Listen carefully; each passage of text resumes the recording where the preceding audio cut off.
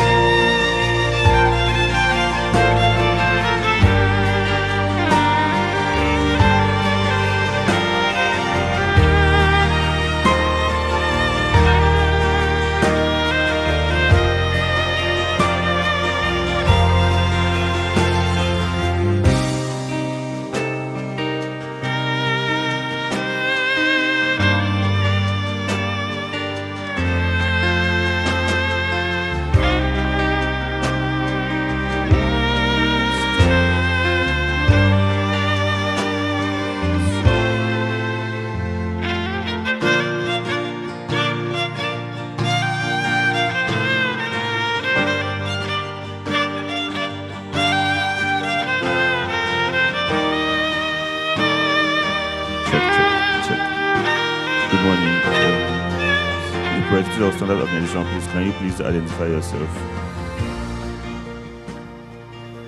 Representative of Standard Organization, please, can you identify yourselves?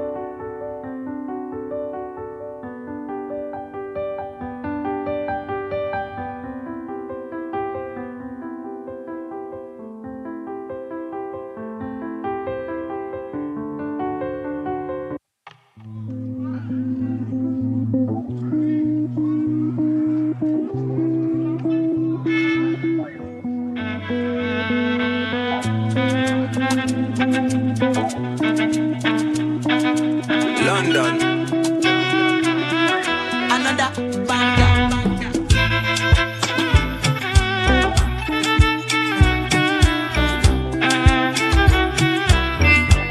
The money, see your papa.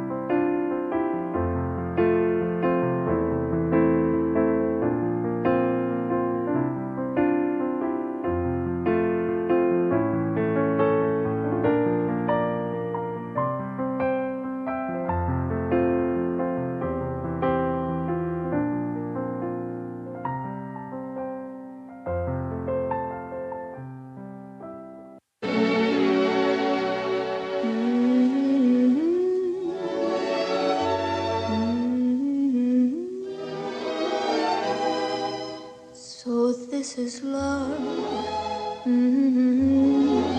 So this is love.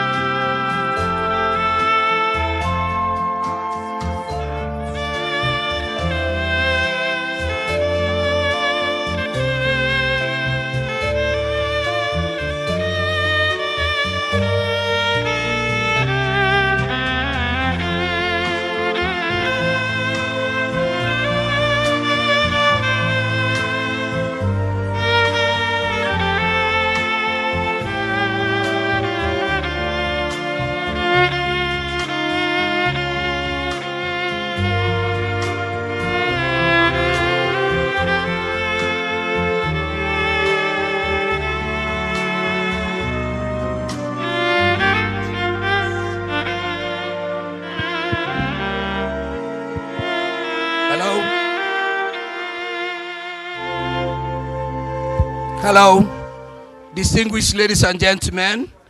We're about starting. If you are outside, kindly come in. And if you are inside, kindly grab a seat.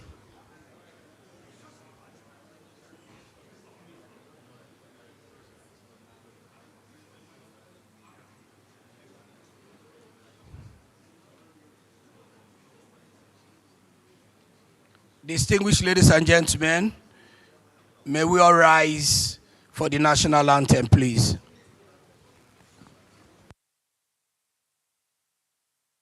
Studio, at the count of 3, give us the national anthem. 1, 2, go. Nigeria, we hail thee, our own dear native land. Though tribe and tongue may differ, in brotherhood we stand. Nigerians old and proud to serve our sovereign motherland.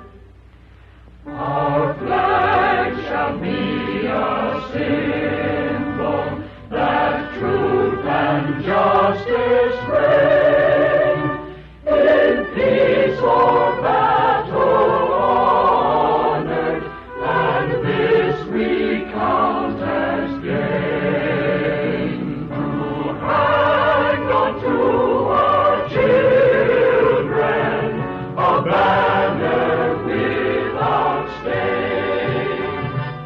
O God of all creation, grant this our one request.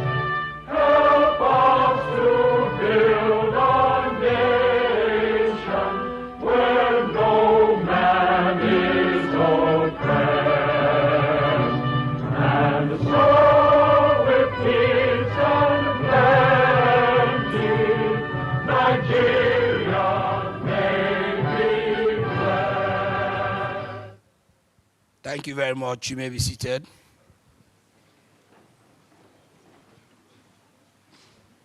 EVP, sir, distinguished ladies and gentlemen, NNPC as a company sits at the cradle of safety in the oil and gas industry.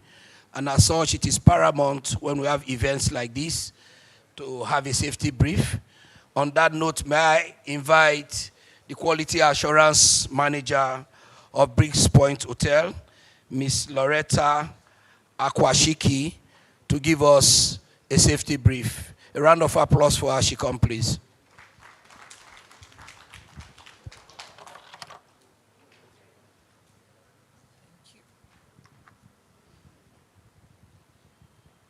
Good morning, all, and you're welcome.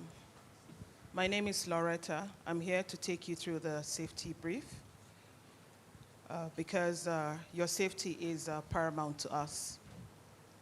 We're not expecting any maintenance on our fire alarms today. So in case you hear the sound of the fire alarm continuously, kindly use the one exit to my right and 2 exits to my left to evacuate the hall. There'll be people to show you what to do from there. And please remain calm. The muster point is straight down from the hall when you get out from the 2 doors by my left, by the gate. And also, for your convenience, the convenience is right across the hall from my left. And please, when going in there, be careful because there's a special needs ramp. And so if you don't watch very well, you're likely to slide and fall. So please watch and remember as you go into the convenience so you don't lose your step. Have a fruitful day. Thank you.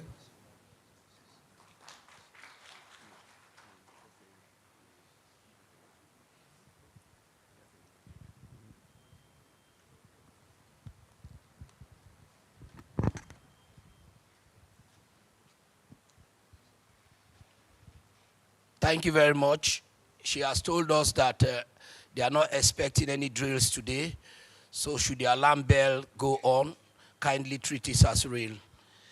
Distinguished ladies and gentlemen, the GCO of NNPC Limited, Engineer Bashir Bayo Julari, the Executive Vice President, Gas Power and New Energy, Mr. Olaleka Ogunleye, who has assembled his team. We have with us here the MD NGML, the MD NGIC, NGIC's NNPC Gas and Power Investment Services, NNPC Gas and Power Investment Company, NGML, NNPC Gas Marketing Limited, NGPIC, NNPC Gas and Power Investment Services, MD NNEL, NNPC New Energy Limited. All these MDs are all here. May we give them a round of applause, please. We also have with us here a representative of the Nigerian Midstream and Downstream Petroleum Regulatory Authority, Director of Gas Development and Operations, Engineer Joseph Musa. Engineer Joseph Musa, you're welcome. We also have distinguished panelists here with us. We have the ED, HSC and Community, NMDPRA, Dr. Mustafa Lamode. We also have a representative of the Corps Marshal, Commander Christopher Kuje. We have with us here the MD NIPCO, Mr. Najendra Verma. We also have, I can see a member of our board of directors, also a former GD of our company, Engineer Yusuf Ahmed. You're welcome, sir. We also have the advisor, Corporate Communications Division of NNPC Limited, Mrs. Adobe Onigbinde. You're welcome, ma. We also have with us here the Head Safety NNPC Limited, Mr. Akpabio SN. We also have the Executive Chairman, PCING, Barrister Ishmael Ahmed. Barrister Ahmed, you're welcome. Distinguished ladies and gentlemen, yeah, a little correction, please. Engineer Yusuf Usman, Director NNPC, not Yusuf Ahmed, please. I guess it's the excitement of seeing my former boss. We worked with him when he was TA to the Honorable Minister of Petroleum Resources then, and Desiadin Alice in Madueke, so the excitement got the better part of me. Without wasting much of your time, our GCO today will be having a very flexible schedule. He has been caught up with the exigencies of his office, and as such, he's going to join us at some point virtually to give us his remarks. Having said that, we're going to go straight to the program. Once again, you're welcome to the Mobility-CNG Stakeholders Workshop with the team Deepening Industry Alignment for a Sustainable Mobility CNG subsector. Without wasting your time, it's my honor and privilege to welcome the MD NIPCO, Mr. Najendra Verman, to speak to us on diagnostic of early CNG rollout in Nigeria and reflections on issues learned. Mr. Najendra, you're welcome, please.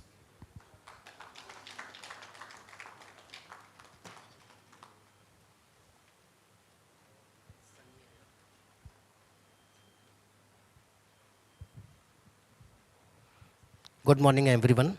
Welcome to the Auto CNG Workshop, Stakeholders Workshop. On behalf of NIPCO Gas, Mr. Sunny Ayola will give a brief presentation on the progress of CNG, what we have made since its inception. Sunny Ayola.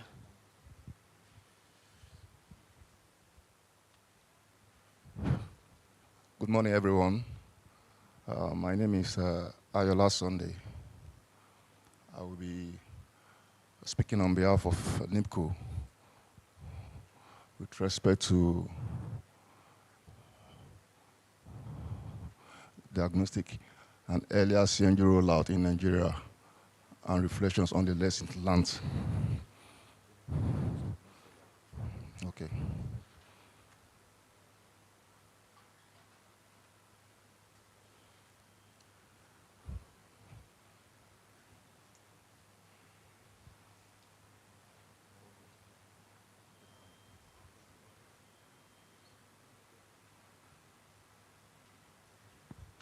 All right. I'd like to stand on the existing protocol. Pardon me, sir. NIPCO Gas Limited started its operation in the year 2009. About this time, CNG as an auto fuel was not known in Nigeria, at least by the majority of the populace, I mean to say.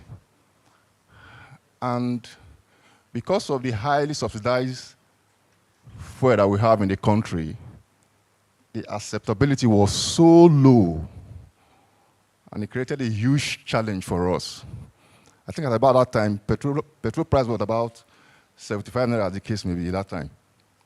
But people were not willing to convert. People were not willing to embrace CNG because they were getting cheap fuel to buy. But NIPCO in their wisdom,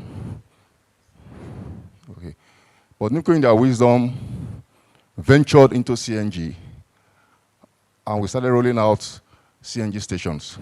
Next slide, please.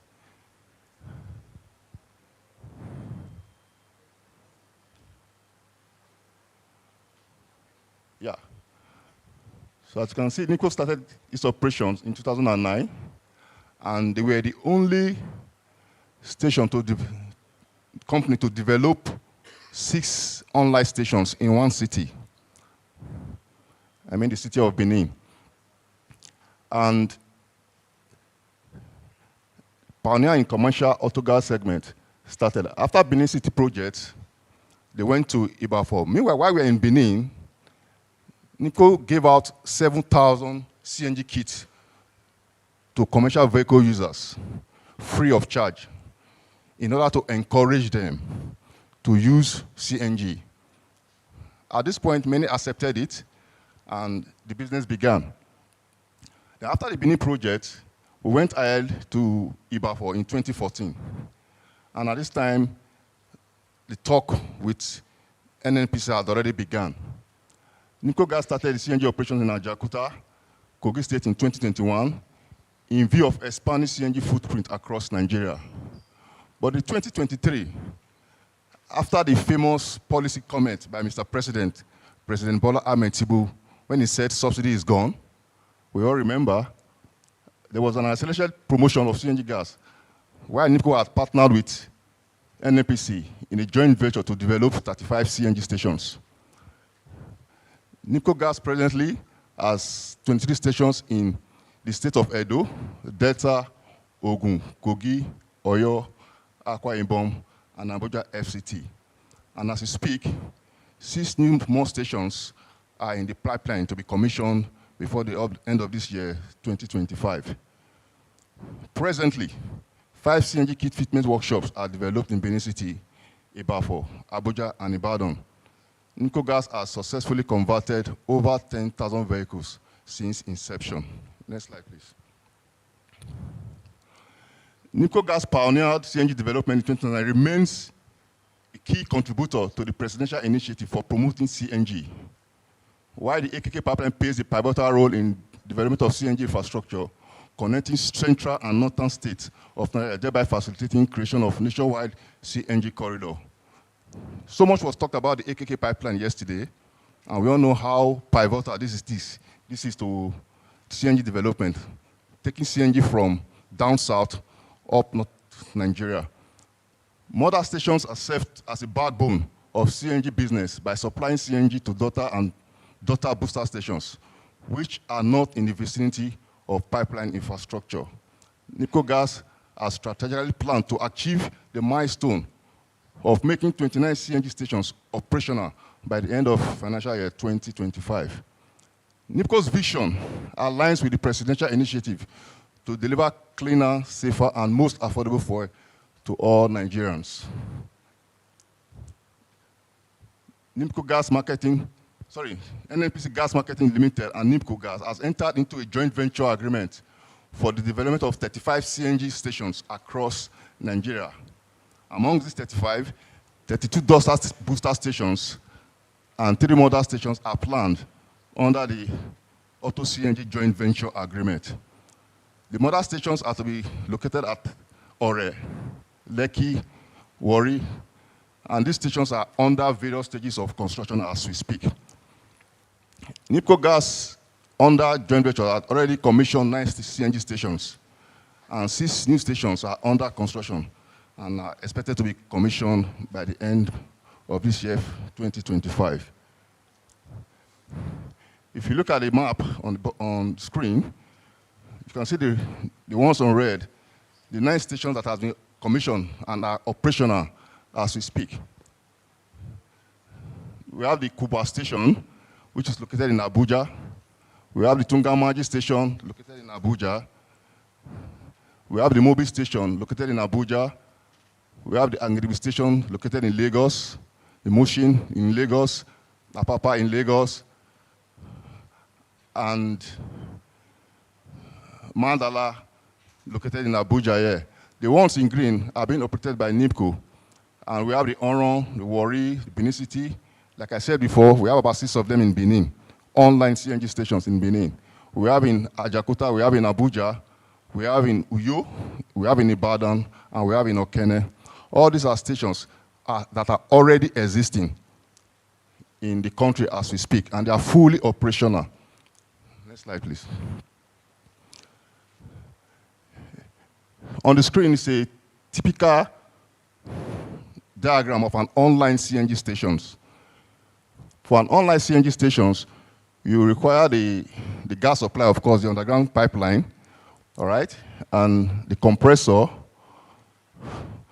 then the storage, and the dispensers.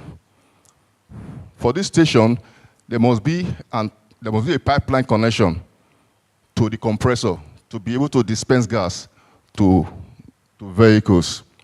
Next slide. The next slide is a typical model station that you can see. It's quite similar to the online station, except that there's an additional bay for loading CNG into trucks, which will be delivered to daughter booster stations. They are quite similar as well. On the mother station, you can also have dispensing to passenger vehicles and small cars. Next slide, please. The next slide is the daughter booster station. Here, we have the truck that conveys the gas from the mother station on standby. Then there's a decant panel and a compressor. It's a booster compressor. There's a stationary storage, and as well as the dispensers. If you can see, there's a difference between the storage of the mother station or the online station and that of the booster station. Being that for the booster, the pressure has to be to a limited amount of like 150 bar. You don't allow the pressure to go down to as low as 50 bar before you begin to compress. The booster takes up the pressure and shows the pressure to make sure that 200 bar pressure is available to dispensing at all time. Next slide, please. Now, for NIPCO, there are standard operations in our conversions. All right? When vehicle comes in, there are things you need to put in place. There are things we need to check out for before we go ahead to do conversion. The vehicles should be converted only at authorized and recognized retrofitment centers. CNG conversions must be carried out exclusively by trained authorized personnel. CNG retrofitters should also use only quality certified approved kits by regulatory authorities. Expired cylinders should not be used for conversions. CNG filling points should always be installed away from the cylinder valve. These are all safety concerns. And any repair or maintenance of CNG vehicles should be undertaken by the original trained retrofitters that did the conversion in the first place. For optimal efficiency and reduced fueling time, it is important that we use NGV1 nozzles for the filling of passenger vehicles, while the NGV2 nozzles should be employed in filling commercial big buses and trucks for fast filling. Next slide. Safety has consistently remained the utmost priority of NIPCO Gas. The company adheres to stringent safety standards and adopts the best maintenance practice in this space. Exclusive usage of spare spares supplied by original equipment manufacturers only helps maintain integrity, reliability, safety, and performance of equipment. NIPCO creates awareness to the masses to use only OEM supplied CNG kits and cylinders. NIPCO discourages customers and report if any agencies promote the use of spurious cylinders for CNG conversions. This has been carried out in all our stations, ensuring that every vehicle that will be filled will first of all be inspected and the date of manufacture, the expiry date checked before they are allowed to take gas in all our stations. NIPCO Gas enforces the policy of prohibiting CNG filling while passengers are inside the vehicle. NIPCO holds utmost safety for both customers and operational staffs. Regular and continuous training has fostered a strong safety culture within the organization. This further reinforced throughout periodic refreshment programs. NIPCO staffs are technically trained and equipped to handle all kinds of situations with competence and professionalism in accordance with established safety protocols. At this point, I want to thank you for listening to our short presentation.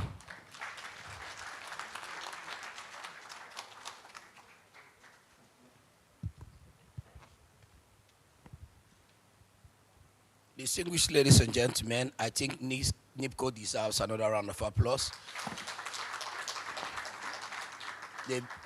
They are obviously the pioneers of the CNG drive in Nigeria. I remember seeing their station those days when we were in school around Bini area.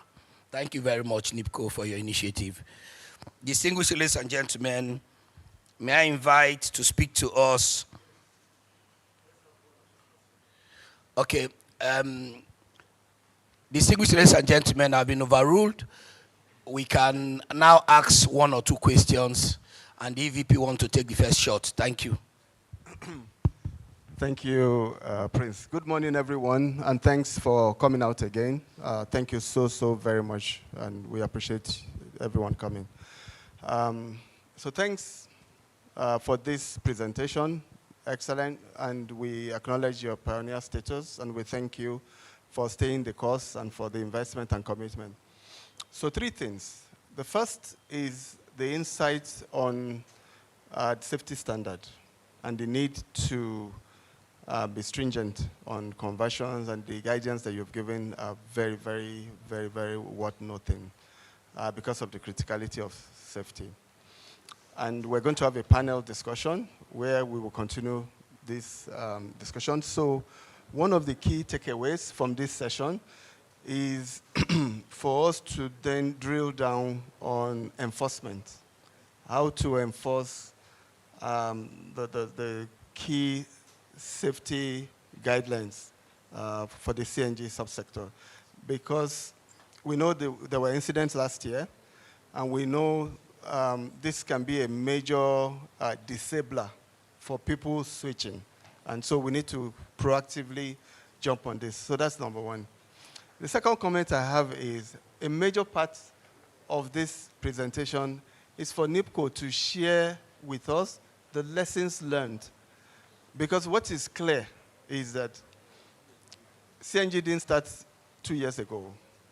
And in your presentation, you acknowledged 2008, 2006, there were efforts. We had the green gas joint venture between NIPCO and NNPC, which was signed in 2008. But this time around, something different is happening.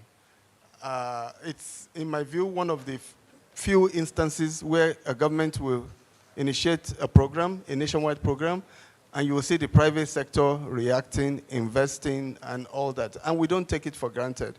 So it's important for you to share with us the lessons learned. What was missing before? I think you were a bit politically correct, and you didn't want to go into that. But this is, like the GCO said yesterday, it's a family gathering. It's a forum of gas sector CNG participants, and it's important. If you don't learn from the past, you have the possibility of tripping again going forward. So it will be good for you to just share a bit of that learning. And the things that, apart from the safety side, which is critical, which we appreciate, what we need to do to make this work.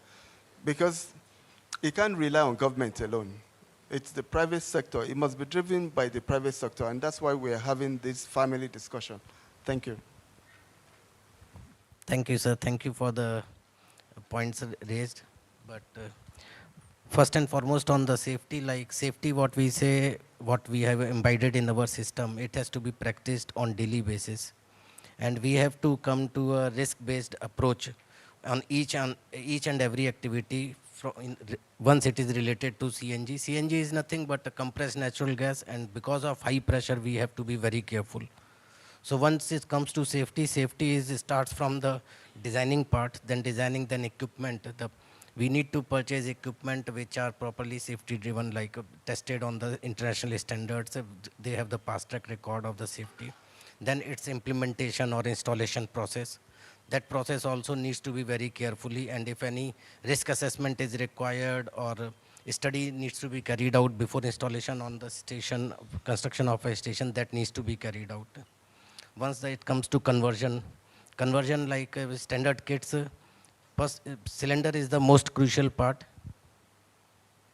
Cylinder is the most crucial part. Then cylinder has to be from the genuine supplier. No spurious cylinder can be used, because one accident will derail total this CNG program in Nigeria or anywhere else. So cylinders and kits. Kit is the total pressure controlling body of the vehicle. The high pressure cylinder in there, passengers are there, then the entire system should be very foolproof. So no compromise or no cost cutting on the cost of kits and cylinder is in there. And then second thing, last but not the least, is the awareness, not from the direct manpower, the company using the CNG, the people using the CNG, but the third party also, because everybody gets affected if any lapses happens in the CNG system. So we should not play with the CNG with very casual approach. Direct or indirect manpower, anybody associated with CNG should be regular training, daily drills. These are very much required. And based on, sir, like you mentioned on the lessons learned, CNG it's a project which we should consider as a project for the social cause, not for the profit purpose only. So in the project, if we are doing for a social cause, for the benefit of the organization or benefit of the country, then involvement of each and everyone is very much required. More and more partnership, more and more involvement of the organizations, stakeholders, investors. That will make CNG more acceptable, because it's a fuel which is required. It's a retailing network. If one company does it, they will come, like EVP sir rightly mentioned, we have done in a localized in a one city. And vehicles are prone to move from one place to other place.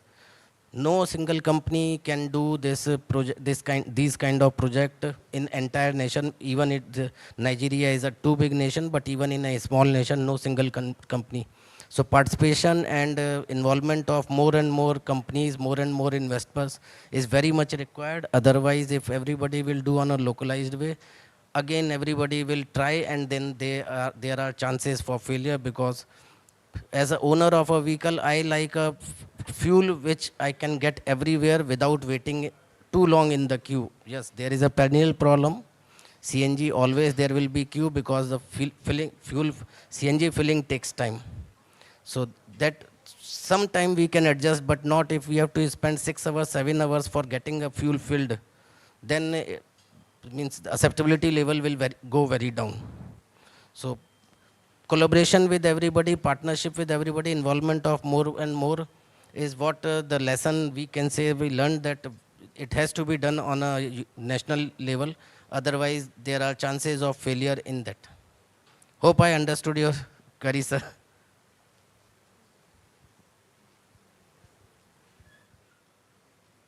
Thank you very much, MD NIPCO. May we give him a round of applause, please?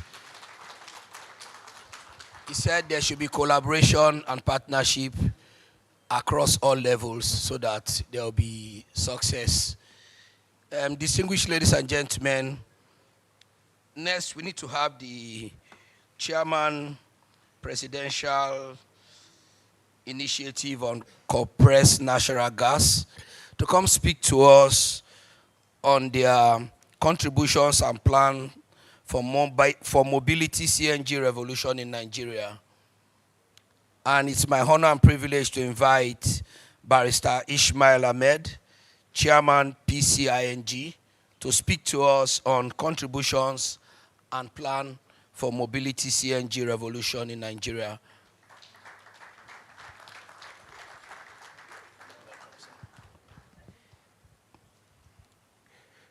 Hello, good morning. Can everyone hear me? First of all, I want to make a confession. I've just been recently appointed. I don't know, Jack. This is a conspiracy to bring me here and speak. They didn't even tell me till I got here. All I've known in the last 25 years of my adult life in public sector or private sector is law, politics, and people. This NNPC, now people have been started bringing their gas cylinders to my house, thinking I can feel. I don't know. I don't know about it so, but the EVP gas sits on my board. He told me that I have to be here, so I'm here.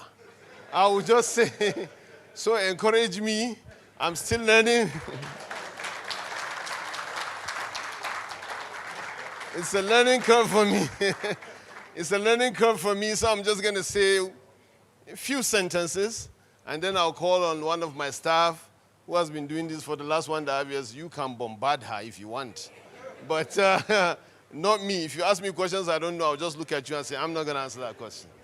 But thank you so much for this opportunity. I'll just repeat what the president told me when he was giving me this job 3 weeks ago. He said to me, I will be remembered as the president that removed subsidy, whether I like it or not. But I also want to be remembered as the president that brought an alternative, and that is CNG going forward. So, CNG, like the EVP said, like the MD of NIPCO said, clearly didn't start 2 years ago. So many people have thought about it, planned for it, but somehow there is an impetus and an oomph that comes from this government because of the political will and the ability of the government to put its weight behind it. Private sector, invest. The lines might look quirky when you are coming, but what it shows is that there's opportunity for you to build daughter stations and take off those lines so that we can do something about it. We are focusing on underserved areas. We are trying to look at from the feedstock upstream all the way to consumption. But what is very obvious is that our reliance on liquid fuels over the last several decades has simply become an energy-threatened problem. And now we have to move and transition into something else. CNG is here. That's all I have to say. Clap for me. Lara, come and visit.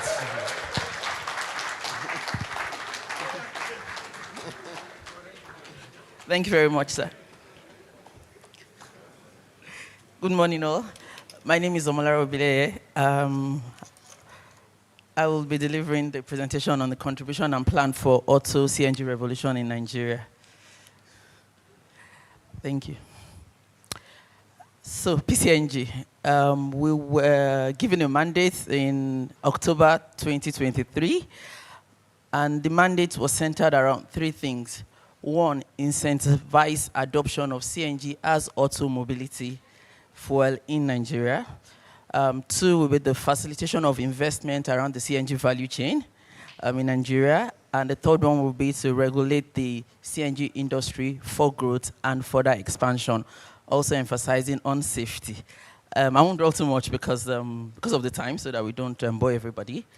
As at October 1, when we had that mandate, the first thing we did was to try and find out what we had existing in the industry. As at October 1, 2023, we had 23 modal compression stations. We had refueling stations, that's the daughter station. We had 20 nationwide, and we had 7 conversion centers nationwide. And of course, our job was to jump on this and quickly see how we can expand that. Our report card as of today, next slide, please. As of today, I can proudly say in the last 1 year and a couple of months, we've been able to do over 270,000 conversion centers. Please let me apologize. Some of the numbers will be slightly different from what we have up there because we are growing every day. So we have over 217 conversion centers that are deployed nationwide. We have we've acquired over 100,000 kits through the Ministry of Finance, and those have also been deployed nationwide to the various conversion partners, and conversions have been ongoing. As of today, we're in over 20 states in Nigeria, at least in every geopolitical zone, not just CNG for power, CNG for automobility. From our platform, we've deployed over 5,000, thank you. We've deployed over 5,900 electric vehicles and CNG vehicles within the last 1 year. We've also invested in training, that is capacity development. We've done over 5,000 as at date.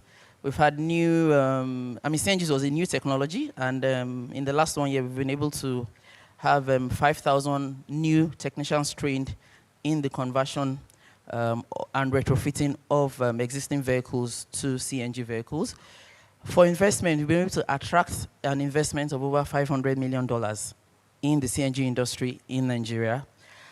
And for data stations, we have over 175 at the various development stages.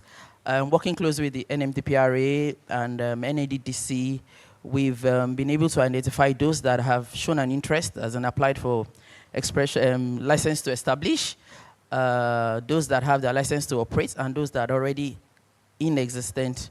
We have over 175 of those as of today.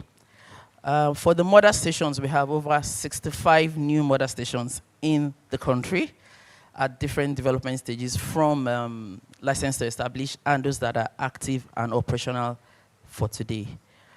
Under the PCNG umbrella, we've developed over 5 different programs to drive the adoption of CNG. That includes the CIP. The CIP is the Conversion Incentive Program, where we do free conversions for commercial vehicles within Nigeria. We also have the CAM. The CAM fund is in partnership with Credit Corps, where you give private vehicles finance to convert their existing vehicles to CNG vehicles.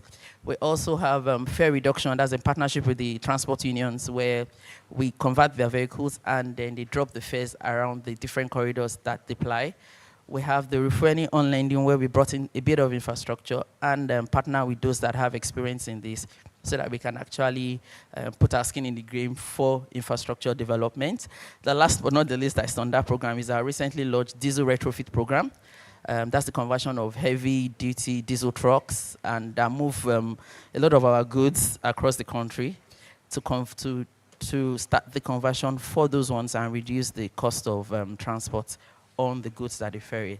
The last but not the least is the development of various standards along the value chain. We work closely with the SON, NMDPRA to develop new standards for CNG equipment, CNG infrastructure, importation. We work closely with the customs. We also work closely with NADDC, and just yesterday they launched the National Retrofit Standard and National Occupation Standard. That's around the retrofitting of PMS vehicles to CNG biofuel, and also conversion standards for technicians and conversion centers that want to come into the value chain. Thank you. Okay, so this is very tiny. So what are our key milestones and impact as an organization? First, we're proud to say we've done over 16,000 vehicles under the CIP conversions. That's 16,000 commercial vehicles have been converted under our conversion incentive program. Capacity building, we're proud to say we've been able to successfully train over 5,000 Nigerians today in the CNG conversion of vehicles, diesel retrofitting, and establishing of new conversion centers. Refueling stations. As of today, we have over 50 that are active and selling CNG across the nation today. Investment mobilized, we have over $500 million that have come in as investment into this sector in the country.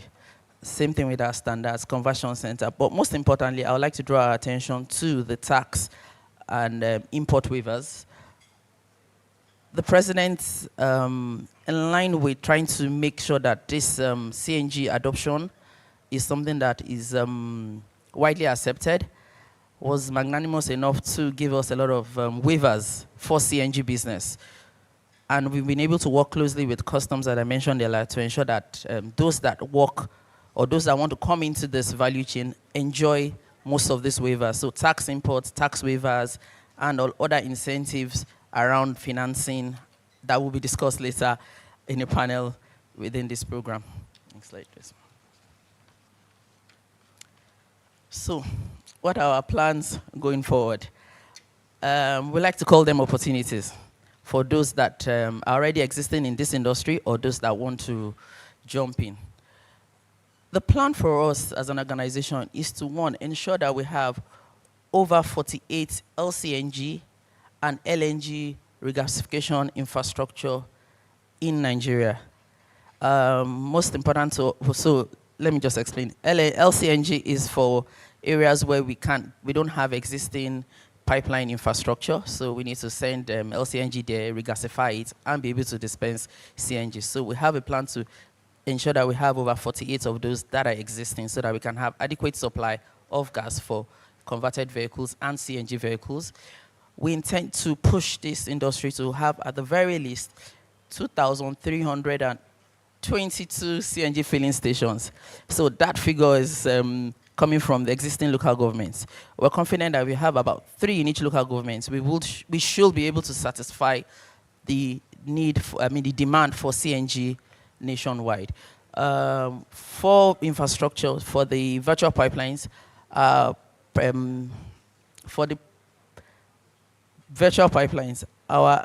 intention is to ensure that we're able to deploy over 500 of those trucks, combination of CNG trucks, that's the virtual pipelines, and also LCNG trucks that can travel further and deliver LCNG to the parts that don't have existing pipelines. And lastly, our target is to do over 1 million conversions for commercial vehicles nationwide. Our key implementation goals. One of the first ones for us is to establish a gas vehicle system. We have what we call the NGVMS, that's the Nigerian Gas Vehicle Monitoring System, and that's in partnership with FRS, SON, NMDPRA. We're working closely so that we can not only develop a safety system, but also a monitoring system for all the gas vehicles we have in the country. Next slide, please. My time is almost up. Last slide. The map up there, please go back to the map, thank you.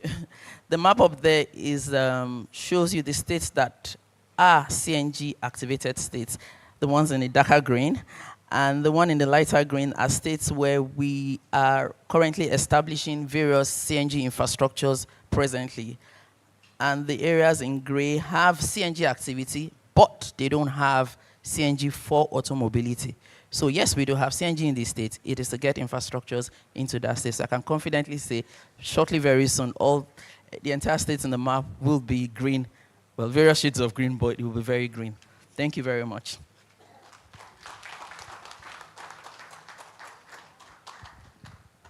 Thank you very much, PCNGI. Distinguished ladies and gentlemen, we have been told that CNG is the alternative, so get ready for the alternative. On that note, ladies and gentlemen, we are going to go into our first panel session for the day. May I invite the head Safety NNPC Limited, Mr. Akpabio ACN, who will be coordinating the first session that is going to speak on recommendations on deepening safety excellence in CNG operations. As you are aware, safety in CNG has been of concern. So it's good that we're going to have people, experts, come speak to us on deepening safety as far as CNG operations is concerned. On that note, may I invite the head safety of NNPC Limited, Mr. Essien Akpabio, to come coordinate the next panel session. Thank you.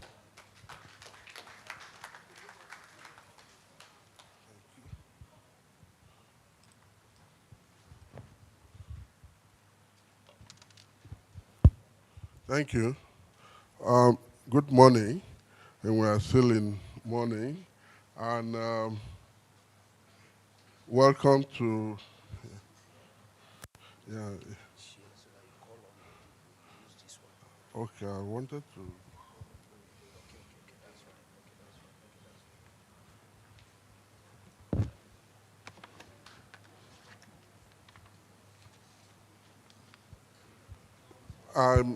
This session is going to look at and spotlight on the critical importance of safety in scaling Nigerian Auto CNG program, from vehicle conversion to refueling infrastructure to roadside usage and after service. We will look at some important areas around this topic, but to help us do justice to this important aspect of this workshop, a team of 6 panelists.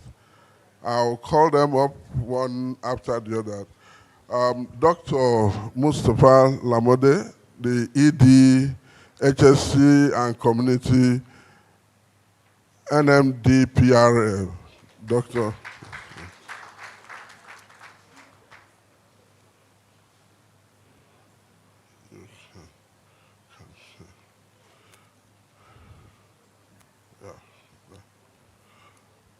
The next will be Ejachi of SON, as SON, Nigeria.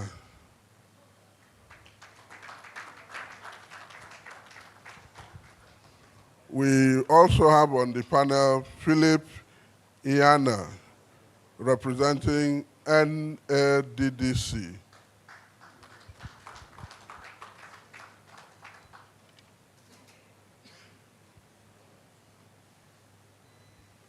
Yeah, when talking about safety, we cannot leave out the Federal Road Safety Corps. Representing that organization will be Christopher Kuje. Please.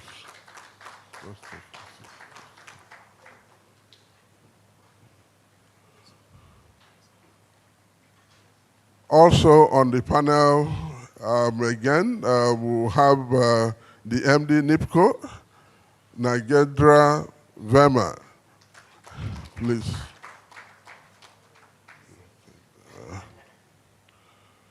And the last but not the least is Dr. Gogomeri Oyet, GM HSC NNPC Retail Limited.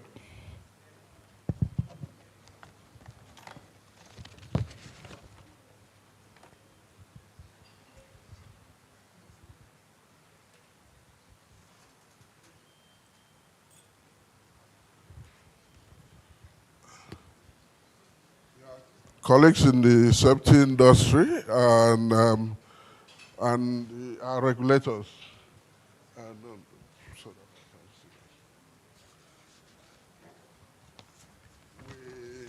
We have a task to do to let us look at how we can improve safety in the CNG industry, value chain, especially the Auto CNG. A few of us have been very, very skeptical moving from the normal liquid fuel to CNG. Maybe just because of a few incidents that have taken place, you know, with some vehicles. In Nigeria, we had 3, but around the world, there are several of them. So we will look at areas from regulations to training, enforcement. We'll look at infrastructure, innovation. We'll look at stakeholder engagement. And we'll see how all this will contribute to making CNG safe. So to kickstart this panel discussion will be a general question which I'm going to ask, and I'll give each of the panelists 1 minute to just make comment from it. What does safety excellence mean within the context of Nigeria's Auto CNG ecosystem? And why is it very crucial for both industry and public trust? I'll start with you, Lamode.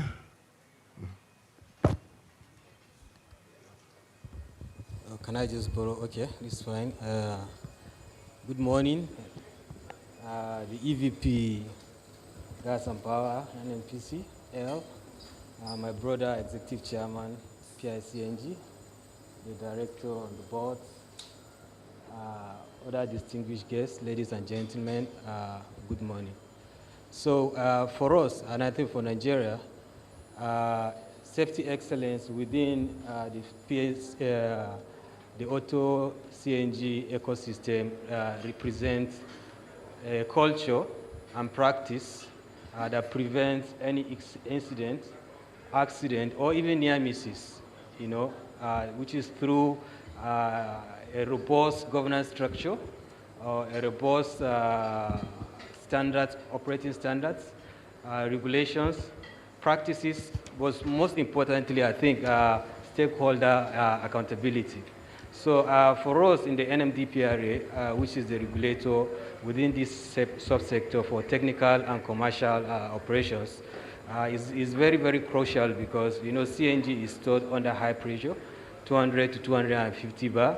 So any lapses in containment material will result in catastrophic incidents that mostly result in loss of life, you know, damage to properties, but also our reputation. But it's also very, very crucial that, you know, we drive safety, because safety drives, you know, adaptability, and also the fact that people will relate to the fact that the Auto CNG is very safe and people can adapt to it. Thank you. All right, Dr. Lamende, I think, thank you for that. Please, I want the panelists to keep to the 1 minute so that we can meet the time. So a word from you, Eja. Son, yeah. Yeah, just. Good morning, everyone. Standing on existing protocol, I have to keep to 1 minute. Ijachi Ega, the head of gas infrastructure, SON. And in standard organization, we believe that standards are the foundation for every venture. And we know that NMDPRA and everybody in the oil and gas sector builds on maintaining and ensuring compliance to standard requirements. And one of the things that was done to ensure quality was to introduce a SONCAP process called SONCAP Route X, specifically for gas infrastructure, and so that we can monitor and know the OEMs and the importers that bring in gas infrastructure in Nigeria and assure their quality. The next thing that was done in standard organization of Nigeria was to work with other agencies and partners to develop the Nigerian National Guideline for Vehicle Conversion, NNG 1214. Thank you very much. All right, thank you, Jeff. Philip? Morning. Good morning, everyone. All protocols duly observed. My name is, let me raise this. My name is Engineer Philip Iana. I'm from the National Automotive Design and Development Council, the head of the compliance unit. My organization is actually the regulatory agency, the leading regulatory agency for the automotive sector. So for us, safety excellence is ensuring that we have no incidences at all with regards to vehicle conversion in the country. As soon as the PCNGI program was launched, we made sure that we developed a robust system to ensure that all conversion centers are properly checked, they have the right equipment, the right trainees to carry out their conversion safely. And also at the same time ensure that they have follow-up systems that they can check these people to ensure that they keep to the regular checks and maintenance schedules that are set out for them. All right. Thank you, Philip. Christopher? What? Commander Christopher Kuje from the Federal Road Safety Corps. Safety excellence, by my own understanding, simply refers to a safer environment that is achieved or actualized through proper policies that brings about proper understanding and well coordination. Through this, we'll be able to see a society that will be robust and at the same time be very, very effective in service delivery. Thank you very much. All right, thank you. MD NIPCO? Yeah, good morning, everyone. As I stand on the, please allow me to stand on the existing protocol. For us, safety excellence means like continuous implementation and enforcement of the industry standards and rule regulations, right from the point of design and then procurement, then implementation, then transportation, this dispensing of CNG. So continuous implementation and enforcement of regulatory standards so that the accident or near miss comes to zero. Thank you, sir. Thank you. Dr. Oyed? Good morning, everyone. For us in NNPC Retail, if you recall yesterday's GCO comment, it ended with a commitment to excellence, safety, and sustainability. And therefore, for us in NNPC, it is a way of life, a core value that has gone beyond accident prevention, non-compliance to a way of life. So for us, it's a way of life. Thank you.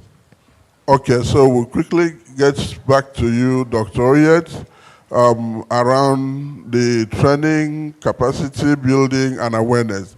How can this have impact on improving safety in the CNG, Auto CNG ecosystem? Thank you. I think one thing that's very critical is for you to have a competent personnel that is well-trained, that is skilled, that understand the risks associated with CNG from the point of installation of the kits, conversion, to even the daughter station where it's being fueled. So the message about training is that we will continue to leverage on a collaborative effort to ensure that those who are brought to carry out exercises are authorized personnel, they are well-trained, and they have the necessary certification to do that. It is only when we have this chain fulfilled by skilled, competent, knowledgeable people that will reduce accident and build the confidence of the users. Thank you. All right, so I come to you, Philip. Yeah, so what are the most effective methods for increasing safety awareness among vehicle owners, drivers, and the general public? Well, to increase safety awareness, we need to have continuous advocacy. As agencies involved, stakeholders in the industry, in the Auto CNG industry, have to continue to advocate and tell people how safe this gas is, this alternative that we have is.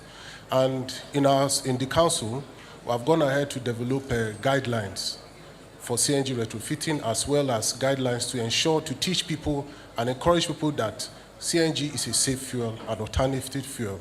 We launched that a few years ago. We also launched some guidelines yesterday, like the representative of PCNG just mentioned. So with this, our continuous effort from stakeholders like PCNGI, SON, road safety, we'll be able to get people to be more confident in the use of this fuel. Thank you. All right, thank you.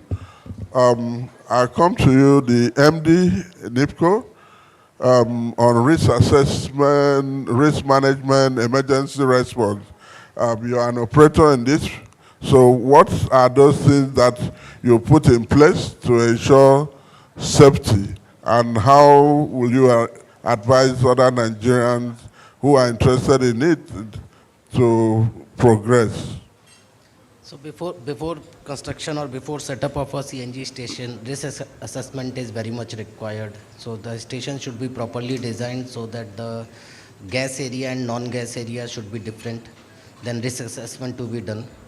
HAZOP, this hazard identification needs to be carried out, and regular checkups and HAZOP needs to be carried out. That's what we do. Then for the safety of the station, then emergency shutdown switch, which is mandatory for every station, has to be installed. Awareness is the thing which needs to be daily drill, and masses awareness needs to be tailored. Other than this, like already mentioned, the equipment, construction, design has to be abiding the standards and the regulations. We cannot do cost cutting or cutting corners for anything for reduction in cost. So compromise on the quality or the design of the station or quality of the equipment. So one failure or one accident can create a havoc and can damage the entire perception. So risk assessment, HAZOP identification, then emergency shutdown switch, then gas detection system, built-in gas detection, flame and fire proof. The flame and fire detection system is integral part of the compressors. Then emergency response team, then proper disaster management plan, coordination with the local police, local hospital in case of any emergency, that needs to be established. So this is what we are doing, and we request everyone, and we are ready to upgrade ourselves if anything else is required, but we are taking care from our side, and which is very much required for the CNG ecosystem. Thank you. Thank you. I come to SON. Technology and infrastructure plays a very important role in ensuring safety. So how can, what is your advice for the players in this CNG ecosystem? Our advice is simple.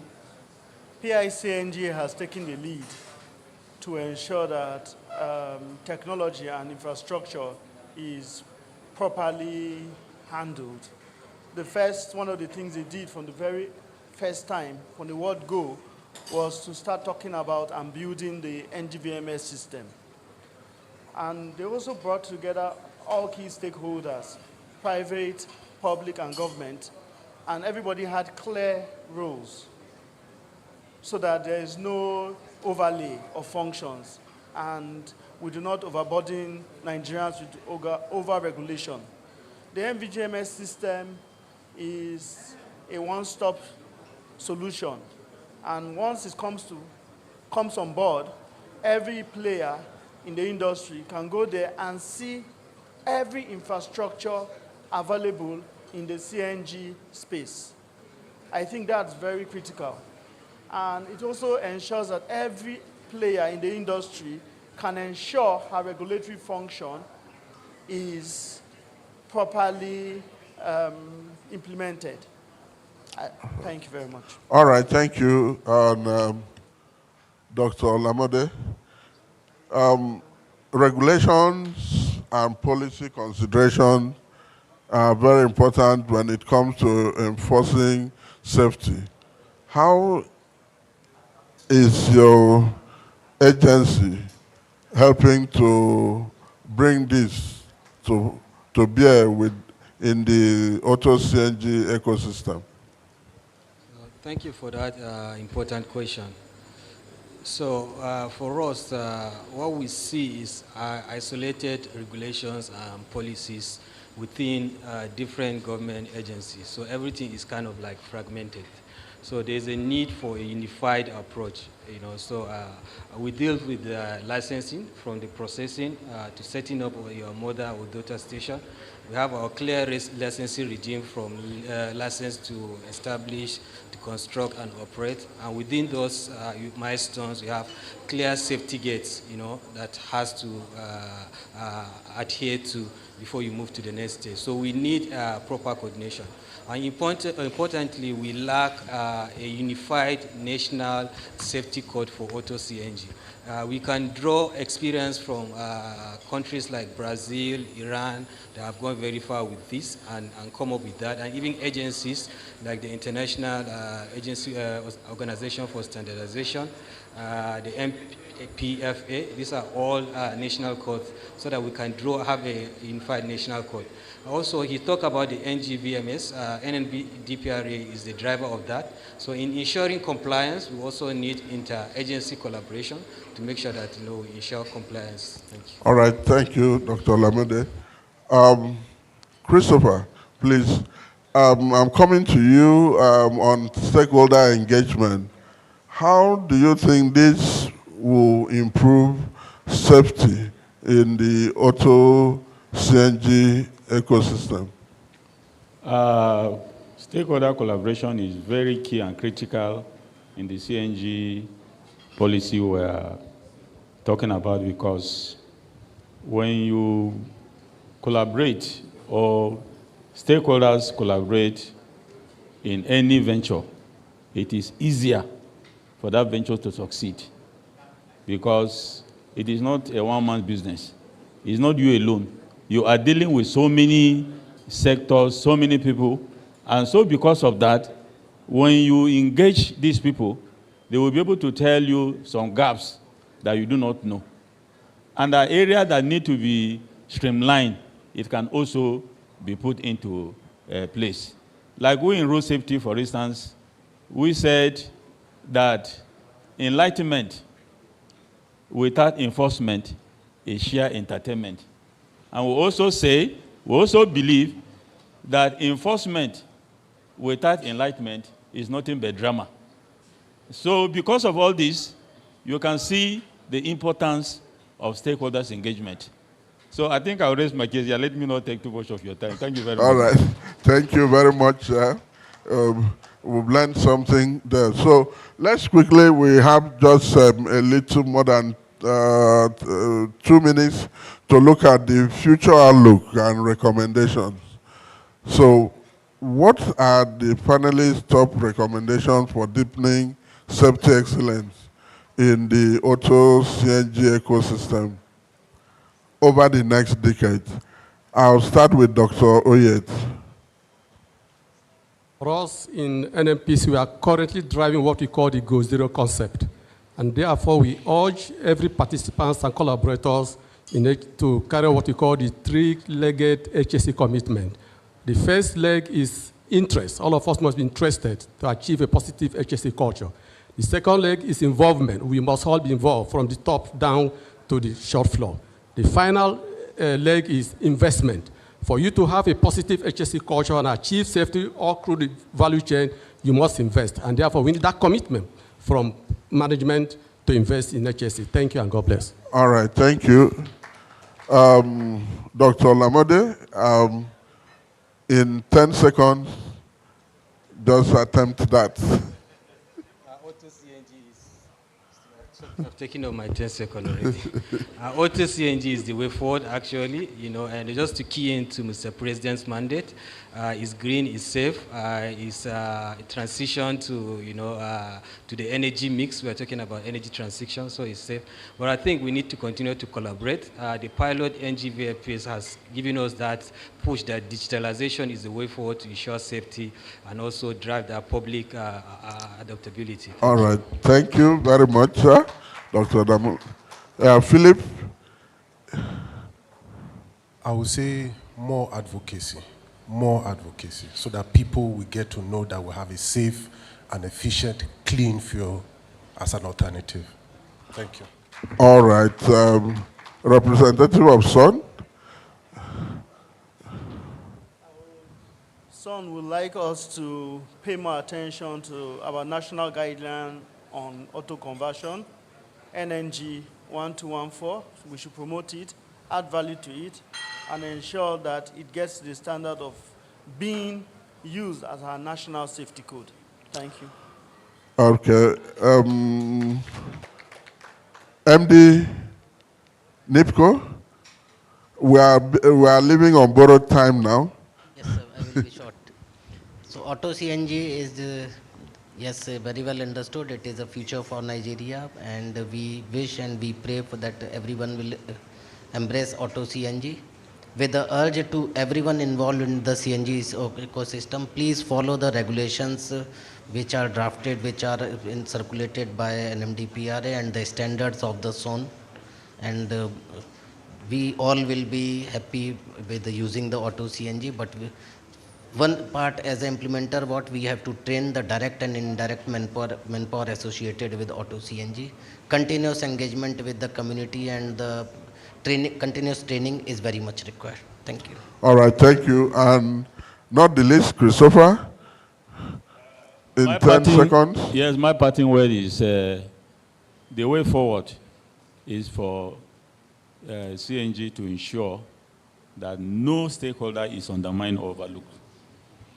All right, thank you very much, panelists, for your time. And I believe that we've learned from the panel discussion. Thank you. Thank you very much. You can still sit. We'll have maybe one question. But before the question, NNPC management has a charge for the moderator to coordinate and ensure that members of the panel develop a safety pilot list as regards CNG, which is going to act as a compass for the way forward as far as CNG initiatives and operations are concerned. So all that's right. a charge from the management to you to work with the members of the team to develop a safety pilot list. Thank you very much, sir. All right, thank you. On that note, we'll welcome questions. We know we have some people online. I don't know if anybody online has a question. Let's give them opportunity. If there's nobody online, I can see a hand here. Just tell us your name and you can ask your question. Thank you. Thank you very much. Good morning, distinguished ladies and gentlemen. I have a suggestion and then I have 4 questions if the compare will permit. My name is Hasia Hassan Audu. I work with NNPC Retail and I'm the National Director, External Relations for Women in Energy, Oil and Gas. So my first suggestion will be to lend my voice to management, and I think Dr. Lamaride had mentioned it as well, on the need for synergy between all authorities required, because everybody's working in silos. And I recall very well that the GCO mentioned yesterday on the need to collaborate. So even on safety, I think there is the need for all organizations and authorities involved to collaborate to ensure we have that one unified document that all Nigerians can refer to. Then my questions, I'll take them one after the other. The first question is to the SON representative. You mentioned that SON had developed a document for the safe conversion of vehicles. Can we access this document on your website? If yes, kindly guide us accordingly. Then the second question is, what license is required to establish, run, and safely operate a CNG conversion center, and who will be responsible for issuing such?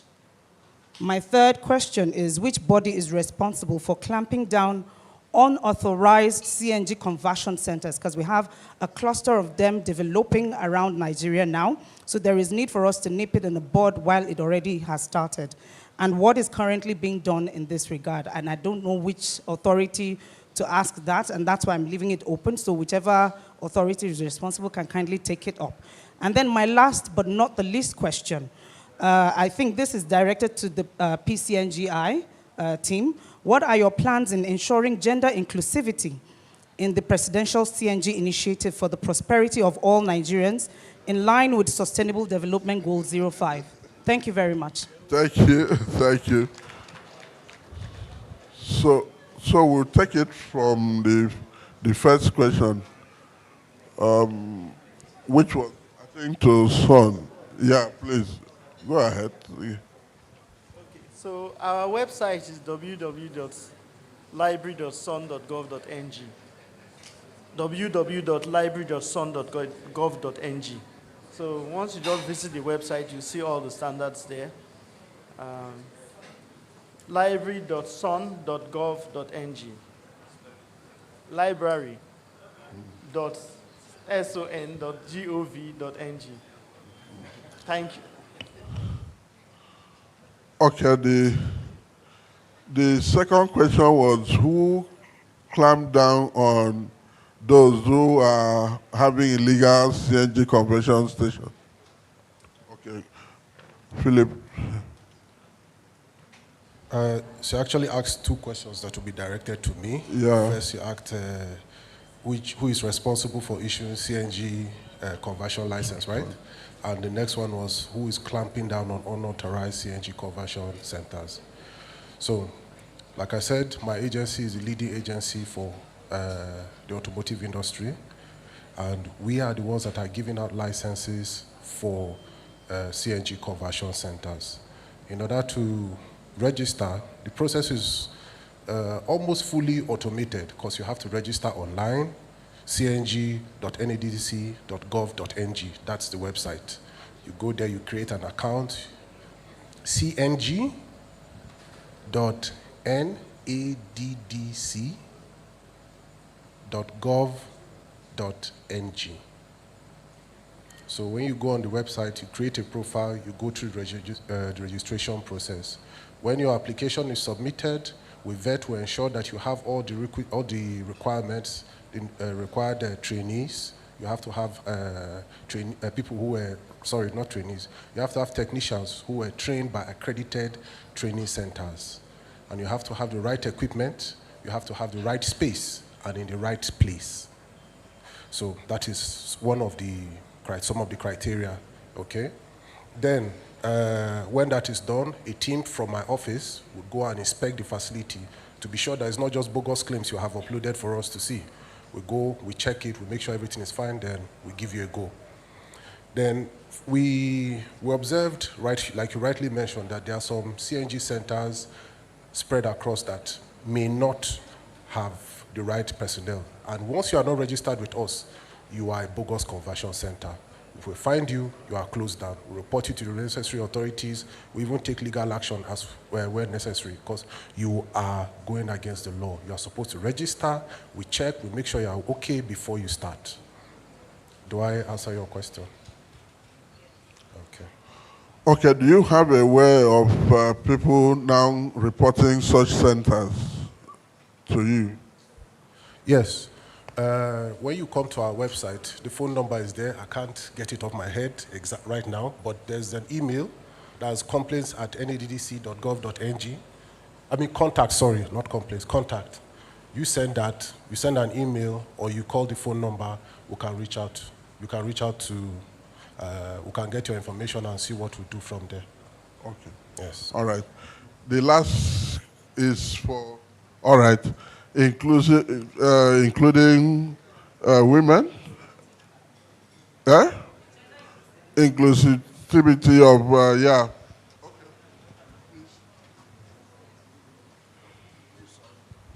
Okay, just one more. Thank you very much. My name is Engineer Dr. Siraj A. Musa, Honorable Commissioner, Minister of Power and Energy, Jigawa State.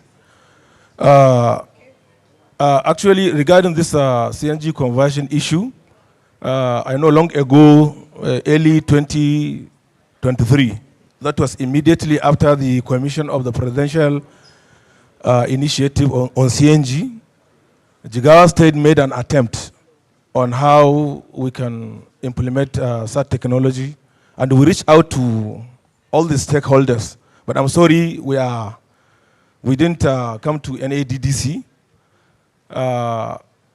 But we met with the Presidential Initiative on CNG. We got so many advices on how we go about it, because we have the intent of piloting the project before commencing the exact combustion center which we are in now. But why I'm asking this question is because of the comment the NADC representative made. I was opportune to have a privilege of relating with the NADC in different aspects, not CNG issue. But unfortunately, I don't know whether they remedy that problem now. It took me over a year for me to have a contact person. And I use that your website. As I'm talking now, I can give you about 5 numbers from NADDC. I contact the first person, he will say he is no longer there. The second person, he will now redirect me to another person.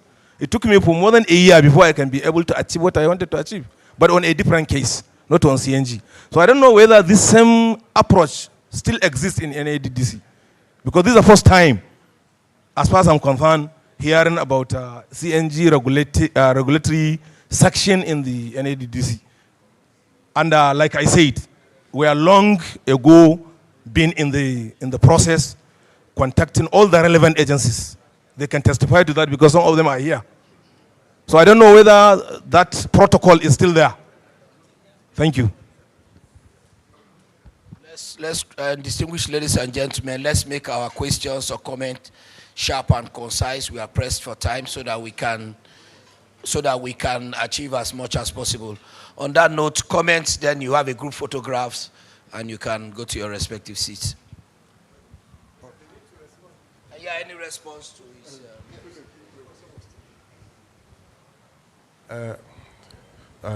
I didn't quite catch your name and your organization, pardon me.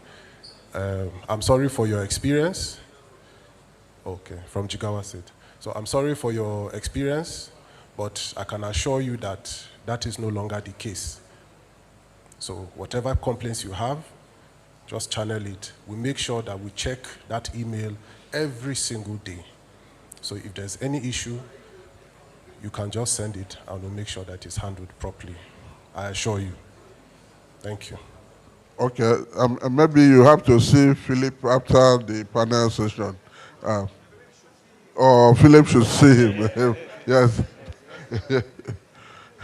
So the gender issue, yeah.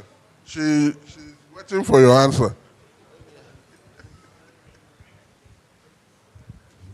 As you can see me, I'm very gender friendly. I love the opposite gender.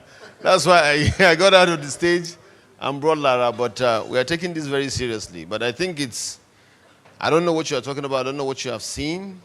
But from what I have seen since I got there, I think it's pretty balanced. But if there's anything we could do more, a lot more, I think we have a lot of, on our board, it's quite balanced. But I don't know what you're talking about. If you are talking about the conversion centers, if those are the things you're talking about, okay, fine, I will look into it, inshallah. Then Lara will not allow me sleep until we get this thing right. Thank you.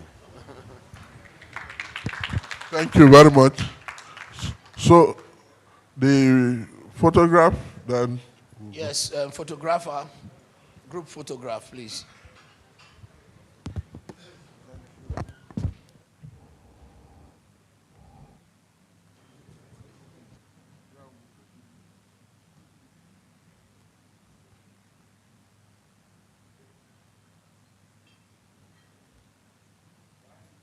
While the group photograph is going on, may the ED Commercial NGML, Mr. Haranji Yakubu, should get ready to speak to us on strategies for sustainable end customer benefit actualization. Thank you.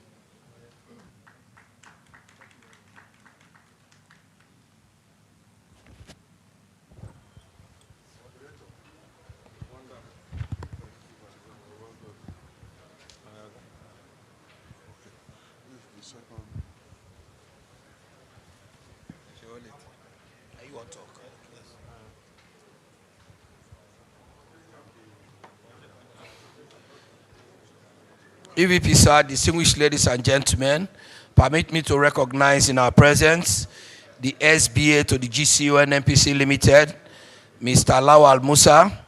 We also have with us the MD NNPC Foundation, Mrs. Emanuela Arukwe. We also have the representative of the Permanent Secretary, Ministry of Petroleum Resources, Mrs. Ruth Nunge. She's the Director of Gas. We also have with us the President of Virtual Gas Infrastructure Association of Nigeria, Dr. Obani Nka Ginieme. On that note, may I invite the Executive Director, NNPC Gas Marketing Limited, the Executive Director Commercial, NNPC Gas Marketing Limited, Mr. Haranji Yakubu, who is going to speak to us on strategies for sustainable end customer benefit actualization. Mr. Yakubu, you're welcome.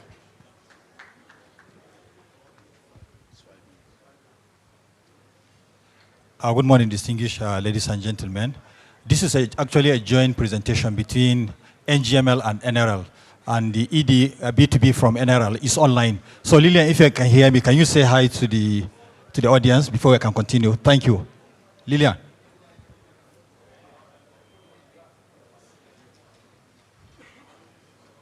Okay, maybe she'll come up. So once again, I'll stand on the existing protocol. We're here to take you through the strategies for ensuring sustainability of end customer benefit in terms of CNG. So this is the highlight of our presentation. First one is the executive summary, then NNPC involvement in the CNG value chain, then Auto CNG value proposition, then safety, then finally the synopsis of customer benefit actualization. So this is the executive summary. So basically, the objective of this presentation is to ensure that the value CNG we deliver to end customers is going to be sustainable. And sustainability here, try to look at delivering sustainable value delivery, then collaboration in terms of execution, then also in terms of execution, we also try to be customer-centric. Then looking at the key drivers of the sustainability in terms of the CNG to customers, we try, first of all, to leverage on Nigeria's abundant natural gas resources. So this is one of the key drivers of CNG as the value to our end customers. Because today, Nigeria is more of a gas resource country compared to oil. So it means CNG, being a natural gas-based fuel, is very sustainable within the Nigeria. Then secondly, is also the issue of raising costs of the other fuels, that is PMS, the AGO of this world. They are becoming pretty expensive. So it's very important for us to provide alternatives to Nigerians. Then secondly is also the alignment with the CNG Presidential Initiative. We know that this government is driving CNG penetration, and they are taking CNG at the highest level in terms of strategy and delivery.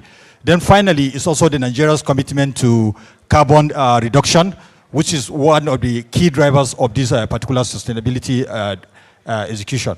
Then this is the value chain. So today, NNPC is involved from the gas supply side, from the upstream, then looking at also the transportation, which is NGIC, the next one. Then looking at also the next one, which is the compression. So in terms of compression, today NNPC owns mother station. As NGML, we own our own mother station. We're also constructing more additional mother stations within the country. Then in terms of the next one is where we have in terms of CNG and LNG trucking. So in this particular one, we have our sister company NRL, which is one of the presenters on this discussion as owners of the transportation on the CNG side. We also have partnership with NIPCO that is also doing the transportation of CNG.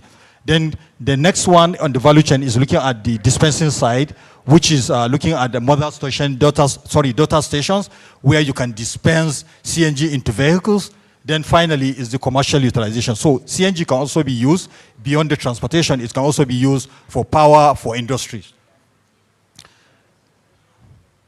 Then this is our value proposition. So on the NNPC side, today NNPC is leading the coordination in terms of the value chain for the CNG. That's why we are having this conversation today. So NNPC is bringing all the stakeholders, the PCNGI, the GACN, the authority, the commission, and all the players within the CNG space. So NNPC today is is driving the coordination to ensure that all the stakeholders are speaking to themselves to make sure that we achieve the penetration and also the growth in the CNG space. Then as also part of the NNPC's contribution is on the upstream side. So today NNPC is backstopping the mobility gas that will be delivered to all mother stations within the Nigerian space. But in doing that, we also collaborate with the authority, we collaborate with the commission, we also collaborate with the GSCN. But in also ensuring that we have these volumes within the market, we also, as part of what we do in NNPC, is to collaborate with other players to make sure that we also tackle the issue of diversion. We know that this mobility gas is coming at a regulated price, and at the end of the day, we don't want somebody to game the process and make sure that they are taking the gas and divert it to either industries or other places where they can make an upside. So part of what NNPC is taking seriously is to tackle the diversion issue. Then on the midstream side, like we said, NNPC operates today a mother station. On NGML side, we own mother station. We're also constructing additional 6 mother stations within the geopolitical zones. We're also partnering with partners like NIPCO and other ones to make sure we have other additional mother stations. Then on the downstream side, today our NRL, which is NNPC Retail, today own and operate 18 retail stations within the country. And they are also in the process of developing more daughter stations to make sure that at least there's widespread of daughter stations to ensure that Nigerians can access CNG on every part of the country. Then on this other side, our value proposition today on CNG is first and foremost, CNG is cost efficient. Cost efficiency means today if you are buying CNG, you are going to save at least 50% of your cost in terms of other fuels like AGO and PMS. Then secondly, is also cleaner environment. We have said it. Nigerian has signed up to the agreement to bring down our carbon emission. So one of the benefits of using CNG, it's cleaner than other fuels. Then the next one is around the technical side. Because you are using a lighter fuel, so the engine or your machine is going to be less stress, and definitely it will contribute in ensuring that your vehicle have a longer period. Then in terms of energy security, we have mentioned it. Nigeria is more of a gas-based country compared to oil. So it means sustainability in supply of CNG is there within the country. So in terms of energy security, where CNG is one of the most reliable fuels for Nigeria to ensure that it has the right penetration. Then in terms of accessibility, like mentioned by the chairman of the PCNGI, we know that today, at the rates of conversion we are seeing within the country, we are not seeing the same traction in terms of the daughter station and mother station. But these are projects that are coming on board, and we hope in the next few months, we are going to have the widespread in terms of the daughter stations, so that at least Nigerians can also drive in and get access to CNG. So then the last one is around the safety. So safety, we have had a conversation around safety. So for us in NNPC, the first and foremost is to make sure that Nigerians at least are safe in terms of the usage of CNG. And I believe we have the right collaboration, we have the regulators, we have all the players, and we have also the policy drivers as part of the discussion. Then again, safety, like we've said. So not to bore you again, I know that we have had conversation around safety. This is just to emphasize the issue of safety around CNG.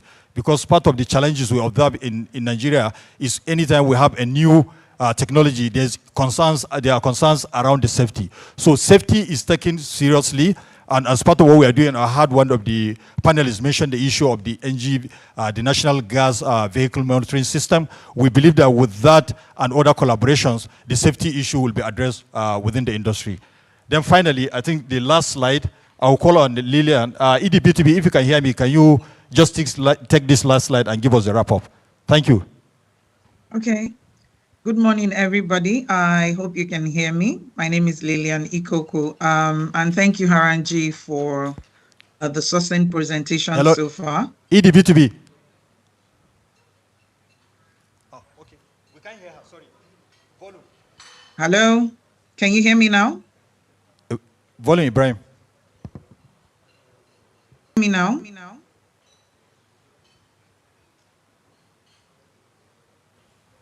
Good morning, everybody. Can you hear me now? Yes, Lillian, we can hear you. Go ahead. Okay, awesome. My name is Lillian, and thank you, Haranji, for your presentation so far. I will just give a summary of the customer benefit that you've spoken about in the past few minutes. The first one is supply chain integration.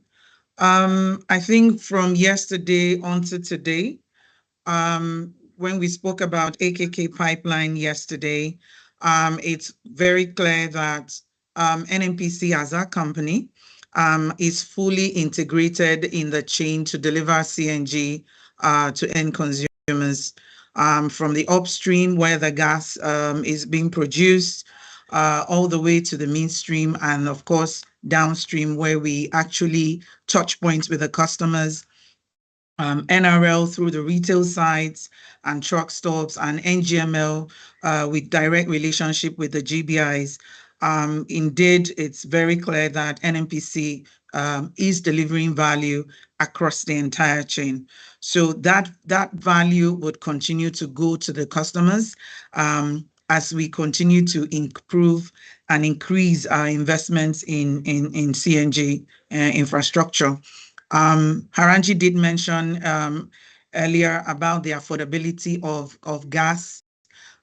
We have done surveys and we have facts pointing to up to 50% savings in cost of fueling for our consumers, and that will continue to be passed to the end consumer as we continue to efficiently space. We would always and continue to pass on cost savings to our customers.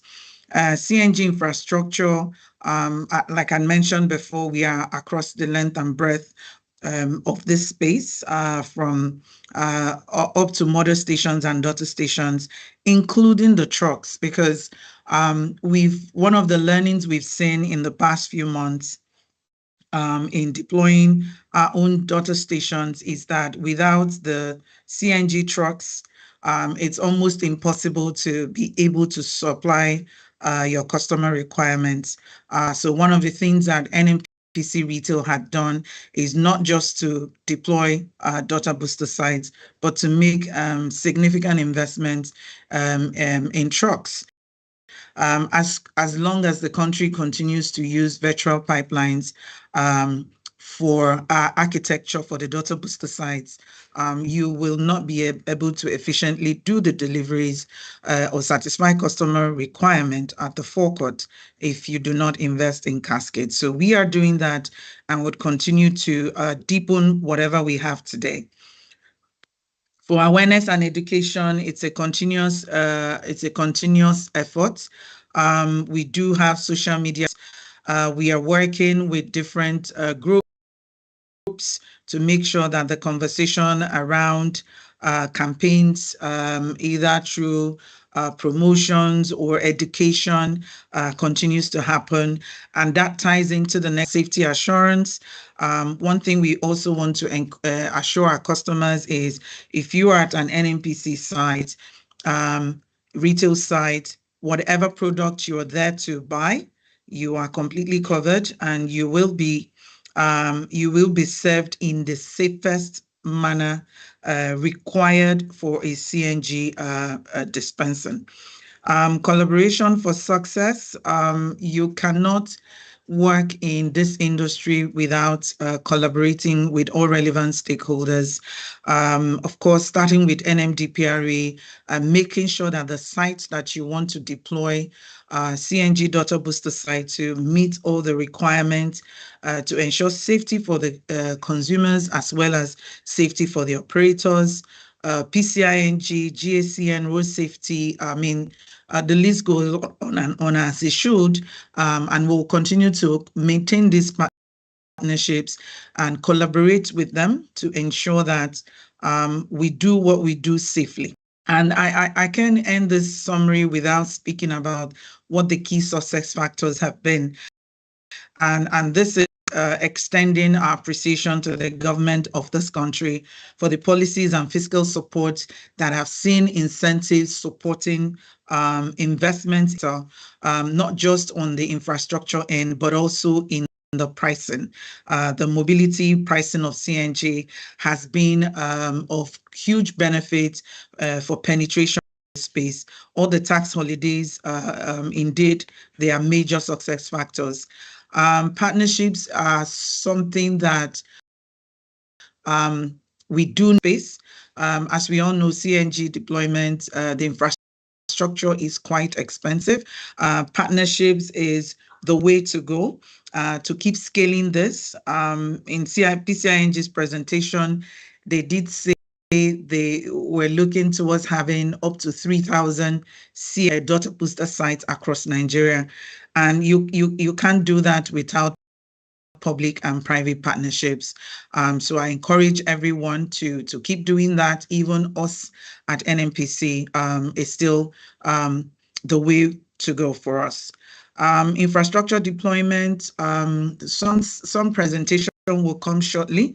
Ariel will be speaking on our journey so far and conversations around what we're doing, more deployments we're looking at doing will be shared at that point. But these investments, whether at the mother booster sites level, mother station level, or the daughter booster sites, will continue to happen just so that Nigerians would have accessibility to this product. And I want to wrap up by talking about the customer awareness and trust building.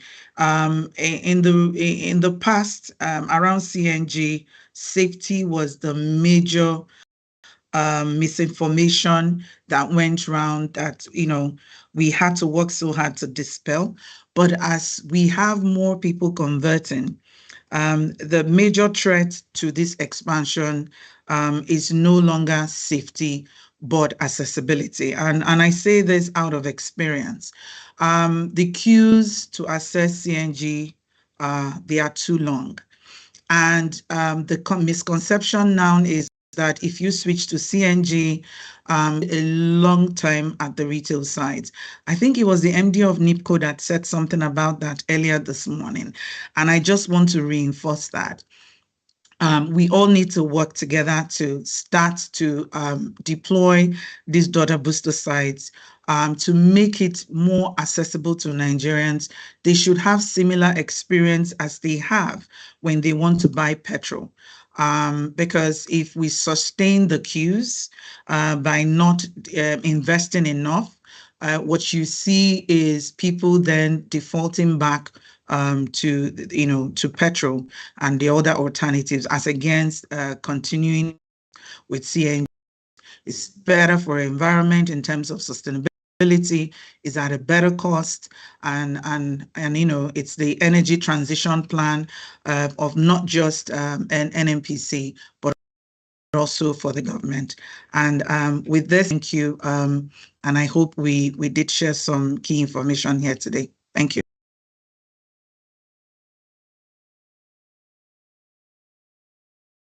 I think that's the end of our presentation, and then we can take comments and questions. Thank you. Thank you very much, NGML. Do we have any question for them, please? Please make your question short, just one question and concise. Thank you. Can somebody get the microphone to her, please? Okay, you can have this. Good morning, everyone. My name is Hajara Piton, and I take care of LNG Arete. My question is from the customer, like the individual side, right? Are there any plans towards incentivizing retrofitting your vehicle or conversion? And I ask that from an opportunity cost point of view. So for example, if it will cost me $700,000 to retrofit my car, for example, to CNG, and a full tank cost me $70,000. Because of how life is, I would spend my 70 rather than go and spend the 700 at once. And I'm thinking a pay-as-you-go sort of model that allows you, incentivize that and then pay as you use might be interesting. Are there any thoughts or any financing around the conversation? Thank you. Thank you. Thank you, Hajara. I think this question goes to Chairman PCNG. Yeah. Okay. Thank you, sir. Thank you, Chairman. Thank you, Hajara. I think PCNG are doing something around that. I know they are working closely with all the unions, with associations, and they're doing that. They're actually driving that. And I know also NIPCO, when they started around Benin, they did something around that where they can convert for you at a minimal cost.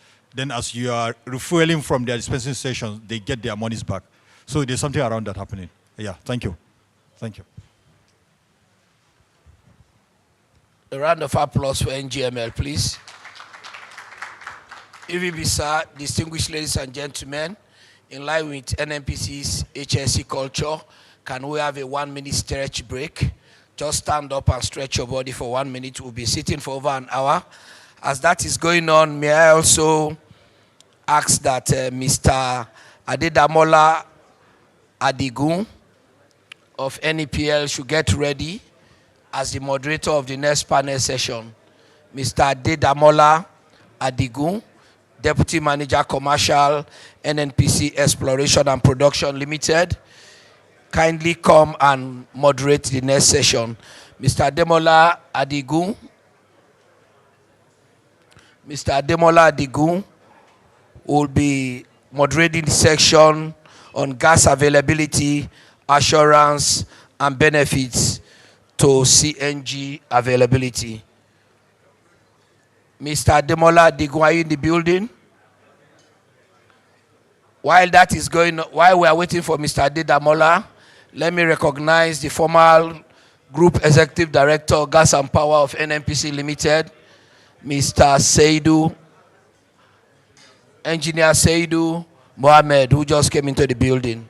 Thank you very much.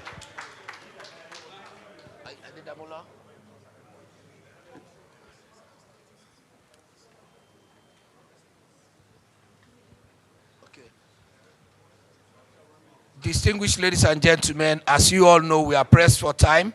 Today is Friday.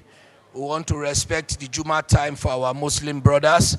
As such, it is paramount that we keep strictly to time. Thank you very much.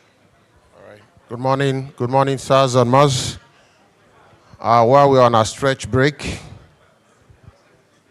please permit me to invite the following distinguished panelists to the panel this morning.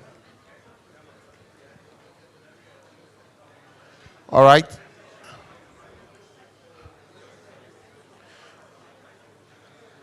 First on our list this morning, I would like to invite Engineer J.G. Musa of NMDPRA to the panel. Please give him a round of applause as he comes to the panel. Engineer J.G. Musa, please come, welcome to the panel. Welcome, sir. Yes, sir. All right, I will invite next the MD of GACN, Mr. Chijoke Uzoho. Let's give him a round of applause, please, as he comes to the panel. I will invite also the ED Gas Development of NEPL, Mrs. Ekundayo Akimoyo, to the panel. Please give her a resounding round of applause as she comes to take her seat. And also, I will invite Mr. Abhishek Shakia of Zeta Gas to the panel. Mr. Abhishek Shakia. Let's give him a very resounding one. All right, before you this morning is this distinguished panel, and we are taking on a very, very important topic. We've been talking about CNG availability across the country in line with the President's directive and the ambition to diversify our fuel sources. We have abundant natural gas resources in Nigeria, and CNG is now a very, very key thrust of the agenda to ensure that this is part of our use in Nigeria. I know everybody is excited about that because this is very important for the country to utilize these gas resources.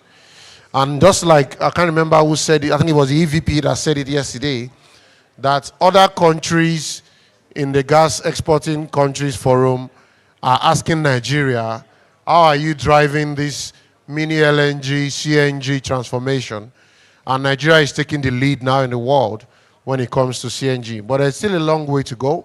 And this panel here this morning wants to take that discussion further on how we can make gas available for CNG and all the other uses of it. So please, a round of applause again for this panel, and also a big one for ourselves.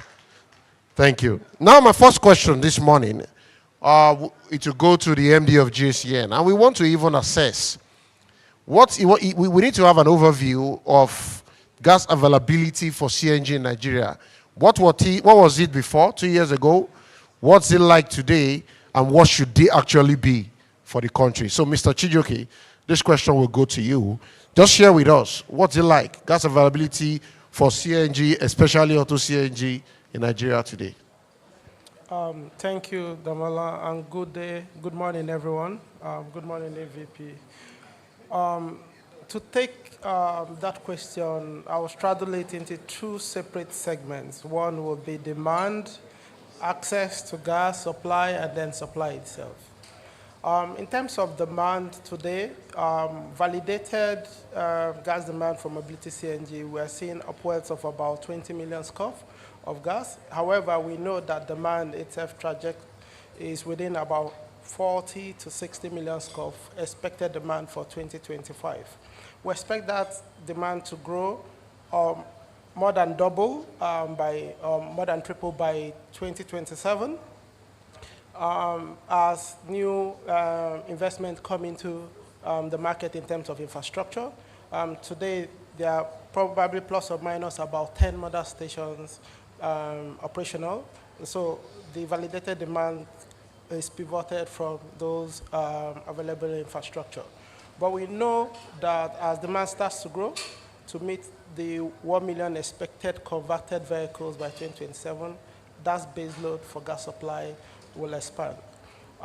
To be able to move this forward, in terms of access, what we have done is that just like the ED commercial NGML put out there, is to ensure that we have wide stakeholder collaboration into making sure that we are validating the volumes to Mobility-CNG to be able to minimize or mitigate against diversion or arbitrage, because that will be the biggest danger with regards to implementation of Mobility-CNG. To be able to do that, we now have a joint working team that spans across GSCN, PCNGI, and my regulator here, ensuring that there is a handshake in terms of process for access across board from downstream to midstream up to upstream.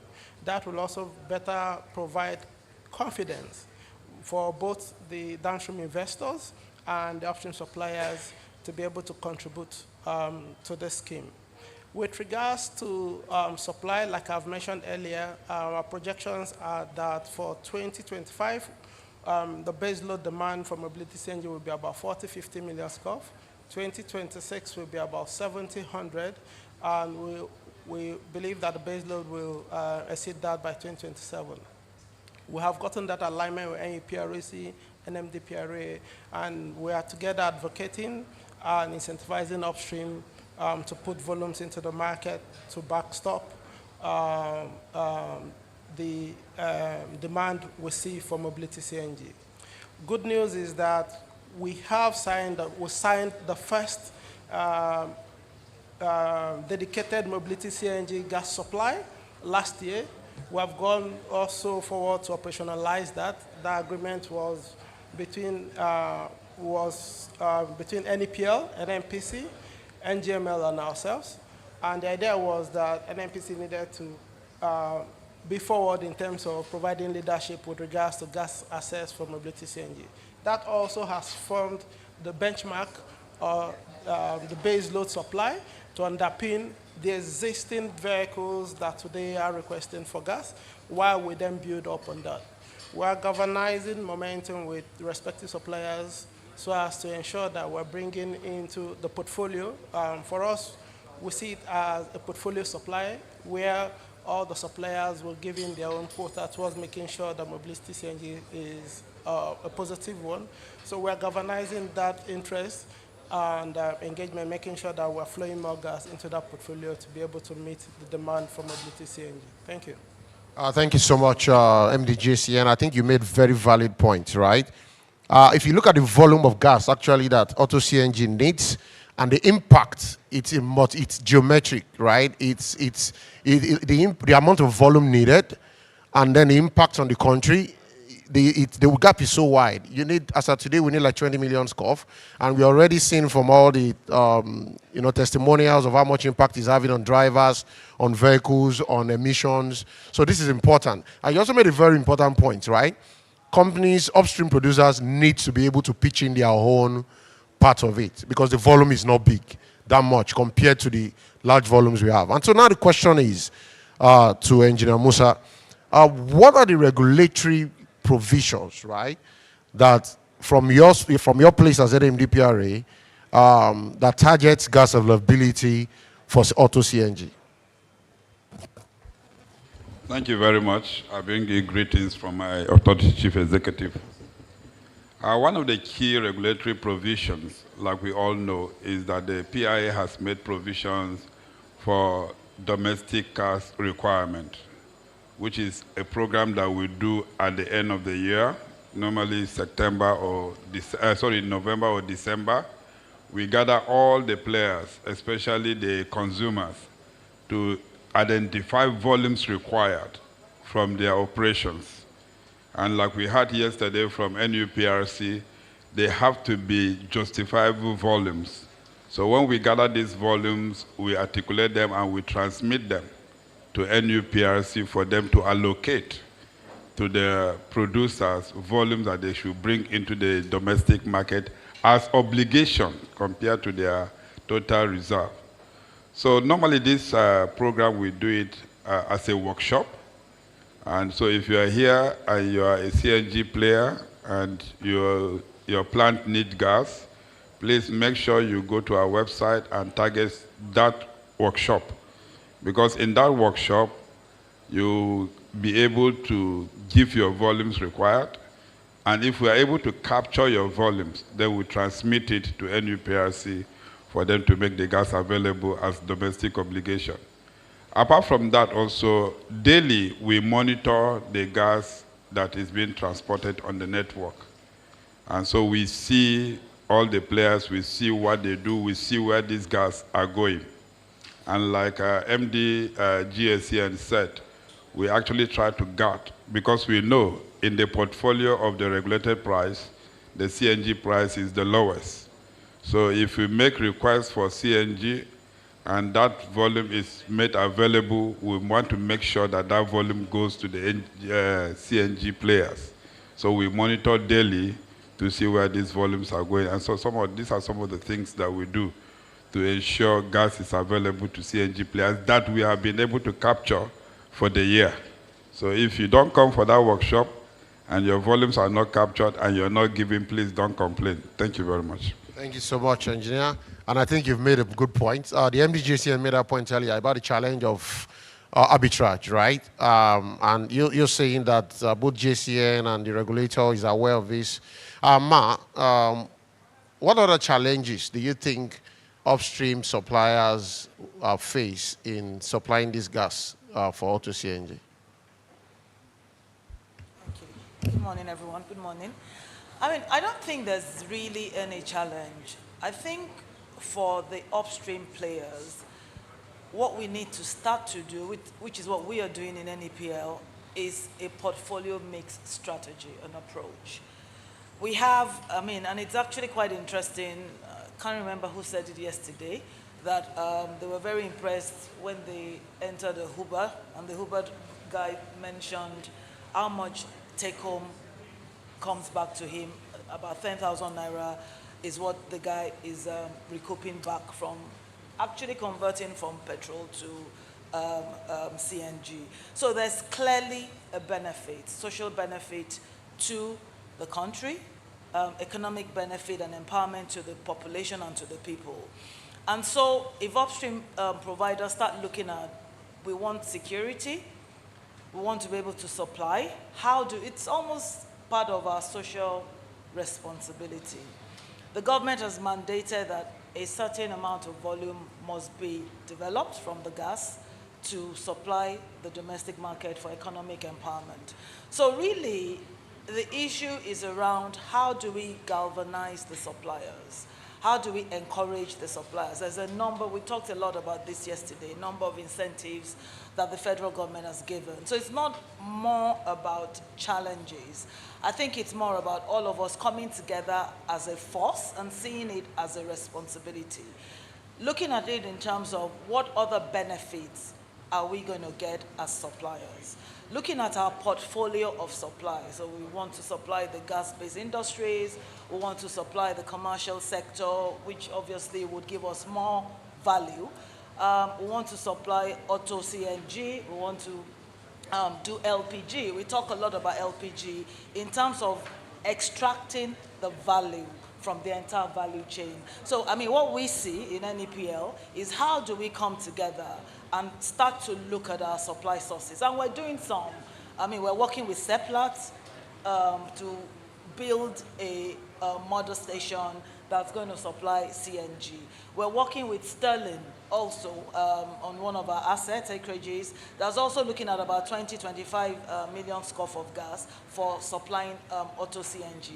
We supply to our sister company, NGML, and they then feed the Auto CNG industry. So I think really it's more about encouraging suppliers to start to look at their portfolio from a holistic portfolio, looking at what brings value. Of course, we've heard over the course of the couple of days, there's still the principle of willing buyer, willing sellers. So if we can optimize our supply sources and our portfolio, I think the issue would then be how much volume, almost like start to look at the percentage from an economic point of view. How much volume can we supply to the regulated? I know we talk a lot about the regulated sector, regulated pricing. It's something we need to do, but then we need to look at it. How do we look at the holistic view from our assets? Thank you. All right, thank you. You made a very valid point there. Please give her a round. If you want to clap, please do that. Thank you. I think you struck a chord in the crowd, right? But I think you've made a point. And I think MDG said you said it. NNPC is not talking. NNPC is actually walking. NEPL, a subsidiary of NNPC, has taken the leadership in supplying CNG with a robust amount of gas supply. So NNPC has played a very important role in ensuring this takes off. All right? And I think NNPC deserves a round of applause here. Yes, very, very important. We have brought everybody together, but before bringing you together, we have already done something, all right? Now the question goes to you, Mr. Abhishek. You're a player. You're in the field. You're in the trenches, like the street kids will say. What lessons can you think we can bring from other countries that can bring to Nigeria in developing our CNG? Quickly, under 2 minutes. Thank you, Mr. Moderator. Good morning, everyone. With respect to gas availability, what we can learn from what has happened in different countries can be subjugated into two types. I'll talk first on the countries where the domestic gas was not sufficient to supplement the growth of CNG in the countries. And second type is where the country with ample amount of gas, but were not able to really kick on with the CNG program. So type 1, we can take example of Pakistan and Bangladesh. Started very, very aggressively, early 2000s, both the places, 10 to 15 years, very good growth rates, probably 2 million vehicles got converted into CNG. But what really entailed was not really contributing to infrastructure building on getting more gas into the country, be it LNG or exploring more natural gas sites. So as the years progressed, it was more towards more industrialization, more requirement for power generation, more requirement for LNG imports in that particular manner, and more domestic use. So on the policy side as well, on the government side as well, all these Auto CNG initiatives, got into the back seat. Within 12 to 15 years, there was stagnation in growth, and still is. More and more importantly, because of the commercial value that industrialization brings and the savings that you may have on the auto gas segment as well. So when you sort of start prioritizing with not sufficient amount of gas in your country, so that becomes a very, very huge challenge, and not really putting infrastructure for getting LNG into the country as well. Type 2, wherein I can cite example of Egypt. Egypt started again very early 2000s. They did about 300,000 vehicles conversion, went well for the first 5, 6 years, 7 years. Then they focused more into LNG exports, more into power generation, more into industrial use of domestic gas. So somewhere down the line, the auto gas really, again got to the back seat, and not enough policy initiative were taken to take the CNG forward. Also, the fuel prices, petrol and diesel, were artificially kept at a lower price, so there was not much gap between CNG pricing and petrol or diesel pricing. So that also became a very, very huge challenge for the growth of CNG in these particular countries. One more, learning from these examples, for a long-term growth for something like Auto CNG, a comprehensive, and I'm sure GACN and the gas producers, with the ample amount, with the very huge reserves that we have on gas, that portion will not really kick in, probably in the next 10, 15 years. But we need to be very vigilant about it. Once we go into more and more AKK comes, more industrialization happens in the country, probably where the value lies is more into industrialization, power generation, etc. The gas might flow there. So we, as a nation, we need to have those policies, and also be very conversant with the rapid growth of CNG and the requirement of natural gas for auto CNG in the country. Probably we are talking about 300 million SCF to 400 million SCF in the next 4-5 years. So which is a huge chunk, when we see it now. But let's say in 5-10 years, that may amount to a lesser amount when we are talking about more power generation, more industrial use. So we need to plan in a manner which really puts the growth of the sector plus the growth of the country parallelly, and rather not choosing one over the other. Thank you. All right, thank you so much. You made very good points about India and Pakistan and Bangladesh having about 2 million vehicles converted to CNG. I think we have a 1 million target now, and that means we still have other countries that are ahead of us in this game. And you also said something very important. Most people then leave it at a certain stage when it has grown. I think we need to be vigilant about our policies to ensure that CNG continues to be incentivized. So now we have just a few minutes, so we need to do our closing thoughts, right? And I'll start with you, Mr. Nishan. What else do you think the industry needs to do to grow CNG under 15 seconds?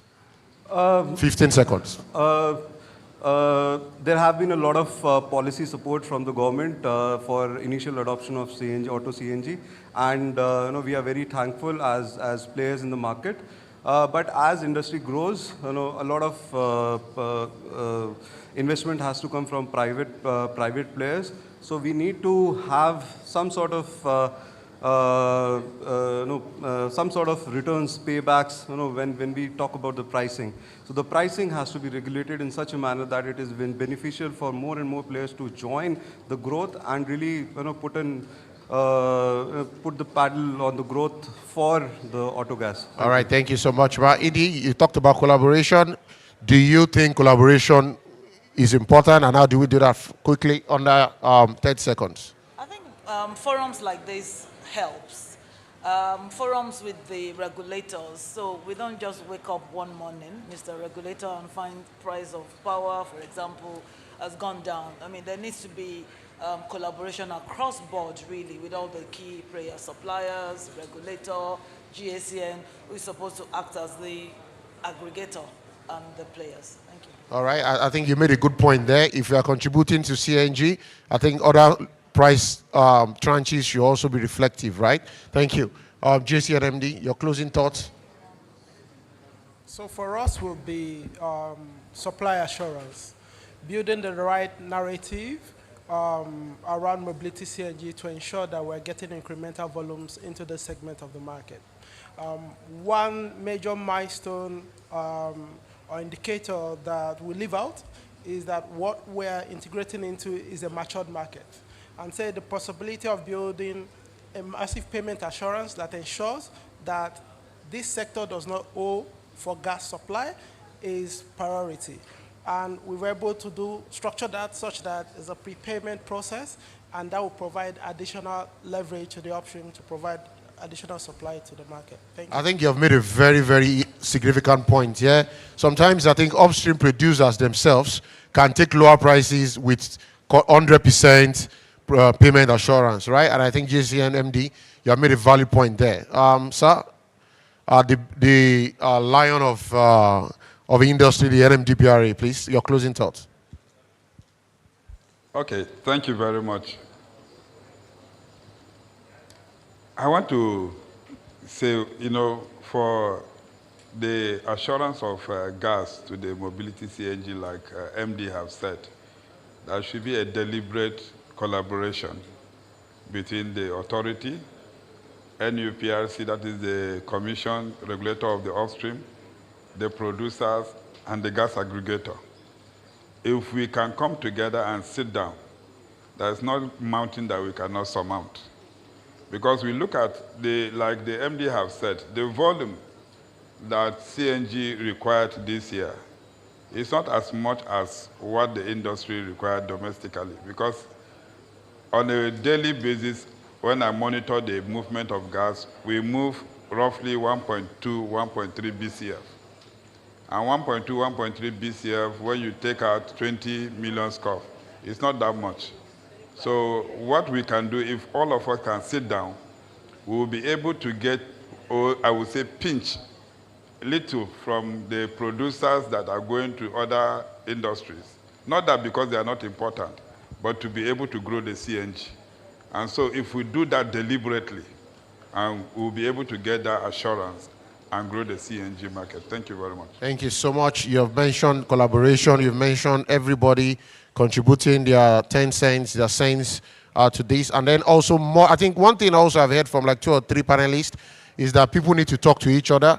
So this type of forum for interaction to understand what the pain points, the highlights and the lowlights of everybody is, I think it's something that is very, very important. Dear audience, you agree with me that this panel has done a good job to this topic. If you agree, please give them a round of applause.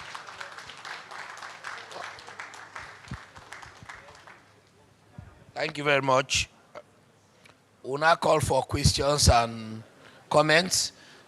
But before that, would like 2 representatives from any of the upstream companies here present to speak to us on ways that they can encourage the supply of gas to the CNG subsector. So if you are from the upstream company here and you would like to provide some comments on how you'll encourage the supply of gas to the CNG sector. Madam Yetunde, please. Welcome, sir.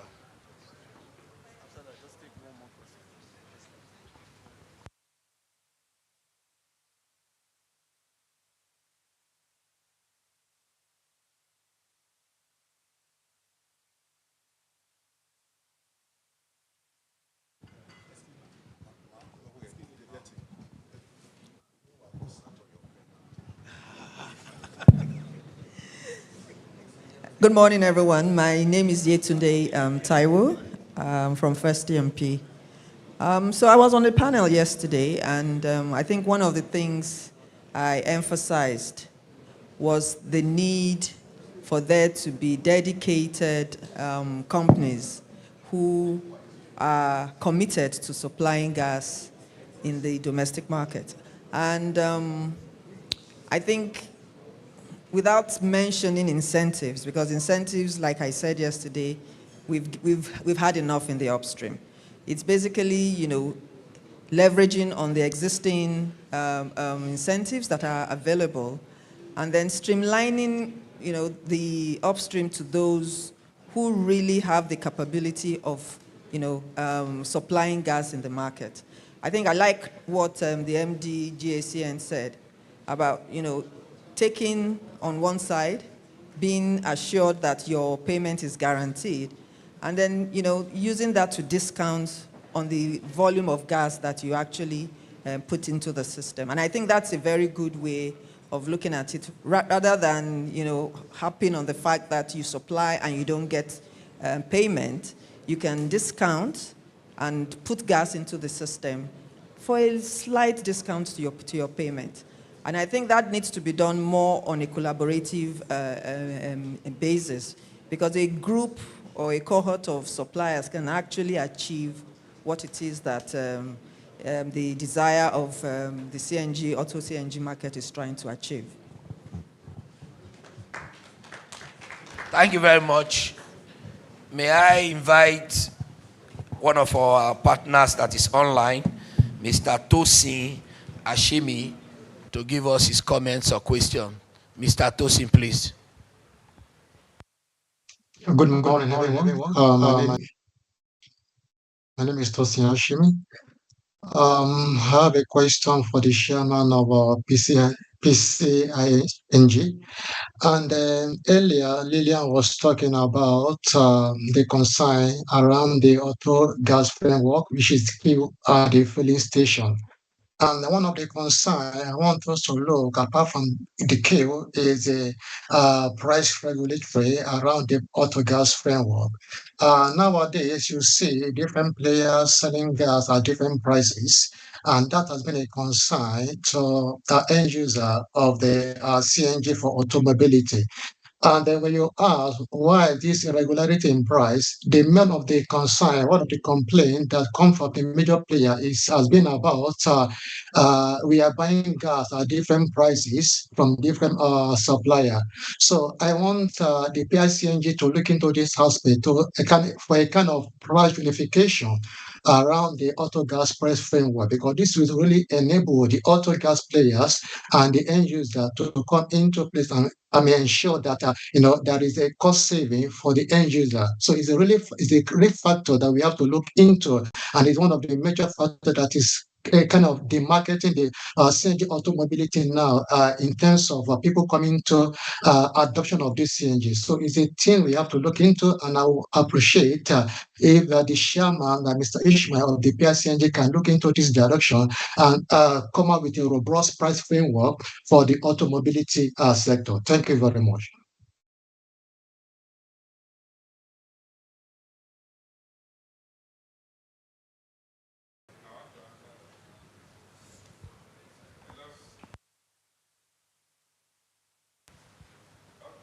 I'm not the chairman PCNGI, but at least I'm the regulator in the industry. So when you come up, when you are making suggestion of pricing, that is the pricing of the commodity in the industry, you talk to authority, not to the chairman PCNG. Sorry, sir. So I'm not. So, but one thing that you need to understand is that yes, there is a price for the gas for CNG, concessionary price for the gas. But did not say, the law did not say we are now putting a price tag for the CNG product itself. So please don't get confused. Yes, there is a cap to which the price of the CNG at the station should go and should not exceed. Because we know that it's not just to get the price and do the CNG, people move it some certain distance. So depending on where you are getting your gas and where you are taking it for your CNG, you build in what it calls the transportation allowance. So there is an envelope But I will want to, the questionnaire or the person that asked the question, I want you to engage the nearest authority office, or if you can go to our website and lodge your complaint, we will look at the price you are talking about because you have not mentioned the price. And if the price is way above the envelope provided for CNG, that will be addressed. But one thing that I know with the government of President Ahmed Bola Tinubu is to try to remove subsidy. So please, CNG is not subsidized. There is concessional price for the gas, but the CNG itself is not subsidized, so there's not a fixed price for that. Thank you.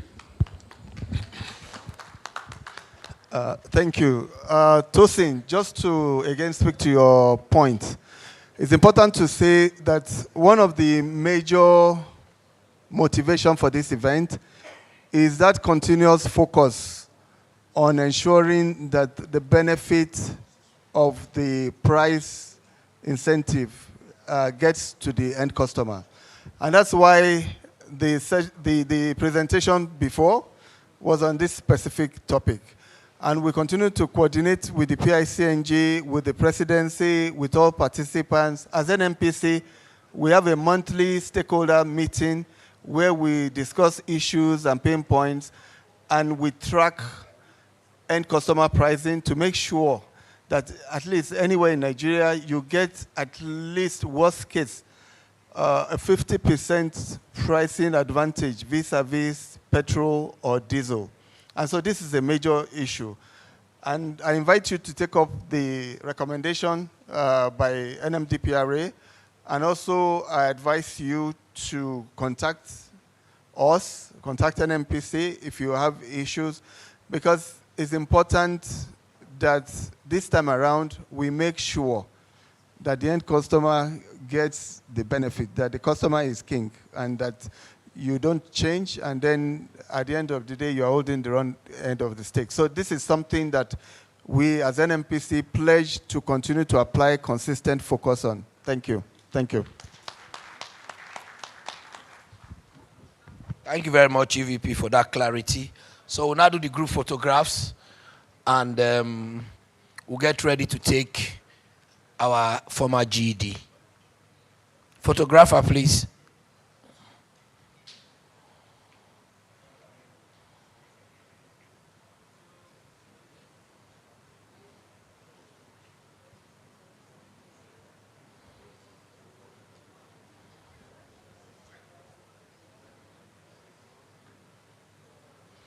Thank you very much. Distinguished ladies and gentlemen, permit me to recognize Mr. Ahmed Abdulkabir, the former group executive director, gas, power, and new energy of NNPC Limited. A round of applause for him, please. There's a slight alteration of our program. You agree with me that having one panel session and going to another panel session could be a bit boring. So I've been directed to invite the former COO Gas and Power of NNPC Limited, Mr. Said Mohammed, to come speak to us on recommendations to significantly expand investments in the CNG value chain. Engineer Said, sir.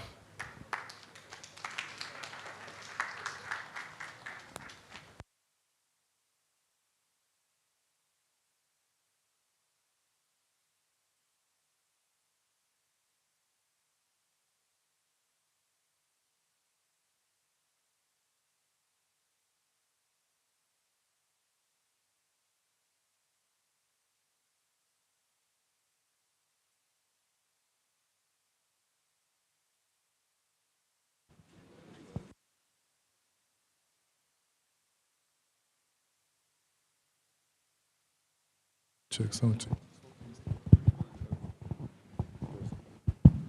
Yeah.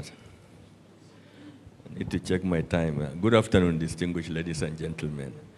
How many minutes do I have? 10 minutes, okay. No, I will do that. I have only 11 slides. So if we go 1 minute per slide, I'm sure I will handle that. A slight modification to the title that I was given about 3 days ago. I just had to include mini LNG, knowing fully well that we are talking about AKK, and definitely CNG doesn't go alone. We are trying to reach the last mile customer, and we cannot only do it by CNG alone. So a slight modification to that. Where the...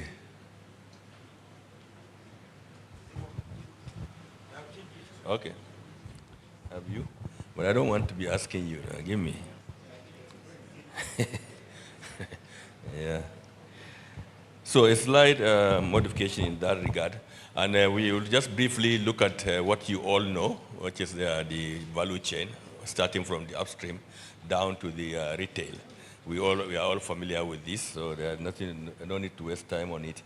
So the upstream development, that's where the gas starts.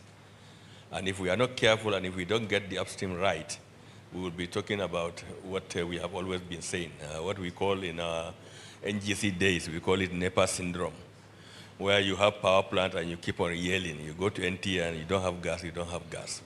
But really, have you done what you're supposed to do to get the gas?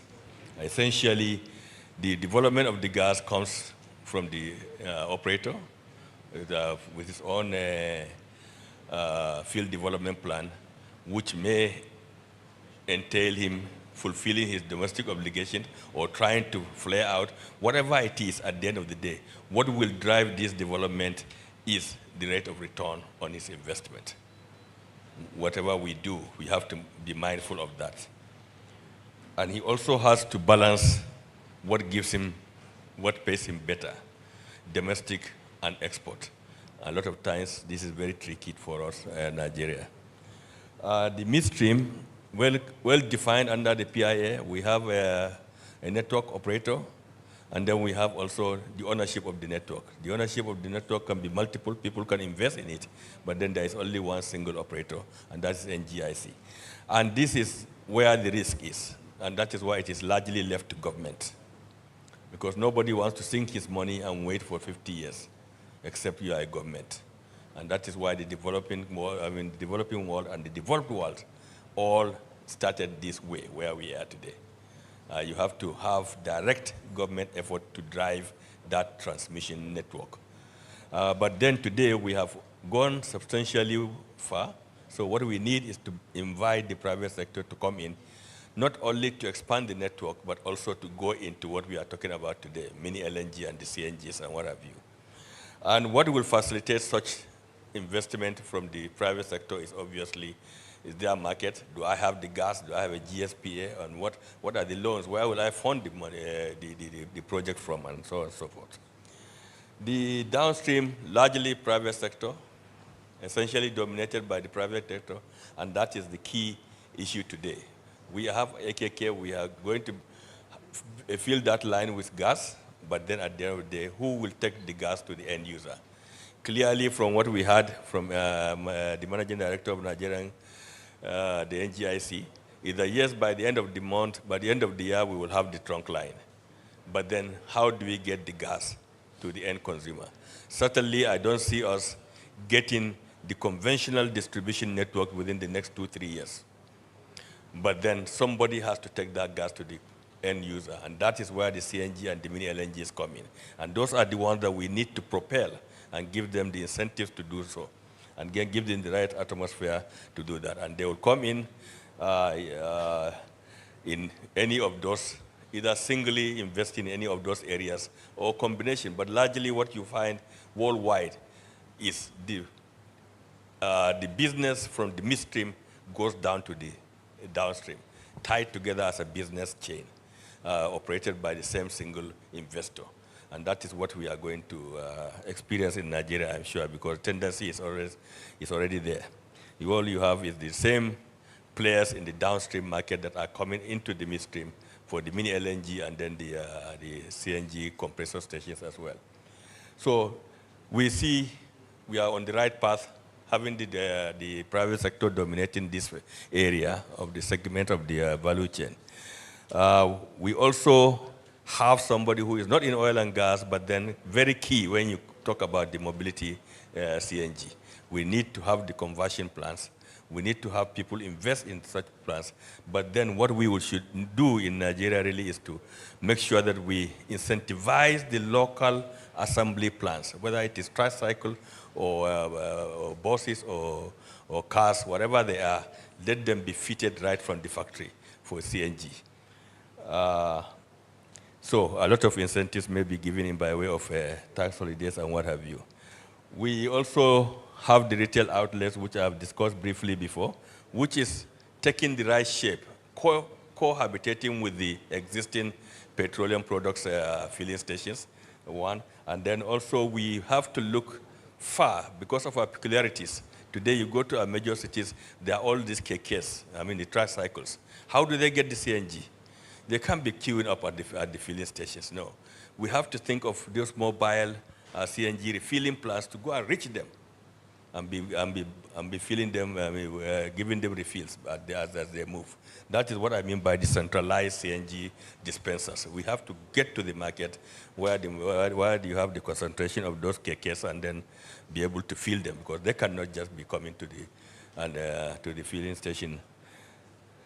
All the incentives that we may have at the midstream can be passed through here.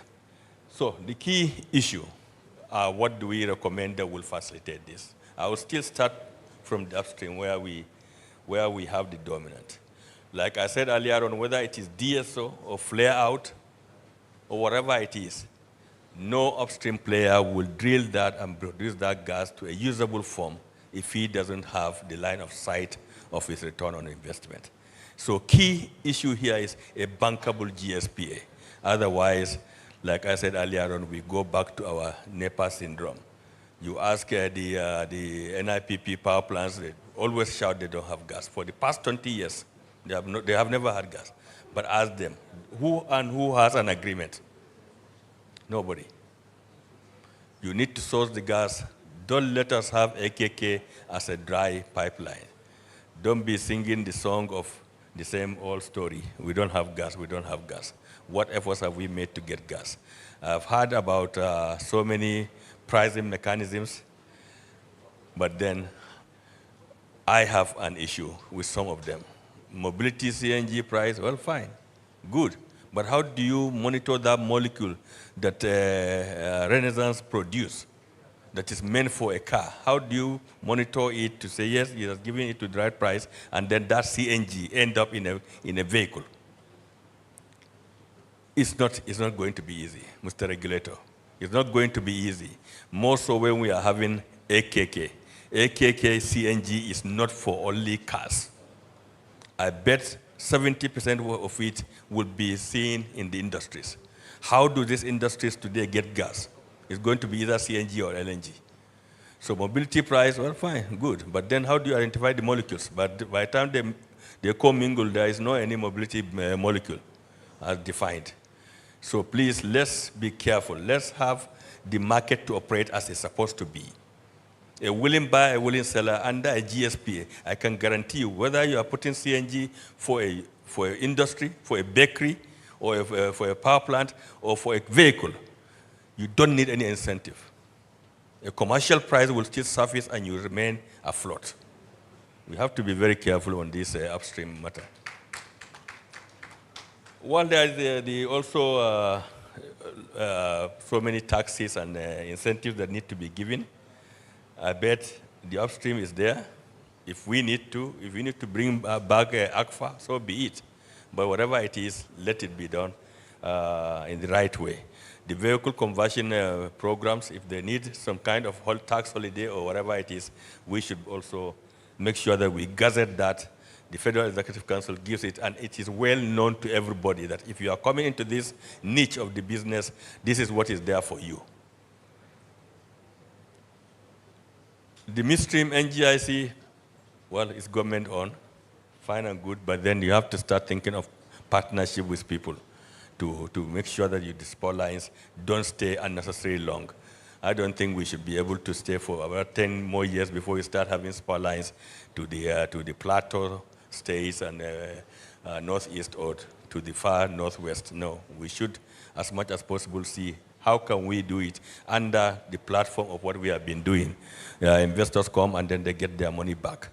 But then it has to be through your global revenue, not revenue for that segment alone, so that the investor will be attracted.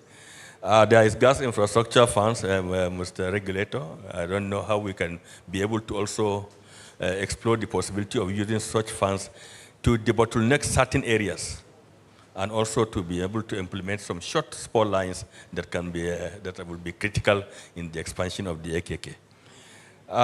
Network code. Please, AKK should not start on any GTA. Let it be on the network code, right from the word go, because you are going to end up with a chaos, with multiple shippers of CNG, LNG here and there, and then you don't have a control. And these are few consumptions. 1 million, 2 million scope, 5 million scope, I bet you it's not going to be easy. You need the systems to monitor that and to be able to swing in, shipper gets what he's supposed to get. So, Mr. Regulator, again, any delay, because I am sure there are so many things. I heard you yesterday saying that there will be bidding process to identify who will distribute gas here and there. Has that process started? I don't know. If it has, then let it be accelerated, let it be clear that yes, you have franchises and this is how it is going to be operated, and publicly known as well. The gas that we have seen from the upstream regulator yesterday that has been earmarked for the power, maybe this is a starting point. Why don't we release this gas to those who are already here yearning for gas, all the mini LNGs in Ajakuta and the other mini LNGs that will come. In the interim, before the power plants come, release this gas under a proper GSPA to those people, and that will accelerate the improvement. And of course, lastly, there is always strength in unity. Partnership at the downstream, most especially, is very key. And I will advocate, and I will also appeal to all those players to bring your strengths together, and then we will get to the ultimate goal. So thank you very much for listening.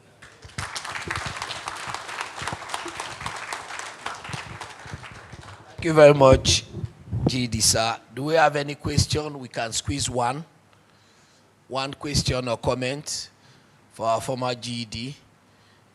If there's none, can we give him a round of applause, please? Thank you very much. Thank you very much. So mine is not a question. So I cannot be asking my Oga questions. So, but on a more serious note, for 2 days now, today is day 2, we've had, all of you, fantastic audience, exceptional, focused, but extremely pleasing is the fact that we've had 3 former GEDs, gas and power, new energy, in NNPC. We've had some of our Ogas as well. We have Ogasa Mundukwe there, sitting quietly in a corner. And we keep saying NNPC is family. I think we're demonstrating that truly NNPC is family. And I plead for your indulgence. Please, can you give a standing ovation to these 3 gentlemen, please?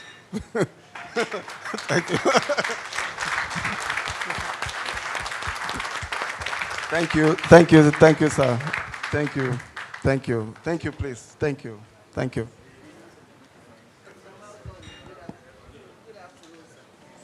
May I add my voice to say thank you to our GDs. Thank you very much, sirs.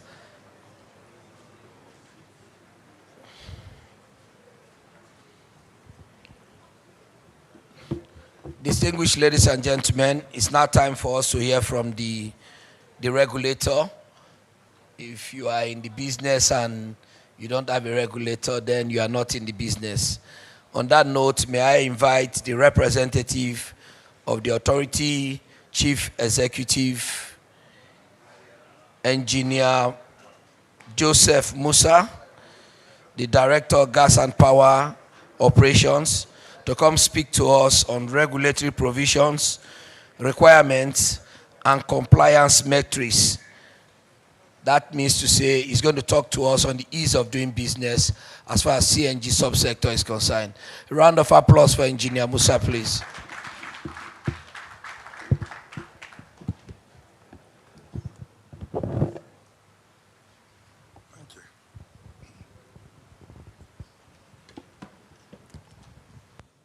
Thank you very much, EVP and captains of the industry. I bring you greetings from my authority chief executive, who is supposed to present this presentation this afternoon, but because of exigency of work, is not able to be here, so I'm going to present it on his behalf. Please, we need the presentation on board.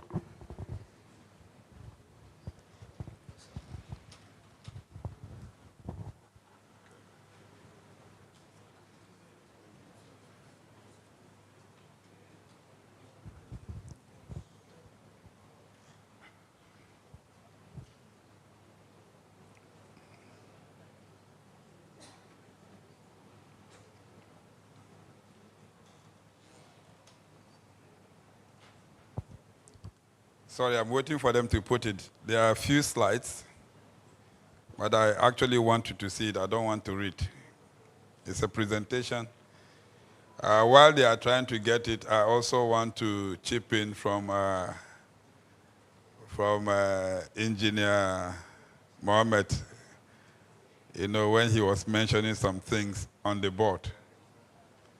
Yes, the regulator has done a lot of things, especially in the area of the gas transportation. We understand the challenges on ELF.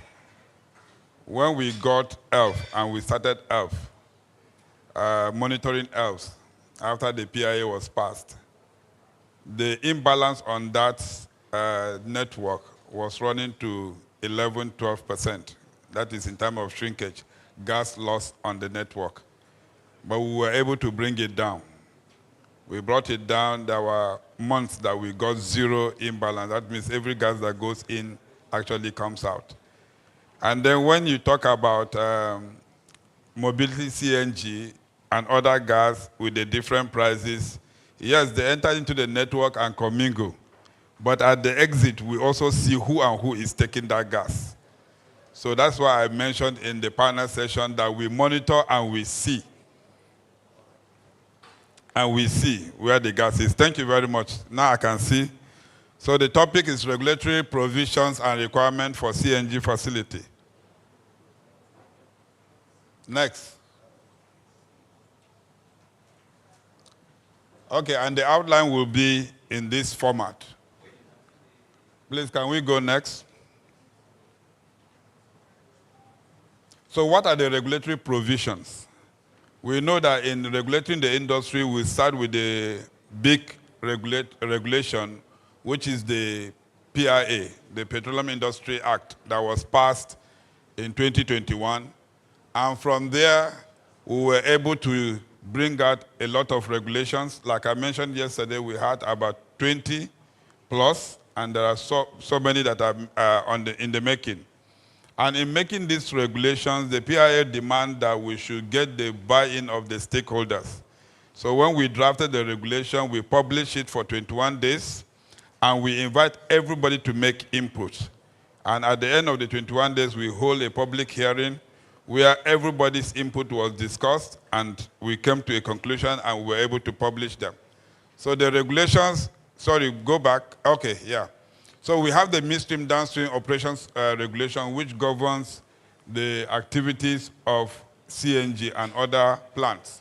And all this can be seen in our website, which I will give you the address at the end of the presentation, but it's www.nmdpra.gov.ng, and you can get that. Next.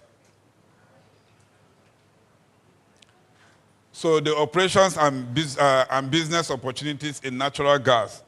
This is holistic. It's not only on CNG. Some of the process that we go and the licenses that we issued.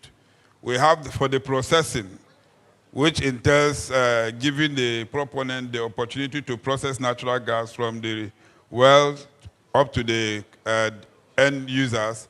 We give you the gas processing license. You can also do gas storage.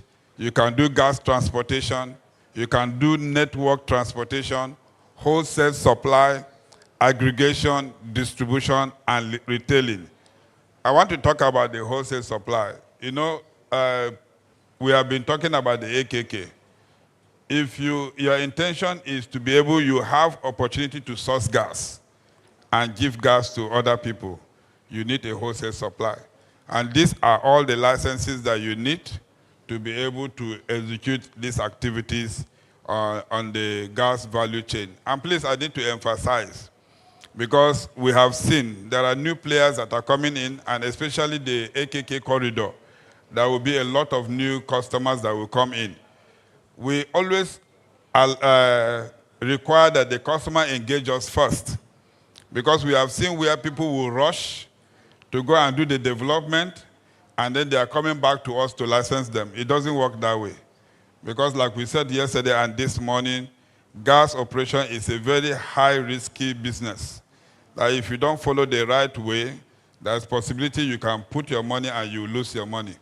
So, but when you come at the beginning, I know most of us are maybe engineers, but when you come at the beginning, we'll be able to guide you on how to do it and achieve value for your project. Next. Now we go to the CNG. These are all information that we have already had and we have discussed from yesterday to today. Please, can we go to the next? Next. So in the CNG space, what are the roles and responsibility of NMDPRA? So we issue retail gas supply license for CNG production, storage, and dispensing. We enforce safety standard and cylinder testing. Infrastructure and investment support. We support expansion of CNG. We also facilitate public-private partnership and trailer deployment. We also carry out capacity building and economic impact, oversee technicians, training, and vehicle conversions, together with the other agency that was here, you know, at the first panel session. So we work together in collaboration. We also oversee strategic alignment, align with Presidential CNG and other government programs. We are aligned with them. So why do we do all these things? Is to ensure that every person that is going into that business understood the business, you understood the financial commitments, where if the person needs some support, we'll be able to use, leverage our regulatory positions to foster that partnership or that relationship with the other suppliers or value addition. Next. So in the licensing regime, these are the process we go through.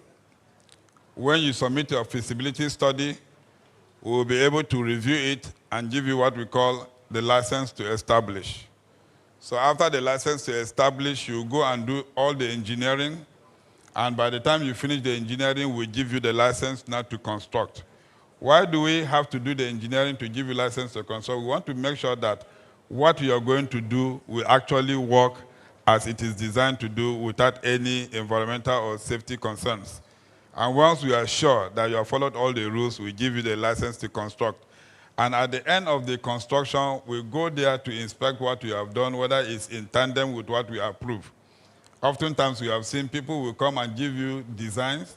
You review the design, you approve the design, but at the end of the day, they build something different. Maybe they go back and then discover that, oh, no, to go this approve is not good, and they start cutting corners. And we don't want to approve that. So once we go, we review. If everything is okay, we now give you the approval to introduce hydrocarbon to test run the plant. So once you have the approval, you test run the plant for a period of time. Together with you, we monitor it, and if everything is okay, then we now license you, and then you are ready to go. So this process, Engineer Mohammed also mentioned, the last speaker, that we need to reduce our timeline for issuing this license. Yes, we have done, and we are still working more because most of our processes are actually automated now. You can sit down where you are and file in your applications. You can file in your application on Saturday night. You can file in your application on Sunday night, and we commence processing, and you can always trail and follow. Most of the applications for the CNG daughter station are online automated, but for the mother station, because of the requirement, we have not fully automated that, so there's still some human intervention. Next. In terms of compliance, what do we do? So we follow we do quality monitoring, regular product sampling, and lab testing. We do that. There are equipment that you can test CNG and know what are the issues there. Then we do reporting. That is data submission to NMDPRA. On my desk every morning, I get data of what is happening in the gas value chain. We do inspection. That is routine and surprise audit to all these facilities. Then where there are infractions, we issue fines. But fines actually, because of the way people fear fines, we don't issue fines just like that. There is a process. In fact, if you go to our website, there is a regulation that we dedicated for penalty enforcement. So there are processes that we have to follow, the law, backing by the law. We can't wake up today and say, because you have done that, I give you fine. I must follow that process. So please, I don't want to say it, go and look for penalty mechanism enforcement regulation and read. Because we give you every opportunity to defend yourself. Where you cannot defend yourself, then you get the full sanction of the law. Next. Now, I want to discuss this also because in the network, sorry, just 2 minutes. In the network, there are so many activities you can do on the network, especially those that are coming on the AKK corridor. We have the hub where we have NNPC as the operator of the network. But on that network, now we have the off-takers. We have people that actually do what they call shipping. You know, NNPC only operate the pipeline, but you can ship your gas. So it's not that you wait and somebody give you, you can go to the upstream, source for your gas, and ship your gas and get your gas at the point you want to. So don't wait that somebody will give you the gas, you can go. So there is shippers. And now we are also giving license for gas exchange, which will soon be launched. I think next week will be launched. So in that gas exchange, you can also go and do brokerage activity. You can be an agent, go and source for gas, and get people that you supply. And then you can also as well get bulk supply from up the upstream and just give to shippers that can ship. So all those licenses are there, and there are so many activities that you can do. And finally, you know, Engineer Mohammed also mentioned that the AKK, at the inception of the AKK, is going to be on the network code. So the network code is also on our platform. You go there and look at it. We have reviewed it to Ref 1, and we are also reviewing it to Ref 2 to capture. So please look at it. And I want to say here that the authority is open for any contribution, any input. If you look at it and you feel there are some areas that we need to look at it again, the code can be reviewed. Next, finally, you want to come into this. Also, Engineer Mohammed mentioned something and which I want to draw attention. I think the next panel, our representative will be here, so you can ask him questions. We also have the midstream and downstream gas infrastructure fund. And actually that fund is a portfolio of funds that you can go to assess. One of the key aspects of that fund is to de-risk gas businesses. So there is a guideline on our website.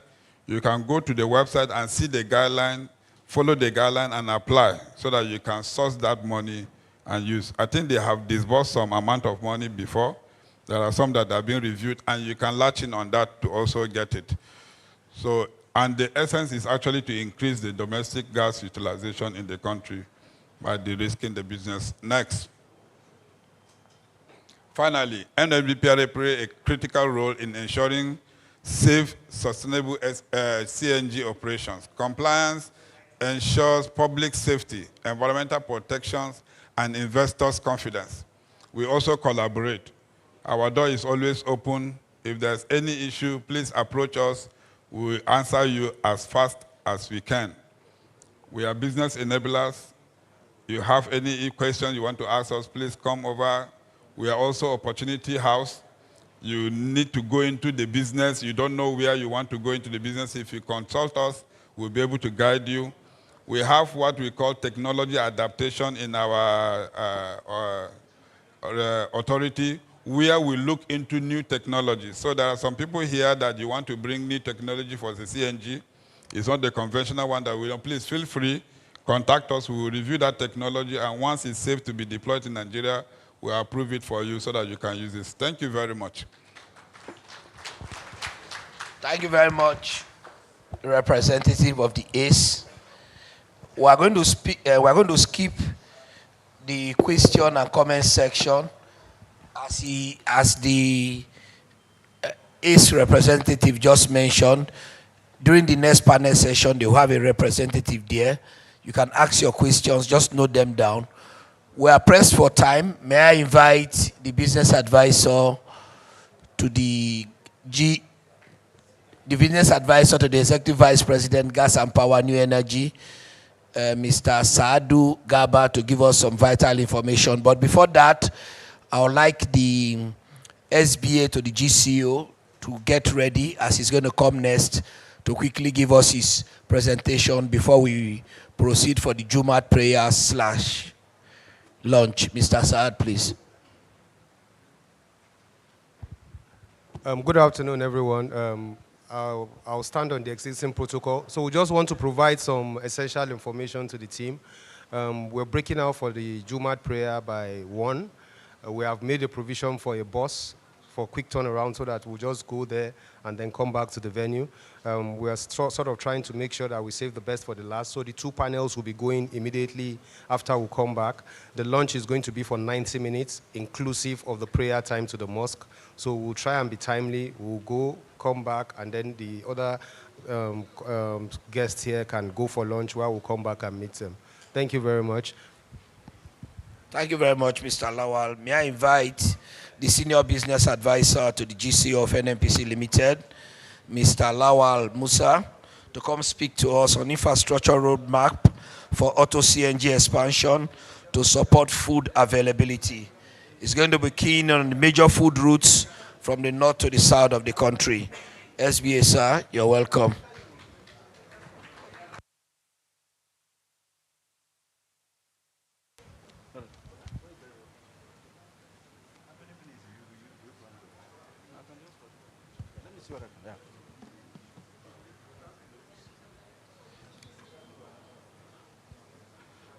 Very good afternoon.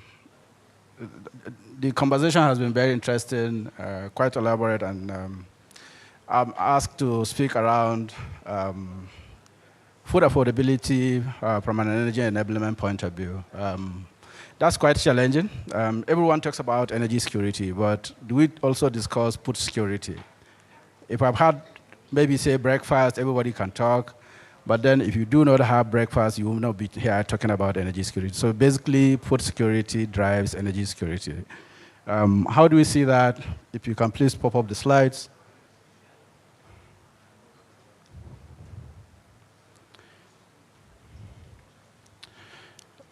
Okay, so what do we see generally with affordability today? And why are we linking agriculture to CNG? I think that's really the key focus of this discussion. And then looking at the geographical context of Nigeria, you have the food basket and also you have the demand centers. By data, putting it in a context, everybody ignores agriculture, but agriculture is actually one of the biggest value drivers. It contributes highest to the GDP, From a sizing point of view, Africa market today is over $200 billion annually. And you have huge imports, largely from agricultural production outside the country. You have very limited resources in terms of processing. But from all that we have seen, and which is clearly the case, you can see that based on the data, the market will actually be growing to a $1 trillion size for Africa. Nigeria being the largest size from a land availability to capacity in terms of human resource. Clearly, we can see that this market is not the market we should be ignoring from a point of view of energy. So what is the link between agriculture and energy? You can see clearly from a sector point of view, looking at the base production, like from an agricultural production point of view, the minimum energy requirement is ranging from a minimum of 5 to 10% if you're just looking at base.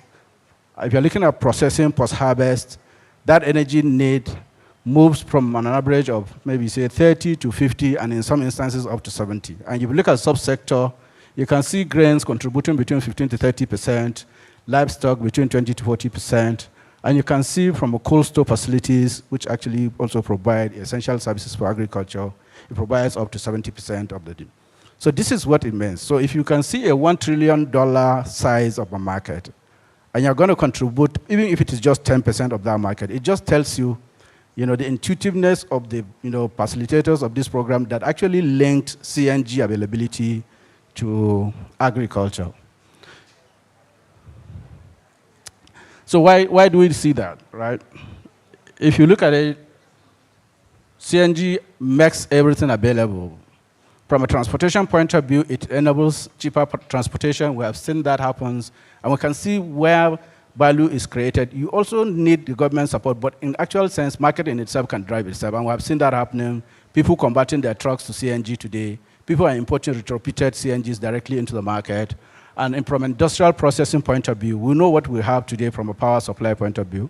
And we also know the upgrade options that, for example, if you are powering from the AGO, the cost conversion is completely different when you're actually sitting on energy that is powered by CNG. We also now have seen significant improvement, including the home heating is actually CNG driven. And of course, now we have power generation, especially in Nigeria, that when you look at it from an infrastructure point of view, it will be still long to come. Some have already discussed this infrastructure point of view, but just to layer it, that from a supply point of view, definitely we will require more reliable supply of gas, which is predominantly the dump gas supply obligations tied to the tier 1 supply, which is the cheapest available that you can actually deliver to the market. You also yesterday discussed the AKK line, the OB3, which is basically the key interconductor. But however, if you look at downside from that point, this is where the market maturation will be required significantly. You need the mother stations, you need the daughter booster stations. Some of the speakers have already spoken around this. But then, of course, if you look at the diversity of Nigeria, you will not be able to rely only on the piped gas. You will have to also rely on the virtual pipelines that will be able to deliver the gas. And today, this is the existing infrastructure that we have. If you look at the map, we have about 14 million cars in Nigeria. Out of those today, we are basically talking about minimum conversion of maybe say max of maybe say around 50,000 vehicles being converted. Now, this conversion, it means basically the market is just at entry point. And if this market is going to grow, it's only going to grow from two perspectives, either the government-driven conversion view or from an economic value point of view. And the economic value today is driving more of the conversion, supported by the PCNGI, for example, from an enablement from a conversion point of view. But do nothing scenario, even without the government intervention, if you're going to fuel your vehicle on the AGO or a PMS, you can actually recover your 100% cost of conversion in a year. That's if you look at the energy space savings, that means generally you'll be able to say, in no time, Nigerians will be able to convert. The only question is that what will be driving that conversion? Is it from a demand side point of view or from a supply side point of view? And today the market is ready to absorb. The only challenge you have is basically from a supply side is actually the challenge, which is basically talking about the infrastructure. Interestingly, if you benchmark this growth to India, these are locations in India that you have in a particular town, you can have up to 970 daughter booster stations serving the community.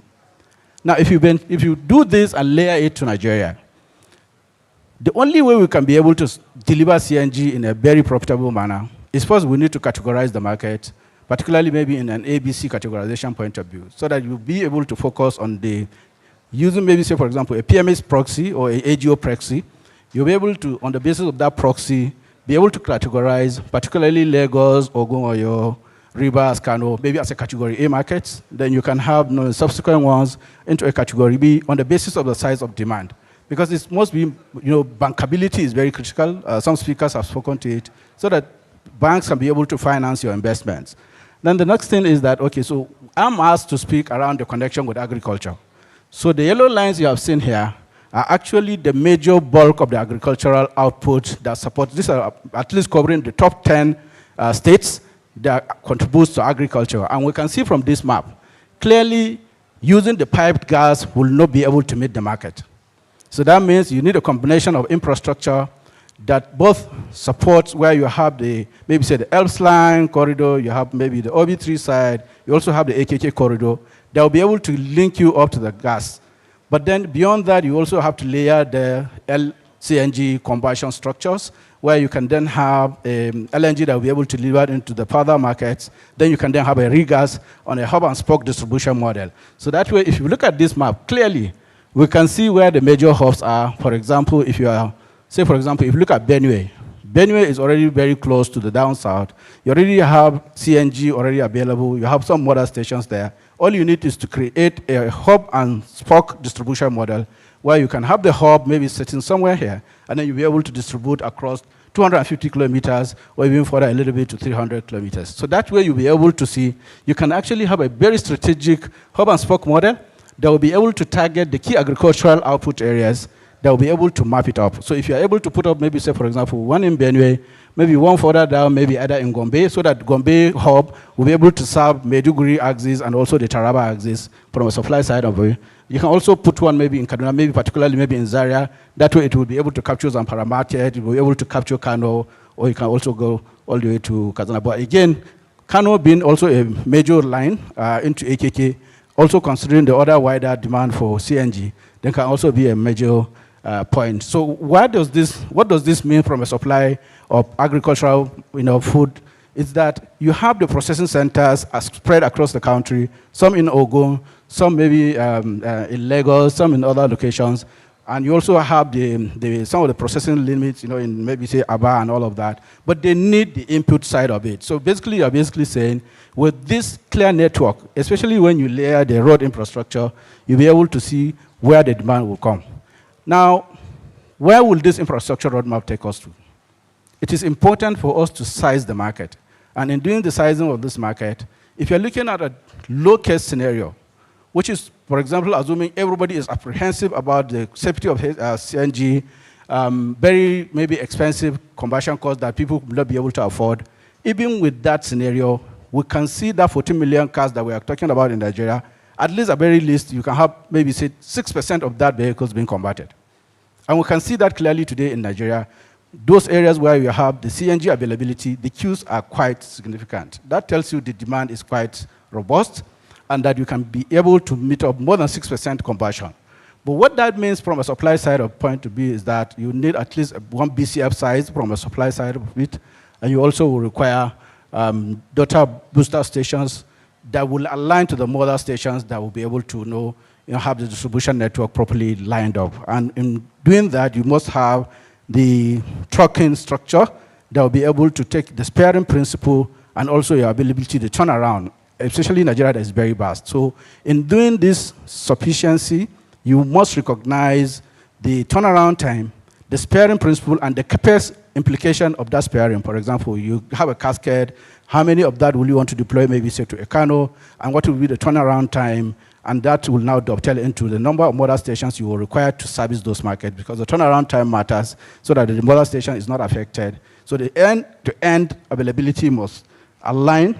And for me, what we can maybe pay attention to from a planning point of view of what the infrastructure requirement will be is to pay attention maybe to the mid-case scenario. Mid-case scenario from a long-term point of view is where Nigeria likely will be. And that will be to say, at the very least, you'll have about 30 to 38, 40% of the market size converted to CNG. especially with the sentiment with Nigerians. We need to understand market behavior. Nigerians are very sentimental with price. Because of 10 naira discount, someone who spend 100 naira without noticing, he's spending more than what the value is actually getting. So CNG created that sensitivity with Nigerians, and therefore you will expect significant jump. With the data stations, if you look at that market sizing, then we can actually see significant jump in the data stations going into the future. And what we will look at here is that you don't just look at the infrastructure from a scratch point of view, because you already have the layer of the petroleum product network today that you can actually be able to do an add-on on that so that you'll be able to now save on CapEx and be able to meet up your requirements.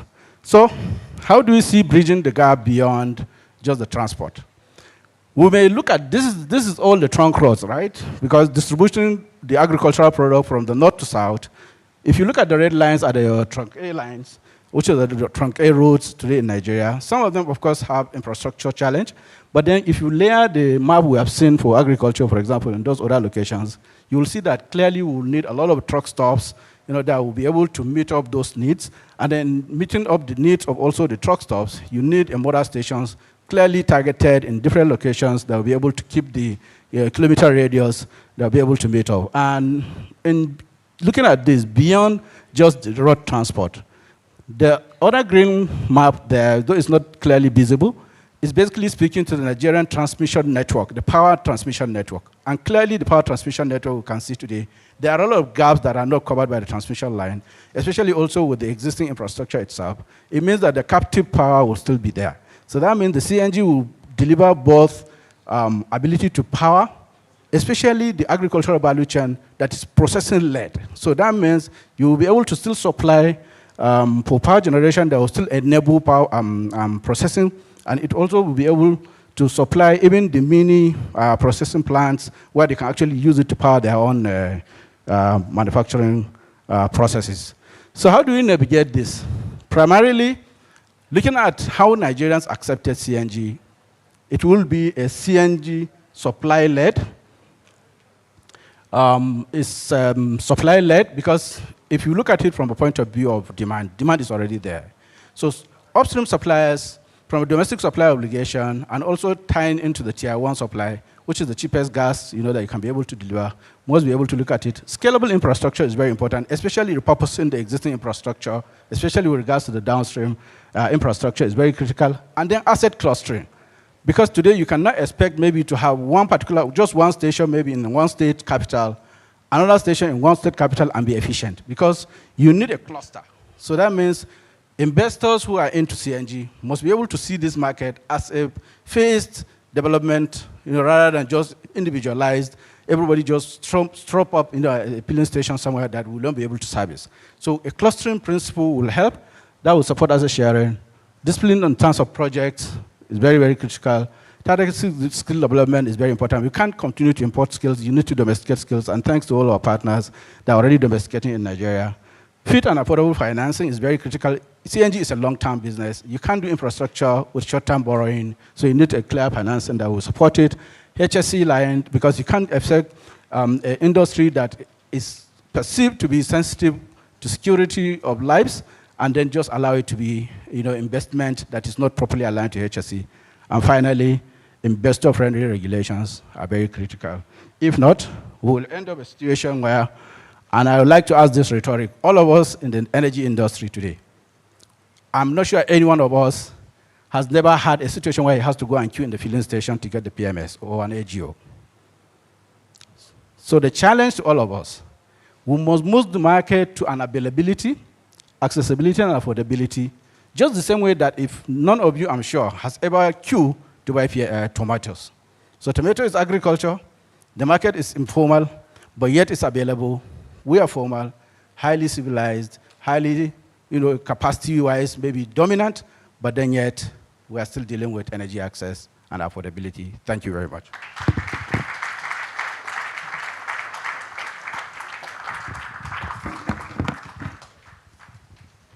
Thank you very much, SBA.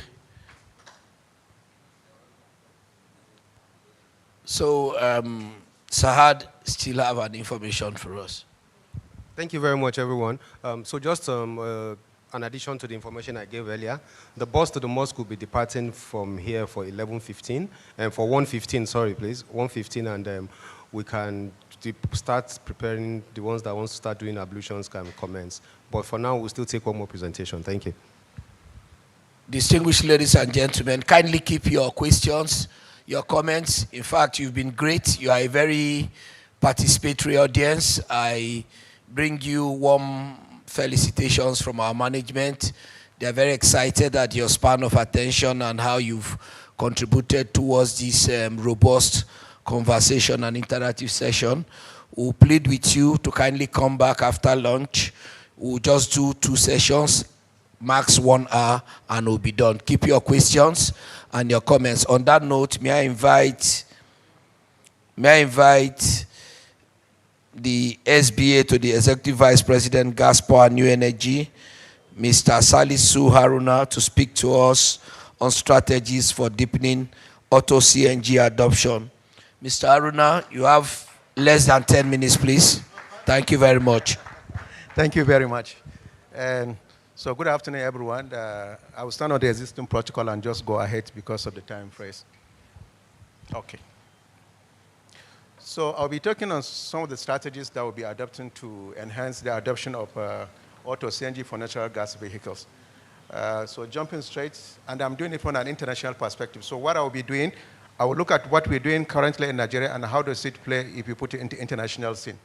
So globally, we have about 1.6 billion vehicles. Almost 95% they are running on conventional fuel. What does that mean? We have only 5% running on any other source of energy. So in this case, CNG about 2%, and then the 3.5% on electric vehicle. What you can see is that the utilization of CNG for auto gas tend to be concentrated in one particular area, which is the Asia and the Latin America. Now, we will see later why is that happening. Most of the countries you can see probably they do not have natural gas, but we're seeing really, really massive growth in that. Nevertheless, it is expected that by 2035, the NGV market will grow by 6% and to have a market capitalization of almost $26 billion. So it's growing despite all challenges. And 2 of the main reasons for that is the issue of energy transition and then energy security. Everybody wants to ensure that his energy security, he uses indigenous fuel, and in this case, natural gas in the form of either CNG or LNG will provide that kind of advantage. Talking about energy transition, we have about 54 gigatons of CO2 equivalent emitted annually, and out of that, 15% of that is coming from the transportation sector. So what it means is that the transportation sector is a massive contributor of emission. Now, within the transportation sector, you will see the road transportation contribute almost 75–76% of that. So if, from an emission perspective, if you want to lower emission within the transportation sector, then you have to target the transport, the road sector, which in this case, what we're talking in this Mobility-CNG. Nigeria has about 12 to 14 million vehicles running, and almost, essentially all of them, they're running on liquid products. So the emission will still be there if we don't do anything. And commercial vehicle represent almost like 58% of that. So if you're targeting reduction, so we go toward that direction. So next thing, so we are looking at some of the drivers that are driving the use of CNG and LNG in the auto vehicle. First is the availability.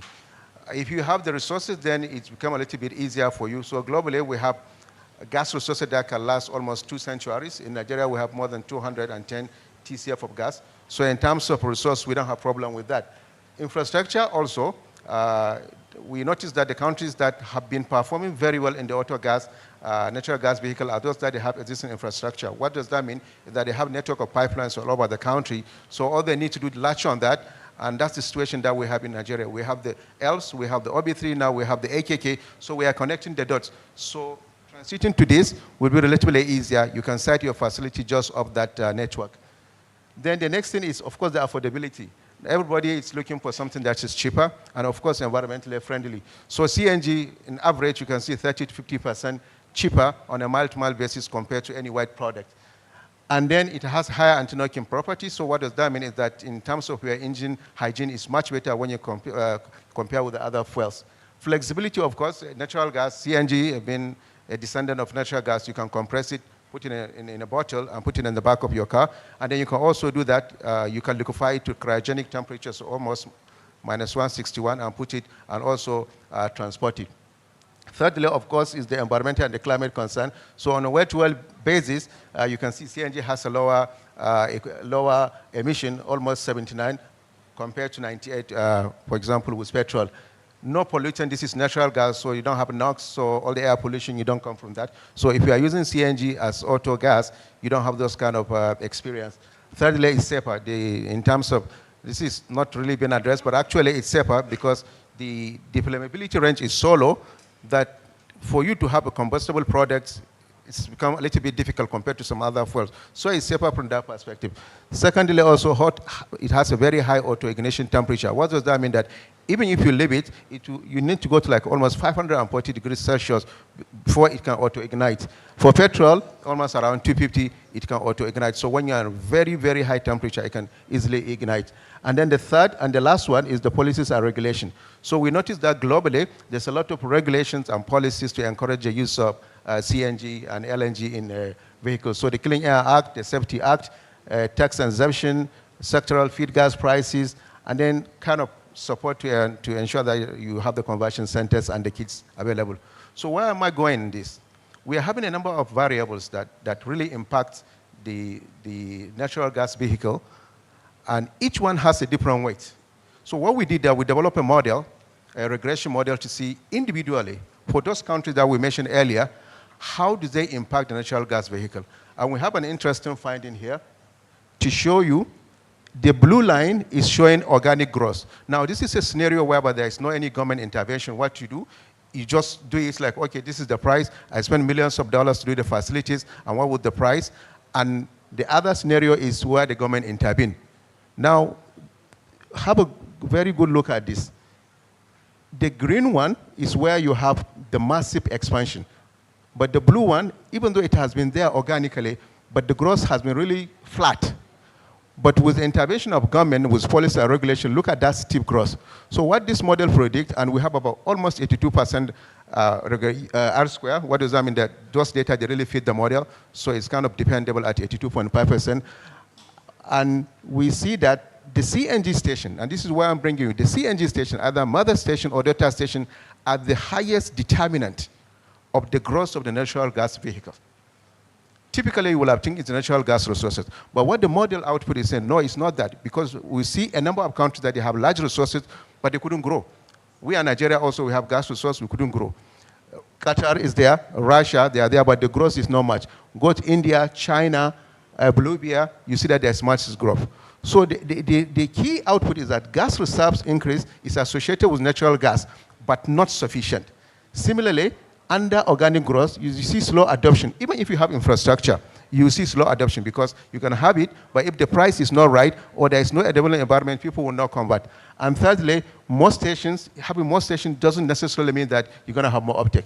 Now, when you move to the other side, is the policy driven. We see strong positive slope. What it means that really policy amplify the uptake of the natural gas vehicle. And you can see that slope there. Secondly, there's really very, very strong positive correlation between the number of stations and the NGV vehicle. And even more surprisingly is that a minor increase in the CNG price does not even limit the uptake, because relative to what they will go, it still makes sense. So if I'm at 230, 300, people will still go for that because the other alternative is almost 900. So a slight increase in price does not actually limit the uptake of natural gas vehicle. So this is the model output, and we are sharing, finding independent pattern to the team here. So finally, two approaches that we see that is that you cannot do it market alone, you cannot do it policy, but should be a mix. Typically, what will happen if you are doing market, you have to wait to see the vehicles, the 1 million vehicles, 500,000, before you build the mother station, before you build the LCNG, before you get the gas resources. But what we're seeing here, people are investing. Even they don't see the vehicle, they're making investment, which is good for us because people trust the system, trust the process that this government is bringing a lot of incentive, and they are building with lower utilization, but they are going. So we take that, and then, but similarly, the other approach, Now, left, right, which is the market, is also happening. Some people are coming and say, okay, I'm having 200, 150 vehicle. I want to have a certain volume that will fuel my system. And we have the aggregation format that is going. So we just did a little sharing that if we just take 6% of that market share of the vehicle, we will target that 1 million vehicle. So I'm keeping that in the back of our mind, that by 2030, around that, we'll have about 16 million, 17 million vehicle. So just as small as 6% will make our target. So the target is not that very high. We can do it if we continue the path that we're going currently. Finally, the second one is the deployment. So these are some of the action items, and I'm very happy. Most of these things have been discussed over the last 2 days on what can you do to improve it. So the first one is you expand your infrastructure, you cluster them, and then secondly, the conversion and the assembly, and then financing and public-private initiative, investment, and then the policy strengthening and regulatory clarity. I'm not going to read today this one, but what we're saying that there are a bunch of things that you can do, and you'll be able to move forward with the auto gas sector. In concluding, I would say Nigerian transition to a policy-driven auto CNG market aligns with global best practice. So this is very good news for investors that what we're doing aligns with global standard. Secondly, we need a balance of market and policy. So sometimes the policy could be a little bit harsh on the market, and sometimes the other way around. So as we continue to expand, we need to balance this to ensure that we are having the right investment, everybody make his return on his investment. And finally, the growth will be driven by strong policy, economic savings to customers, strong return investment to the investors, and a first infrastructure development so that we can meet our 1 million vehicle. Thank you very much. Thank you very much, sir. Distinguished ladies and gentlemen, while the bosses are almost getting ready to take us to MOX, our GCO has dialed in. I'll crave your indulgence. Let's just listen to him for just 2-3 minutes. On that note, may I respectfully invite the GCO of NNPC Limited, Engineer Bashir Bayo Julari, to give us his remarks. GCO, you're welcome, sir.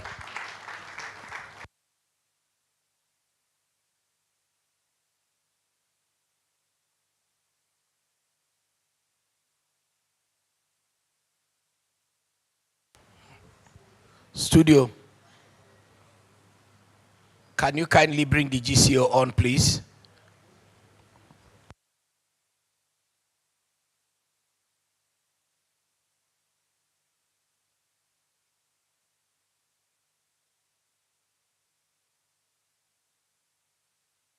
Please, can you hear me?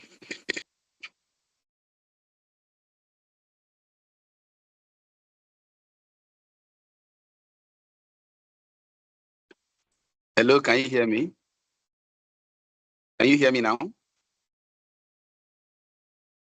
Okay. Okay, thank you very much. Good afternoon, ladies and gentlemen.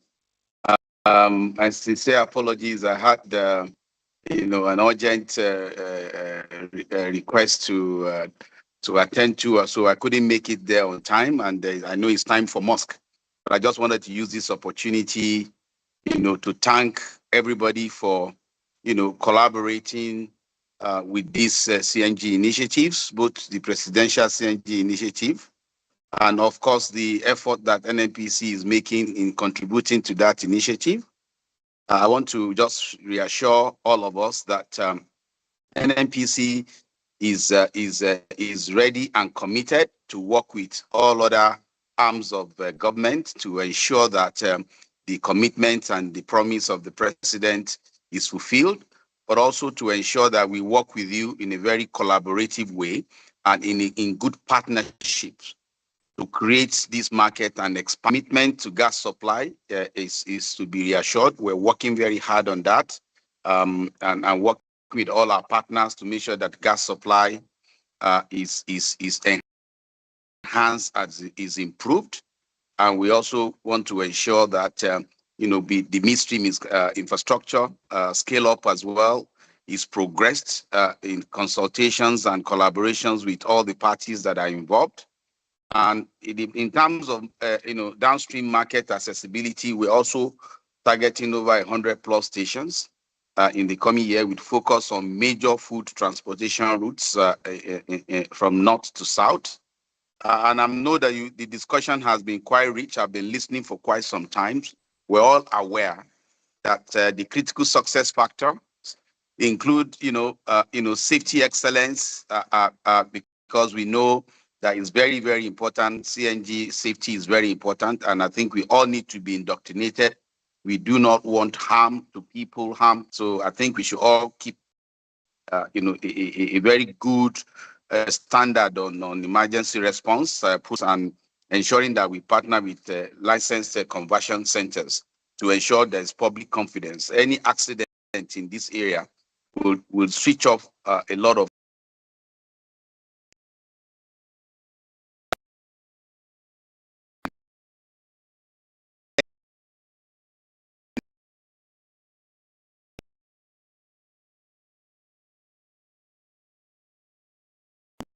this is a journey that we are on together.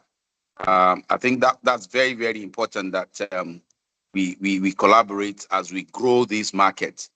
It's also very important that we continue to drive our customer-centric implementation, our focus on delivering measurable benefits, affordable pricing, reliable supply, as I mentioned earlier, focus on safe operation and ensuring the accessibility across board.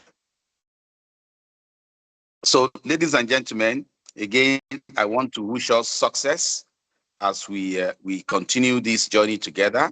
And assure you that NNPC, we are open. We have open door policy. We are all learning together, but our commitment to collaborate with everyone is to be assured. Give you that confidence. So thank you very much once again for working with us. This journey continues, and I know we'll have many more opportunities to interact as we grow this journey together. Thank you very much. Please confirm again you can hear me. Thank you. Thank you very much. GCO, sir, thank you very much. Distinguished ladies and gentlemen, we can now break out for lunch and Jumat prayers. We'll be back by 2:30. Thank you very much. Sure to come back, and we have saved the best for the last. We'll promise you 1 hour. We'll be done with the program immediately after lunch and Jumat. Thank you very much.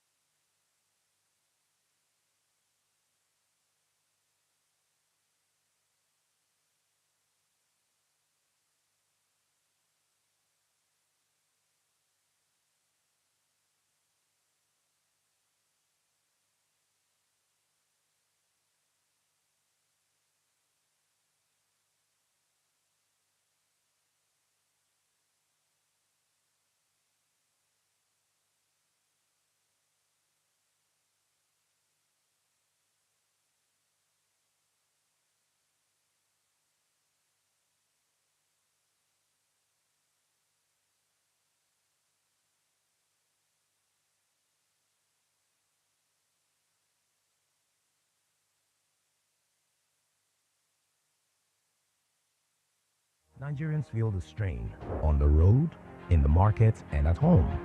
But now Nigeria is shifting gears. In 2023, the government launched the Presidential Compressed Natural Gas Initiative, PCNGI, to cut the cost of transport and promote the use of abundant, cleaner energy sources like compressed natural gas and electric mobility. It's a nationwide effort, led by both public and private players. At the heart of this rollout is Nigerian Gas Marketing Company, NGML, the portfolio manager responsible for getting the gas through the Gas Aggregation Company Nigeria Limited and delivering to where it's needed, from mother stations to daughter stations and all through the supply chain. NGML is driving delivery. To meet the growing demand, NGML is strengthening the entire chain from upstream gas supply to downstream distribution through deployment of CNG mother stations across all the geopolitical zones of Nigeria. This work is ongoing across multiple states, backed by serious infrastructure investment and round-the-clock operations. Beyond supply, accessibility is expanding. Over 40 refueling stations are currently operational. More than 30 are in advanced stages, and over 65 mother stations are under development. The focus is scale and speed. To improve access, major energy players are rolling out stations strategically across Nigeria. NNPC Retail is leading part of this charge. The rollout that we started in July last year has brought us many learnings in terms of how to do it well, how to make sure we keep pace. And although the rollout has not gone as fast as we wanted, we're making good progress. We have many more stations that we want to implement in the coming 2 to 3 years. Because to make the rollout of CNG for everybody across Nigeria, we need to make sure that 4 things always come together. Being appointed as the portfolio manager to supply the mobility gas, which is the regulated gas coming from the authority, to mother station operators. So as part of this role, NGML is collaborating with GACN, collaborating with other players like NIPCO, collaborating with the regulators like the NNPC, and also collaborating with the policy drivers like the Presidential CNG Initiative. These are not isolated efforts. The network is being designed to serve both private users and commercial fleets. Whether you're driving a bus in Lagos or a tricycle in Kano, CNG is being made available at a station not far from you. Conversion is picking up pace. From less than 10 conversion centers a year ago to over 250 today, thousands of vehicles are being retrofitted safely and professionally. Jobs are being created, skills are being transferred, and Nigerians are taking ownership of the shift. Private investors are key partners in this transition. One such player is NIPCO Gas, which has invested significantly in infrastructure, logistics, and training. NIPCO has been part of this journey from the beginning, working to make clean energy a practical and scalable solution. NIPCO started this initiative of having a CNG station somewhere around 2007 in Benin City, Edo State. That initiative was initiated just to reduce or minimize the importation of liquid fuels, so that for automobiles we can use our own indigenous gas. So till now NIPCO has done free CNG conversion of around 7,000 vehicles to prove this as a pilot project. In addition to that, wherever it is required to support the initiatives, either by technical or by financial or by sharing the knowledge base or by the guidance, NIPCO is always open for that, and NIPCO is doing a lot of these things to make this CNG initiative a big success. From ride-hailing services to transport unions, more operators are converting fleets to CNG to reduce operational costs and increase profit margins. Every converted vehicle means less pressure on petrol demand and more savings in the hands of drivers and commuters. But with scale comes responsibility, and safety is not an option. No vehicle is converted outside regulation. Every conversion must be carried out by a certified technician in a licensed center using only approved and tested kits. Together, let's build a safer and cheaper future for transport in Nigeria.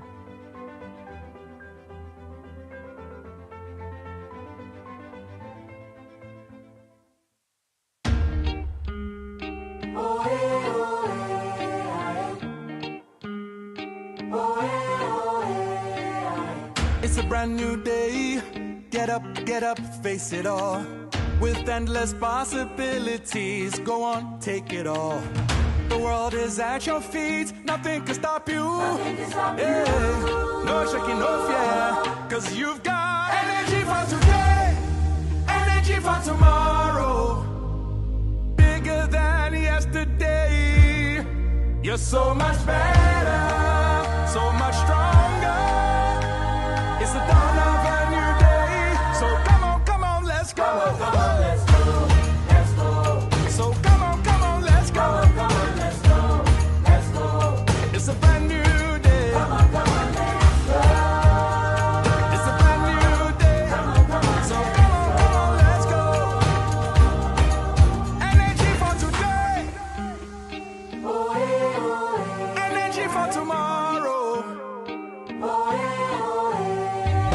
Energy like the sun, oh. Energy like the sun. I say energy no dey dull, oh. Energy no dey dull, oh. Energy we surplus, oh. We surplus, oh. We surplus, oh. Energy we clean, oh. Energy for today. Energy for tomorrow. Energy for tomorrow. Better than yesterday. Better than yesterday. Oh, energy for tomorrow. So come on, let's go. Come on, let's go. The rising cost of transportation has left a mark on households, businesses, and the economy at large. Every day, Nigerians feel the strain on the road, in the market, and at home. But now, Nigeria is shifting gears. In 2023, the government launched the Presidential Compressed Natural Gas Initiative, PCNGI, to cut the cost of transport and promote the use of abundant, cleaner energy sources like compressed natural gas and electric mobility. It's a nationwide effort, led by both public and private players. At the heart of this rollout is Nigerian Gas Marketing Company, NGML, the portfolio manager responsible for getting the gas through the Gas Aggregation Company Nigeria Limited and delivering to where it's needed, from mother stations to daughter stations and all through the supply chain. NGML is driving delivery. To meet the growing demand, NGML is strengthening the entire chain from upstream gas supply to downstream distribution through deployment of CNG mother stations across all the geopolitical zones of Nigeria. This work is ongoing across multiple states, backed by serious infrastructure investment and round-the-clock operations. Beyond supply, accessibility is expanding. Over 40 refueling stations are currently operational. More than 30 are in advanced stages, and over 65 mother stations are under development. The focus is scale and speed. To improve access, major energy players are rolling out stations strategically across Nigeria. NNPC Retail is leading part of this charge. The rollout that we started in July last year has brought us many learnings in terms of how to do it well, how to make sure we keep pace. And although the rollout has not gone as fast as we wanted, we're making good progress. We have many more stations that we want to implement in the coming 2 to 3 years. Because to make the rollout of CNG for everybody across Nigeria, we need to make sure that 4 things always come together. Being appointed as the portfolio manager to supply the mobility gas, which is the regulated gas coming from the authority, to mother station operators. So as part of this role, NGML is collaborating with GACN, collaborating with other players like NIPCO, collaborating with regulators like the NNPC, and also collaborating with policy drivers like the Presidential CNG Initiative. These are not isolated efforts. The network is being designed to serve both private users and commercial fleets. Whether you're driving a bus in Lagos or a tricycle in Kano, CNG is being made available at a station not far from you. Conversion is picking up pace. From less than 10 conversion centers a year ago to over 250 today, thousands of vehicles are being retrofitted safely and professionally. Jobs are being created, skills are being transferred, and Nigerians are taking ownership of the shift. Private investors are key partners in this transition. One such player is NIPCO Gas, which has invested significantly in infrastructure, logistics, and training. NIPCO has been part of this journey from the beginning, working to make clean energy a practical and scalable solution. NIPCO started this initiative of having a CNG station somewhere around 2007 in Benin City, Edo State. That initiative was initiated just to reduce or minimize the importation of liquid fuels, so that for automobiles we can use our own indigenous gas. So till now NIPCO has done free CNG conversion of around 7,000 vehicles to prove this as a pilot project. In addition to that, wherever it is required to support the initiatives, either by technical or by financial or by sharing the knowledge base or by the guidance, NIPCO is always open for that, and NIPCO is doing a lot of these things to make this CNG initiative a big success. From ride-hailing services to transport unions, more operators are converting fleets to CNG to reduce operational costs and increase profit margins. Every converted vehicle means less pressure on petrol demand and more savings in the hands of drivers and commuters. But with scale comes responsibility, and safety is not an option. No vehicle is converted outside regulation. Every conversion must be carried out by a certified technician in a licensed center using only approved and tested kits. Together, let's build a safer and cheaper future for transport in Nigeria.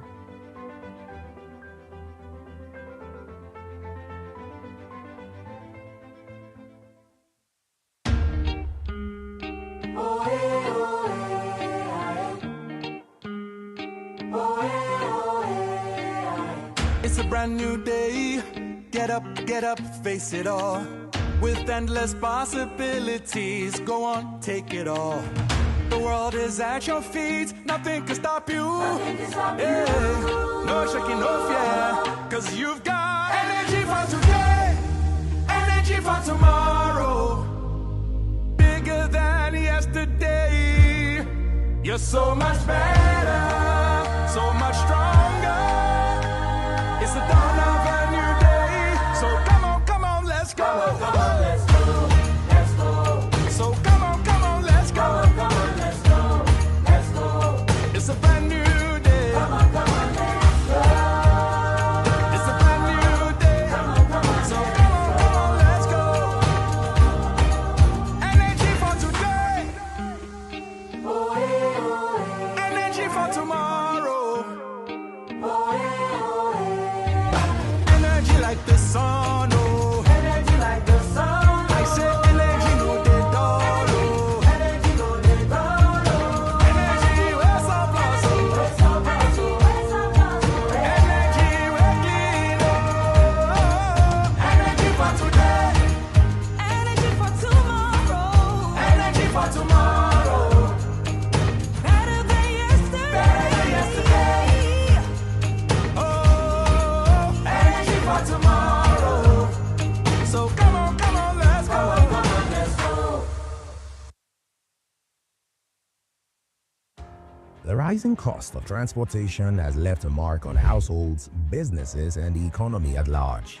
Every day, Nigerians feel the strain on the road, in the market, and at home. But now Nigeria is shifting gears. In 2023, the government launched the Presidential Compressed Natural Gas Initiative, PCNGI, to cut the cost of transport and promote the use of abundant, cleaner energy sources like compressed natural gas and electric mobility.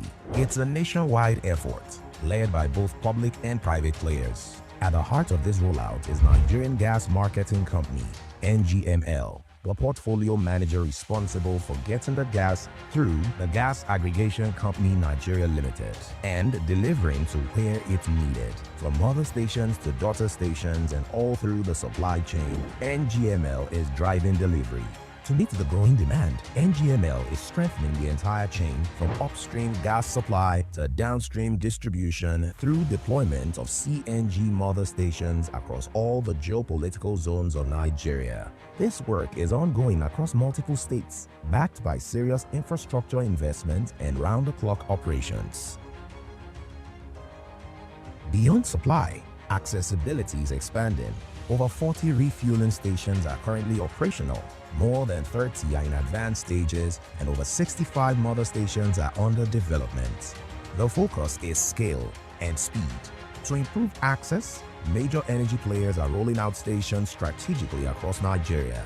NNPC Retail is leading part of this charge. The rollout that we started in July last year has brought us many learnings in terms of how to do it well, how to make sure we keep pace.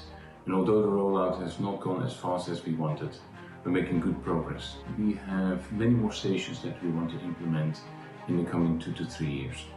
Because to make the rollout of CNG for everybody across Nigeria, we need to make sure that 4 things always come together. Being appointed as the portfolio manager to supply the mobility gas, which is the regulated gas coming from the authority, to mother station operators. So as part of this role, NGML is collaborating with GACN, collaborating with other players like NIPCO, collaborating with the regulators like the NNPC, and also collaborating with the policy drivers like the Presidential CNG Initiative. These are not isolated efforts. The network is being designed to serve both private users and commercial fleets. Whether you're driving a bus in Lagos or a tricycle in Kano, CNG is being made available at a station not far from you. Conversion is picking up pace. From less than 10 conversion centers a year ago to over 250 today, thousands of vehicles are being retrofitted safely and professionally. Jobs are being created. Skills are being transferred, and Nigerians are taking ownership of the shift. Private investors are key partners in this transition.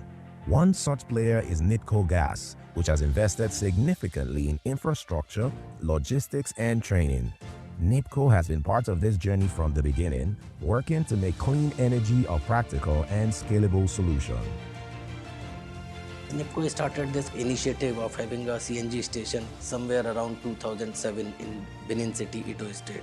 That initiative was initiated just to reduce or minimize the importation of liquid fuels, so that for automobiles we can use our own indigenous gas. So till now NIPCO has done free CNG conversion of around 7,000 vehicles to prove this as a pilot project. In addition to that, wherever it is required to support the initiatives, either by technical or by financial or by sharing the knowledge base or by the guidance, NIPCO is always open for that, and NIPCO is doing a lot of these things to make this CNG initiative a big success. From ride-hailing services to transport unions, more operators are converting fleets to CNG to reduce operational costs and increase profit margins. Every converted vehicle means less pressure on petrol demand and more savings in the hands of drivers and commuters. But with scale comes responsibility, and safety is not an option. No vehicle is converted outside regulation. Every conversion must be carried out by a certified technician in a licensed center using only approved and tested kits. Together, let's build a safer and cheaper future for transport in Nigeria.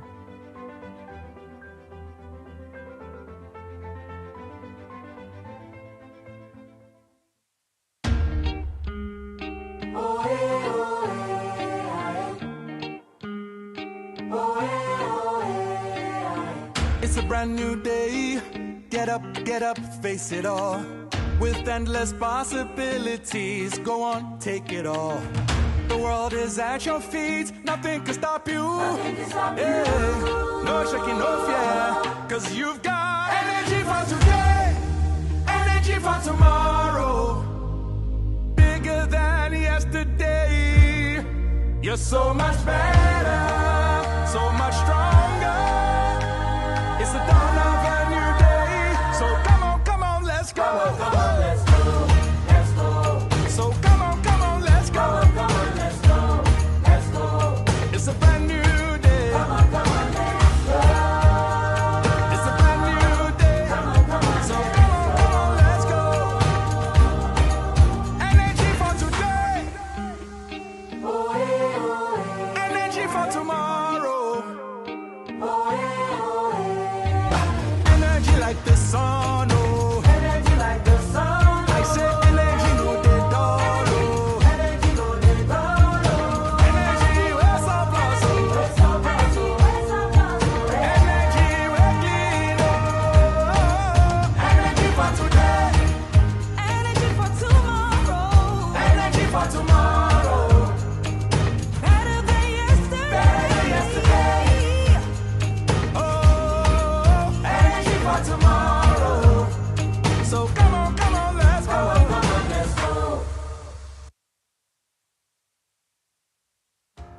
The rising cost of transportation has left a mark on households, businesses, and the economy at large. Every day, Nigerians feel the strain on the road, in the market, and at home. But now Nigeria is shifting gears. In 2023, the government launched the Presidential Compressed Natural Gas Initiative, PCNGI, to cut the cost of transport and promote the use of abundant, cleaner energy sources like compressed natural gas and electric mobility. It's a nationwide effort led by both public and private players. At the heart of this rollout is Nigerian Gas Marketing Company, NGML, the portfolio manager responsible for getting the gas through the Gas Aggregation Company Nigeria Limited and delivering to where it's needed, from mother stations to daughter stations and all through the supply chain. NGML is driving delivery. To meet the growing demand, NGML is strengthening the entire chain from upstream gas supply to downstream distribution through deployment of CNG mother stations across all the geopolitical zones of Nigeria. This work is ongoing across multiple states, backed by serious infrastructure investment and round-the-clock operations. Beyond supply, accessibility is expanding. Over 40 refueling stations are currently operational. More than 30 are in advanced stages, and over 65 mother stations are under development. The focus is scale and speed. To improve access, major energy players are rolling out stations strategically across Nigeria. NNPC Retail is leading part of this charge. The rollout that we started in July last year has brought us many learnings in terms of how to do it well, how to make sure we keep pace. And although the rollout has not gone as fast as we wanted, we're making good progress. We have many more stations that we want to implement in the coming 2 to 3 years.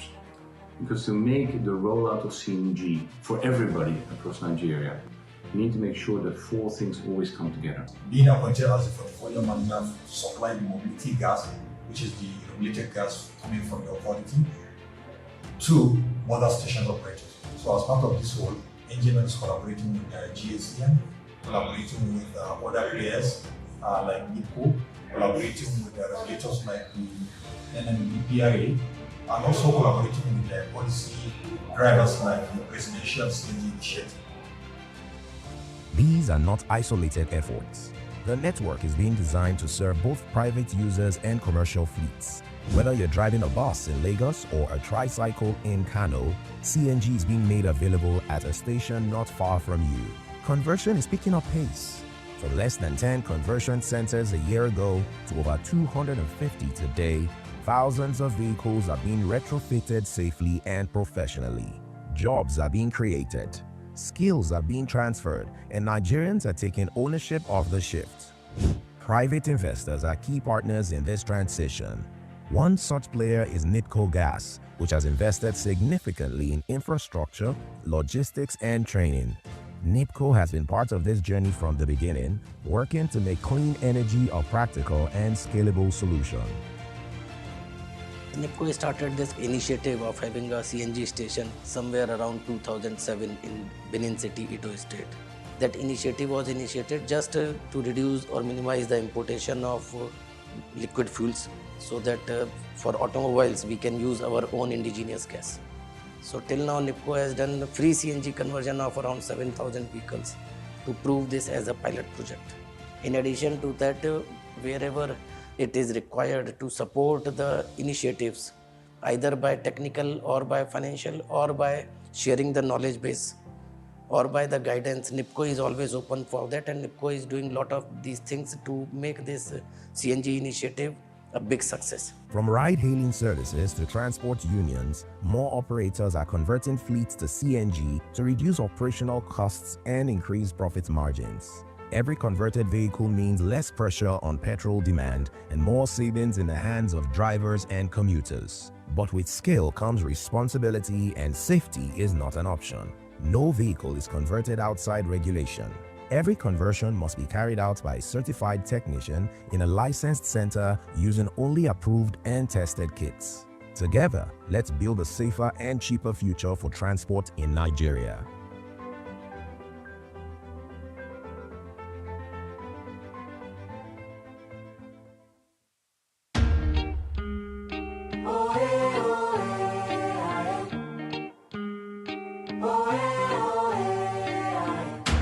brand new day. Get up, face it all. With endless possibilities, go on, take it all. The world is at your feet, nothing can stop you. No shaking, no fear, cause you've got energy for today, energy for tomorrow. Bigger than yesterday. You're so much better, so much stronger. It's the dawn of a new day. So come on, let's go. Come on, let's go. Let's go. So come on, let's go. Come on, let's go. Let's go. It's a brand new day. Come on, let's go. It's a brand new day. Come on. So come on, let's go. Energy for today. Energy for tomorrow. Energy like the sun, oh. Energy like the sun. I say energy no dey dull, oh. Energy no dey dull, oh. Energy we surplus, oh. We surplus, oh. We surplus, oh. Energy we clean, oh. Energy for today. Energy for tomorrow. Energy for tomorrow. Better than yesterday. Better than yesterday. Oh, energy for tomorrow. So come on, let's go. Come on, let's go. The rising cost of transportation has left a mark on households, businesses, and the economy at large. Every day, Nigerians feel the strain on the road, in the market, and at home. But now Nigeria is shifting gears. In 2023, the government launched the Presidential Compressed Natural Gas Initiative, PCNGI, to cut the cost of transport and promote the use of abundant, cleaner energy sources like compressed natural gas and electric mobility. It's a nationwide effort led by both public and private players. At the heart of this rollout is Nigerian Gas Marketing Company, NGML, the portfolio manager responsible for getting the gas through the Gas Aggregation Company Nigeria Limited and delivering to where it's needed, from mother stations to daughter stations and all through the supply chain. NGML is driving delivery. To meet the growing demand, NGML is strengthening the entire chain from upstream gas supply to downstream distribution through deployment of CNG mother stations across all the geopolitical zones of Nigeria. This work is ongoing across multiple states, backed by serious infrastructure investment and round-the-clock operations. Beyond supply, accessibility is expanding. Over 40 refueling stations are currently operational. More than 30 are in advanced stages, and over 65 mother stations are under development. The focus is scale and speed. To improve access, major energy players are rolling out stations strategically across Nigeria. NNPC Retail is leading part of this charge. The rollout that we started in July last year has brought us many learnings in terms of how to do it well, how to make sure we keep pace. And although the rollout has not gone as fast as we wanted, we're making good progress. We have many more stations that we want to implement in the coming 2 to 3 years. Because to make the rollout of CNG for everybody across Nigeria, we need to make sure that 4 things always come together. Being appointed as the portfolio manager to supply the mobility gas, which is the regulated gas coming from the authority, to mother station operators. So as part of this role, NGML is collaborating with GACN, collaborating with other players like Deepen, collaborating with the regulators like the NNPC, and also collaborating with the policy drivers like the Presidential CNG Initiative. These are not isolated efforts. The network is being designed to serve both private users and commercial fleets. Whether you're driving a bus in Lagos or a tricycle in Kano, CNG is being made available at a station not far from you. Conversion is picking up pace. From less than 10 conversion centers a year ago to over 250 today, thousands of vehicles are being retrofitted safely and professionally. Jobs are being created, skills are being transferred, and Nigerians are taking ownership of the shift. Private investors are key partners in this transition. One such player is NIPCO Gas, which has invested significantly in infrastructure, logistics, and training. NIPCO has been part of this journey from the beginning, working to make clean energy a practical and scalable solution. NIPCO started this initiative of having a CNG station somewhere around 2007 in Benin City, Edo State. That initiative was initiated just to reduce or minimize the importation of liquid fuels, so that for automobiles we can use our own indigenous gas. So till now NIPCO has done free CNG conversion of around 7,000 vehicles to prove this as a pilot project. In addition to that, wherever it is required to support the initiatives, either by technical or by financial or by sharing the knowledge base or by the guidance, NIPCO is always open for that, and NIPCO is doing a lot of these things to make this CNG initiative a big success. From ride-hailing services to transport unions, more operators are converting fleets to CNG to reduce operational costs and increase profit margins. Every converted vehicle means less pressure on petrol demand and more savings in the hands of drivers and commuters. But with scale comes responsibility, and safety is not an option. No vehicle is converted outside regulation. Every conversion must be carried out by a certified technician in a licensed center using only approved and tested kits. Together, let's build a safer and cheaper future for transport in Nigeria.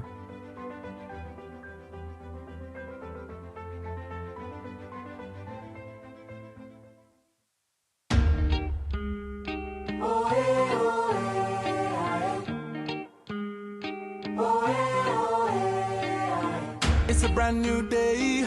Get up, face it all. With endless possibilities, go on, take it all. The world is at your feet, nothing can stop you. Yeah. No shaking, no fear, cause you've got energy for today, energy for tomorrow. Bigger than yesterday. You're so much better, so much stronger. It's the dawn of a new day. So come on, let's go. Come on, let's go. Let's go. So come on, let's go. Come on, let's go. Let's go. It's a brand new day. Come on, let's go. It's a brand new day. Come on. So come on, let's go. Energy for today. Energy for tomorrow. Energy like the sun, oh. Energy like the sun. I say energy no dey dull, oh. Energy no dey dull, oh. Energy we're surplus, oh. We're surplus, oh. We're surplus, oh. Energy we're clean, oh. Energy for today. Energy for tomorrow. Energy for tomorrow. Better than yesterday. Better than yesterday. Oh, energy for tomorrow. So come on, let's go. Come on, let's go.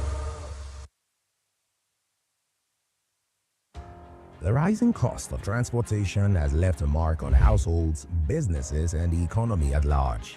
Every day, Nigerians feel the strain on the road, in the market, and at home. But now Nigeria is shifting gears. In 2023, the government launched the Presidential Compressed Natural Gas Initiative, PCNGI, to cut the cost of transport and promote the use of abundant, cleaner energy sources like compressed natural gas and electric mobility. It's a nationwide effort led by both public and private players. At the heart of this rollout is Nigerian Gas Marketing Company, NGML, the portfolio manager responsible for getting the gas through the Gas Aggregation Company Nigeria Limited and delivering to where it's needed, from mother stations to daughter stations and all through the supply chain. NGML is driving delivery. To meet the growing demand, NGML is strengthening the entire chain from upstream gas supply to downstream distribution through deployment of CNG mother stations across all the geopolitical zones of Nigeria. This work is ongoing across multiple states, backed by serious infrastructure investment and round-the-clock operations. Beyond supply, accessibility is expanding. Over 40 refueling stations are currently operational, more than 30 are in advanced stages, and over 65 mother stations are under development. The focus is scale and speed. To improve access, major energy players are rolling out stations strategically across Nigeria. NNPC Retail is leading part of this charge. The rollout that we started in July last year has brought us many learnings in terms of how to do it well, how to make sure we keep pace. And although the rollout has not gone as fast as we wanted, we're making good progress. We have many more stations that we want to implement in the coming 2 to 3 years. Because to make the rollout of CNG for everybody across Nigeria, we need to make sure that 4 things always come together. Being appointed as the portfolio manager to supply the mobility gas, which is the regulated gas coming from the authority, to mother stations operators. So as part of this role, NGML is collaborating with GACN, collaborating with other players like NIPCO, collaborating with the regulators like the NNPC, and also collaborating with the policy drivers like the Presidential CNG Initiative. These are not isolated efforts. The network is being designed to serve both private users and commercial fleets. Whether you're driving a bus in Lagos or a tricycle in Kano, CNG is being made available at a station not far from you. Conversion is picking up pace. From less than 10 conversion centers a year ago to over 250 today, thousands of vehicles are being retrofitted safely and professionally. Jobs are being created. Skills are being transferred, and Nigerians are taking ownership of the shift. Private investors are key partners in this transition. One such player is NIPCO Gas, which has invested significantly in infrastructure, logistics, and training. NIPCO has been part of this journey from the beginning, working to make clean energy a practical and scalable solution. NIPCO started this initiative of having a CNG station somewhere around 2007 in Benin City, Edo State. That initiative was initiated just to reduce or minimize the importation of liquid fuels, so that for automobiles we can use our own indigenous gas. So till now NIPCO has done free CNG conversion of around 7,000 vehicles to prove this as a pilot project. In addition to that, wherever it is required to support the initiatives, either by technical or by financial or by sharing the knowledge base or by the guidance, NIPCO is always open for that, and NIPCO is doing a lot of these things to make this CNG initiative a big success. From ride-hailing services to transport unions, more operators are converting fleets to CNG to reduce operational costs and increase profit margins. Every converted vehicle means less pressure on petrol demand and more savings in the hands of drivers and commuters. But with scale comes responsibility, and safety is not an option. No vehicle is converted outside regulation. Every conversion must be carried out by a certified technician in a licensed center using only approved and tested kits. Together, let's build a safer and cheaper future for transport in Nigeria.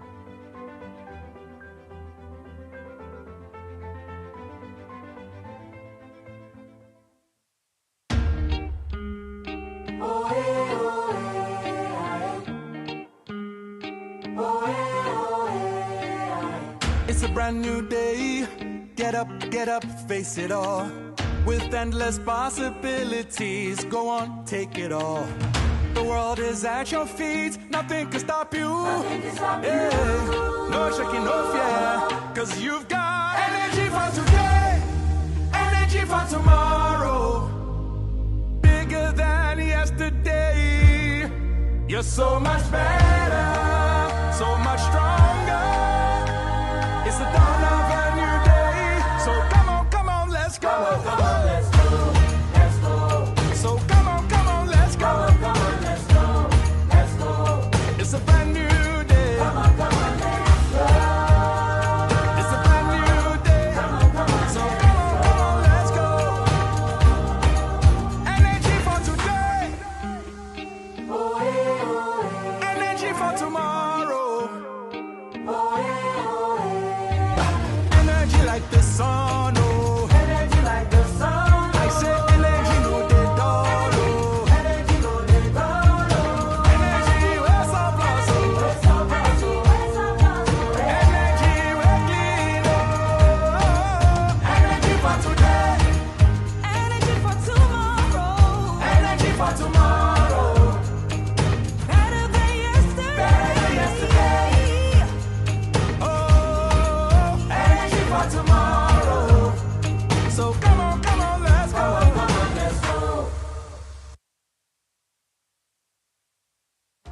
The rising cost of transportation has left a mark on households, businesses, and the economy at large. Every day, Nigerians feel the strain on the road, in the market, and at home. But now Nigeria is shifting gears.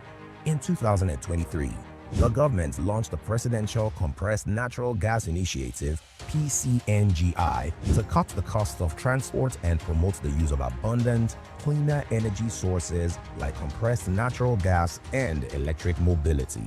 It's a nationwide effort, led by both public and private players. At the heart of this rollout is Nigerian Gas Marketing Company, NGML, the portfolio manager responsible for getting the gas through the Gas Aggregation Company Nigeria Limited and delivering to where it's needed, from mother stations to daughter stations and all through the supply chain. NGML is driving delivery.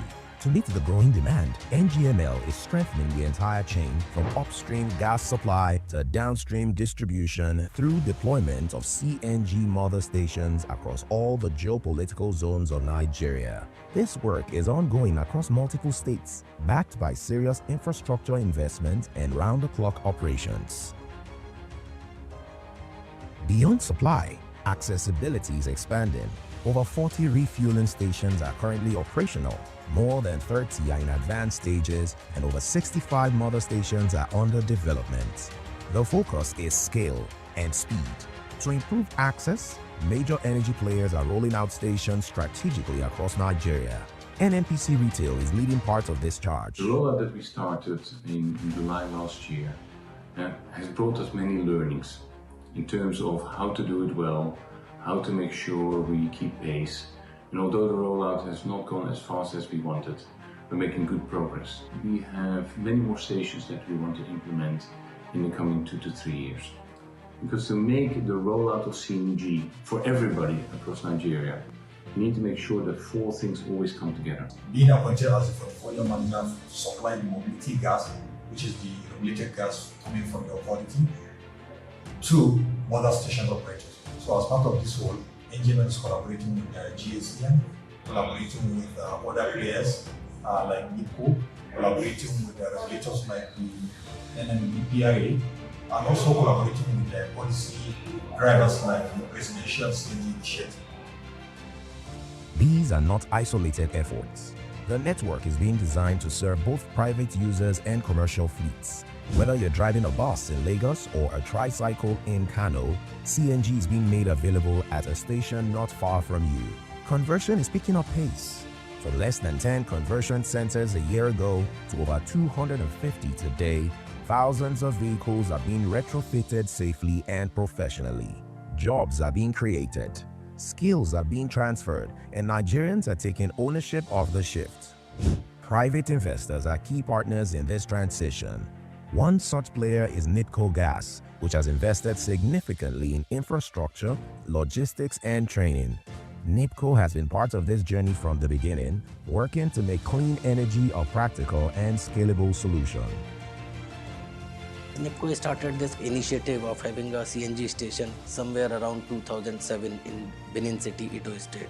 That initiative was initiated just to reduce or minimize the importation of liquid fuels, so that for automobiles we can use our own indigenous gas. So till now NIPCO has done free CNG conversion of around 7,000 vehicles to prove this as a pilot project. In addition to that, wherever it is required to support the initiatives, either by technical or by financial or by sharing the knowledge base or by the guidance, NIPCO is always open for that, and NIPCO is doing a lot of these things to make this CNG initiative a big success. From ride-hailing services to transport unions, more operators are converting fleets to CNG to reduce operational costs and increase profit margins. Every converted vehicle means less pressure on petrol demand and more savings in the hands of drivers and commuters. But with scale comes responsibility, and safety is not an option. No vehicle is converted outside regulation. Every conversion must be carried out by a certified technician in a licensed center using only approved and tested kits. Together, let's build a safer and cheaper future for transport in Nigeria.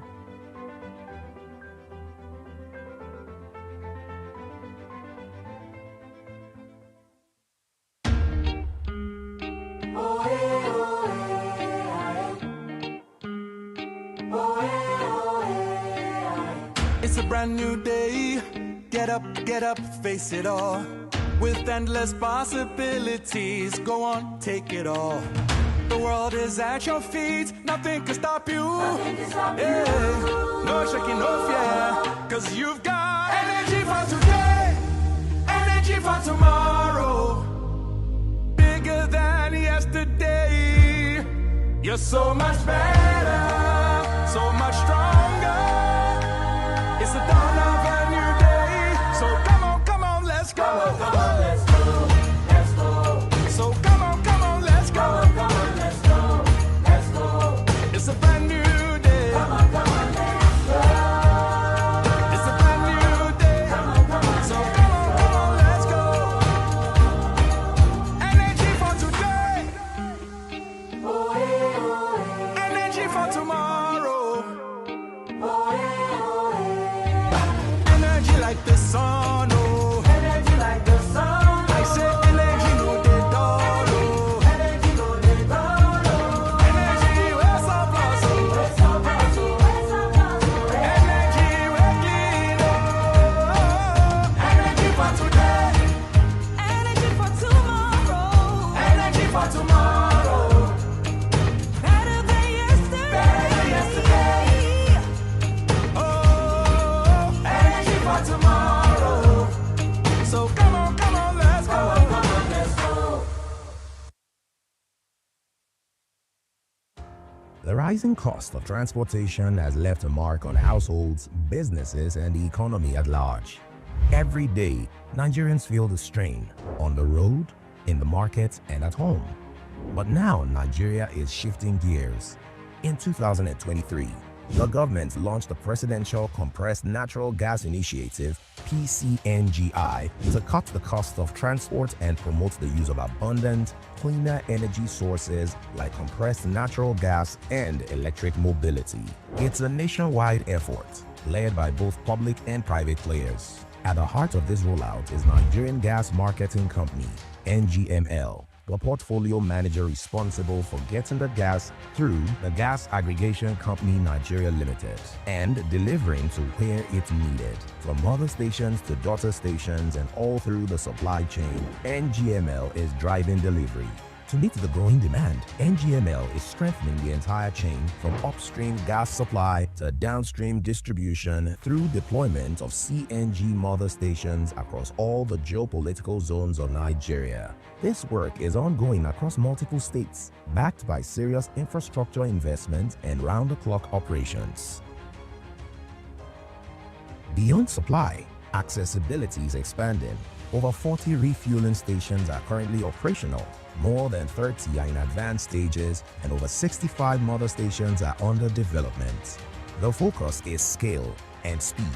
To improve access, major energy players are rolling out stations strategically across Nigeria. NNPC Retail is leading part of this charge. The rollout that we started in July last year has brought us many learnings in terms of how to do it well, how to make sure we keep pace. And although the rollout has not gone as fast as we wanted, we're making good progress. We have many more stations that we want to implement in the coming 2 to 3 years. Because to make the rollout of CNG for everybody across Nigeria, we need to make sure that 4 things always come together. Being appointed as the portfolio manager to supply the mobility gas, which is the regulated gas coming from the authority, to mother station operators. So as part of this role, NGML is collaborating with GACN, collaborating with other players like NIPCO, collaborating with regulators like the NNPC, and also collaborating with the policy drivers like the Presidential CNG Initiative. These are not isolated efforts. The network is being designed to serve both private users and commercial fleets. Whether you're driving a bus in Lagos or a tricycle in Kano, CNG is being made available at a station not far from you. Conversion is picking up pace. From less than 10 conversion centers a year ago to over 250 today, thousands of vehicles are being retrofitted safely and professionally. Jobs are being created, skills are being transferred, and Nigerians are taking ownership of the shift. Private investors are key partners in this transition. One such player is NIPCO Gas, which has invested significantly in infrastructure, logistics, and training. NIPCO has been part of this journey from the beginning, working to make clean energy a practical and scalable solution. NIPCO started this initiative of having a CNG station somewhere around 2007 in Benin City, Edo State. That initiative was initiated just to reduce or minimize the importation of liquid fuels, so that for automobiles we can use our own indigenous gas. So till now NIPCO has done free CNG conversion of around 7,000 vehicles to prove this as a pilot project. In addition to that, wherever it is required to support the initiatives, either by technical or by financial or by sharing the knowledge base or by the guidance, NIPCO is always open for that, and NIPCO is doing a lot of these things to make this CNG initiative a big success. From ride-hailing services to transport unions, more operators are converting fleets to CNG to reduce operational costs and increase profit margins. Every converted vehicle means less pressure on petrol demand and more savings in the hands of drivers and commuters. But with scale comes responsibility, and safety is not an option. No vehicle is converted outside regulation. Every conversion must be carried out by a certified technician in a licensed center using only approved and tested kits. Together, let's build a safer and cheaper future for transport in Nigeria.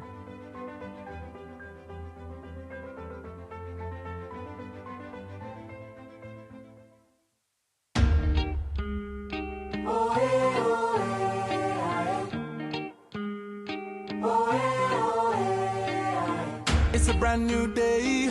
Get up, face it all. With endless possibilities, go on, take it all. The world is at your feet, nothing can stop you. Yeah. No shaking, no fear, cause you've got energy for today, energy for tomorrow. Bigger than yesterday. You're so much better, so much stronger. It's the dawn of a new day. So come on, let's go. Come on, let's go. Let's go. So come on, let's go. Come on, let's go. Let's go. It's a brand new day. Come on, let's go. It's a brand new day. Come on, so come on, let's go. Energy for today. Energy for tomorrow.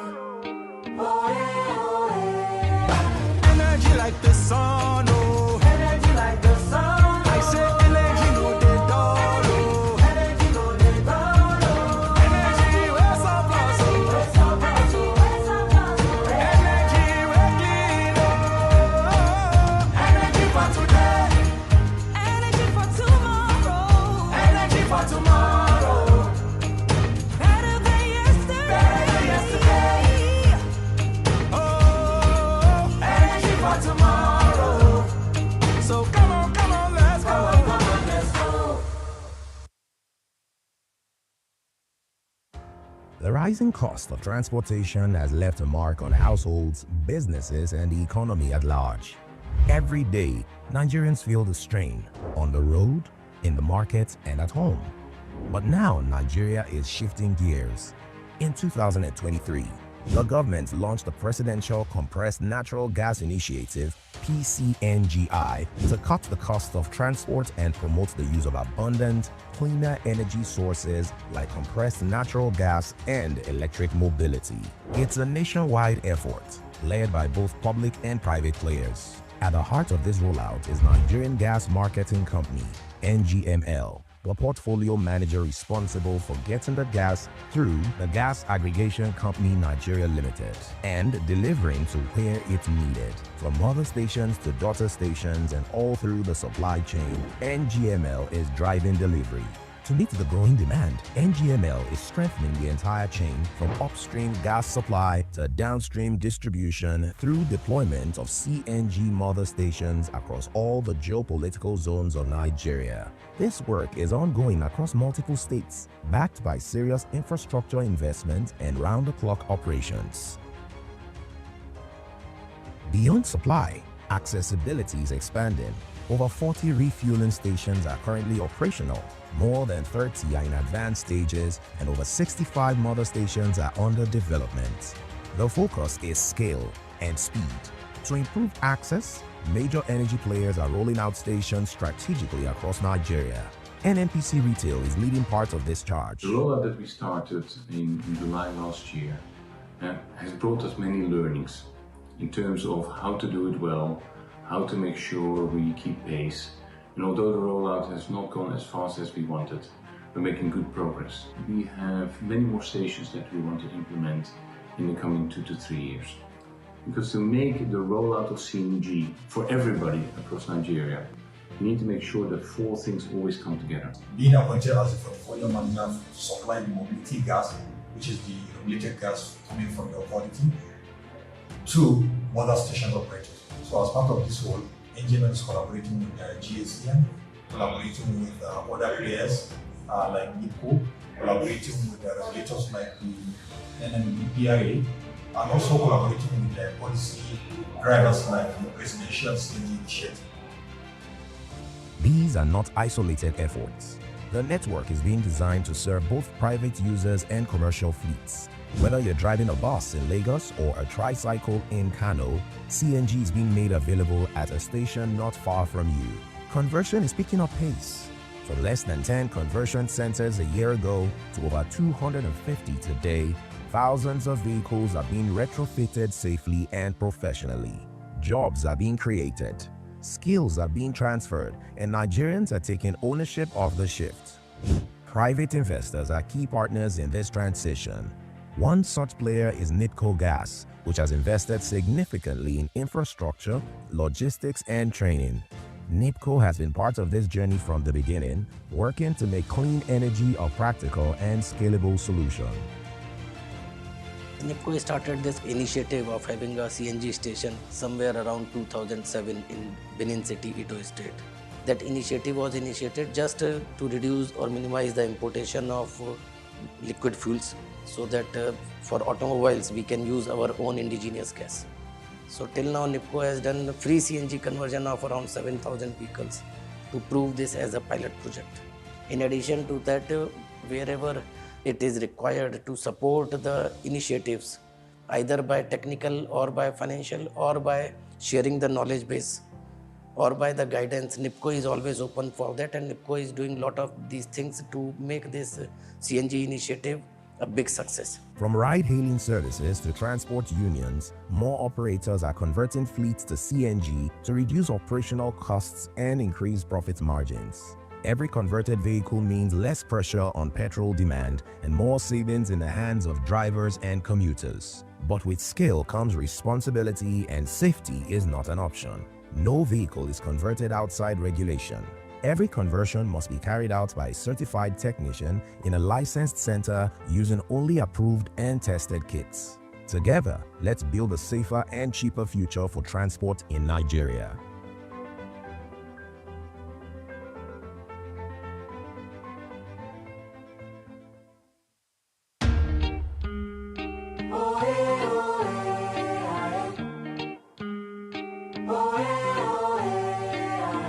It's a brand new day. Get up, face it all. With endless possibilities, go on, take it all. The world is at your feet, nothing can stop you. No shaking, no fear, cause you've got energy for today, energy for tomorrow. Bigger than yesterday. You're so much better, so much stronger. It's the dawn of a new day. So come on, let's go. Come on, let's go. Let's go. So come on, let's go. Come on, let's go. Let's go. It's a brand new day. Come on, let's go. It's a brand new day. Come on, so come on, let's go. Energy for today. Energy for tomorrow. Energy like the sun, oh. Energy like the sun. I say energy no dey dull, oh. Energy no dey dull, oh. Energy we're surplus, oh. We're surplus, oh. We're surplus, oh. Energy Hello? Can we, distinguished ladies and gentlemen, we're about starting. If you're outside, kindly make your way inside. If you are still having your lunch, just hurry up. The next session is about starting. If you're outside, kindly make your way inside, please. We'll just give some 5 minutes. Has left a mark on households. Wait, then we'll start. 5 minutes. Every day. If you are outside, kindly come inside. In the market, we're about starting the next session. Now Nigeria is shifting gears. Come in and have your seat. The government launched the next session is about commencing. Gas Initiative, PCNGI. Kindly come in and have your seat. Transport and promote the use of abundant, cleaner energy sources like compressed natural gas and electricity. Kindly come inside and sit down. Sorry. Kindly come inside and sit down. At the heart of this, we're about starting the next session. Marketing company, NGML, the portfolio manager responsible for getting the gas through the Gas Aggregation Company Nigeria Limited and delivering to where it's needed, from mother stations to daughter stations and all through the supply chain. NGML is driving delivery. To meet the growing demand, NGML is strengthening the entire chain from upstream gas supply to downstream distribution through deployment of CNG mother stations across all the geopolitical zones of Nigeria. This work is ongoing across multiple states, backed by serious infrastructure investment and round-the-clock operations. Beyond supply, accessibility is expanding. Over 40 refueling stations are currently operational. More than 30 are in advanced stages, and over 65 mother stations are under development. The focus is scale and speed. To improve access, major energy players are rolling out stations strategically across Nigeria. NNPC Retail is leading part of this charge. The rollout that we started in July last year has brought us many learnings in terms of how to do it well, how to make sure we keep pace. And although the rollout has not gone as fast as we wanted, we're making good progress. We have many more stations that we want to implement in the coming 2 to 3 years. Because to make the rollout of CNG for everybody across Nigeria, we need to make sure that 4 things always come together. Being appointed as the portfolio manager to supply the mobility gas, which is the regulated gas coming from the authority, to mother stations operators. So as part of this role, NGML is collaborating with GACN, collaborating with other players like NIPCO, collaborating with the regulators like the NNPC, and also collaborating with the policy drivers like the Presidential CNG Initiative. These are not isolated efforts. The network is being designed to serve both private users and commercial fleets. Whether you're driving a bus in Lagos or a tricycle in Kano, CNG is being made available at a station not far from you. Conversion is picking up pace. From less than 10 conversion centers a year ago to over 250 today, thousands of vehicles are being retrofitted safely and professionally. Jobs are being created, skills are being transferred, and Nigerians are taking ownership of the shift. Private investors are key partners in this transition. One such player is NIPCO Gas, which has invested significantly in infrastructure, logistics, and training. NIPCO has been part of this journey from the beginning, working to make clean energy a practical and scalable solution.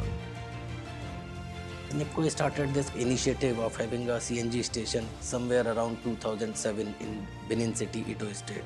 That initiative was initiated just to reduce or minimize the importation of liquid fuels, so that for automobiles we can use our own indigenous gas. So till now NIPCO has done free CNG conversion of around 7,000 vehicles to prove this as a pilot project. In addition to that, wherever it is required to support the initiatives, either by technical or by financial or by sharing the knowledge base or by the guidance, NIPCO is always open for that, and NIPCO is doing a lot of these things to make this distinguished CNG ladies and gentlemen, a big success. From ride-hailing services to transport unions, more operators are... Distinguished ladies and gentlemen, you're welcome back from your lunch. I hope you had a some loss. We are going straight to business, and we'll now get into the third panel session that we're going to be having for today. And it's my pleasure to invite the President, Virtual Gas Association of Nigeria, and also the Chairman Total Support, Mr. Ubani Nkaginieme, who is going to serve as the moderator of this panel. And this panel will be discussing CNG mother and daughter station, barriers to mother and daughter station investment, and unlocks required. Mr. Ubani Nkaginieme, you invited to the podium to come and moderate the session on CNG mother and daughter station, barriers to mother and daughter station investment, and the unlocks that are required. A round of applause for him, please.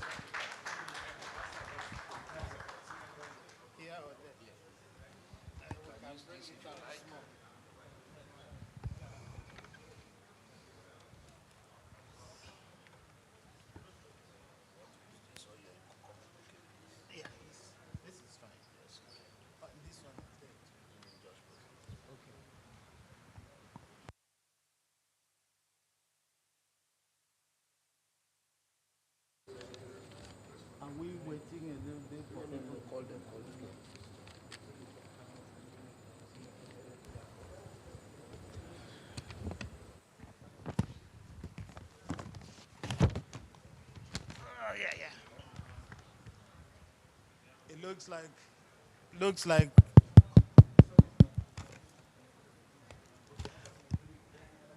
good afternoon, ladies and gentlemen. We should be smiling. I'm sure everyone has had lunch, so we should be feeling warm and fuzzy.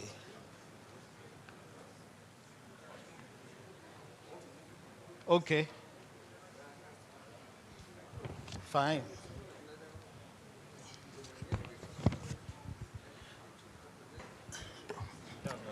It's truly my pleasure to call on the panelists to come up and join us. This panel session is probably the most aggressive one in terms of the fact that we have less than 30 minutes to address 20 very topical issues. I'm calling people out, no particular order. May I have Mr. Elvis Duruji of NMDPRA? A round of applause, please.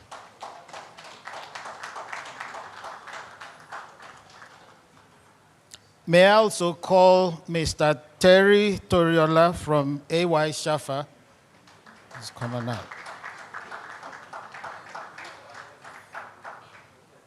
It's also my pleasure to invite Dr. Surajo. He's a commissioner for energy and power from Jigawa State. Round of applause, please. May I have Mr. Ruben Ofemun from Tetracore? Please come up.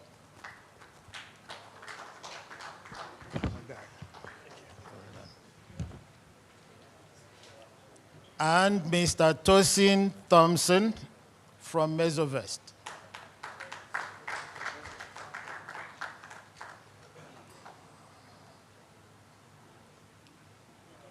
Okay, while we're waiting for him to come up, may we have Mr. Toby Akinwale?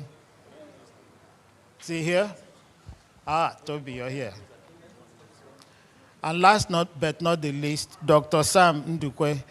Dr. Sam Ndukwe is the former MD of Gas and Power Investment Company of NNPC. He's now MD of Ocean Dare.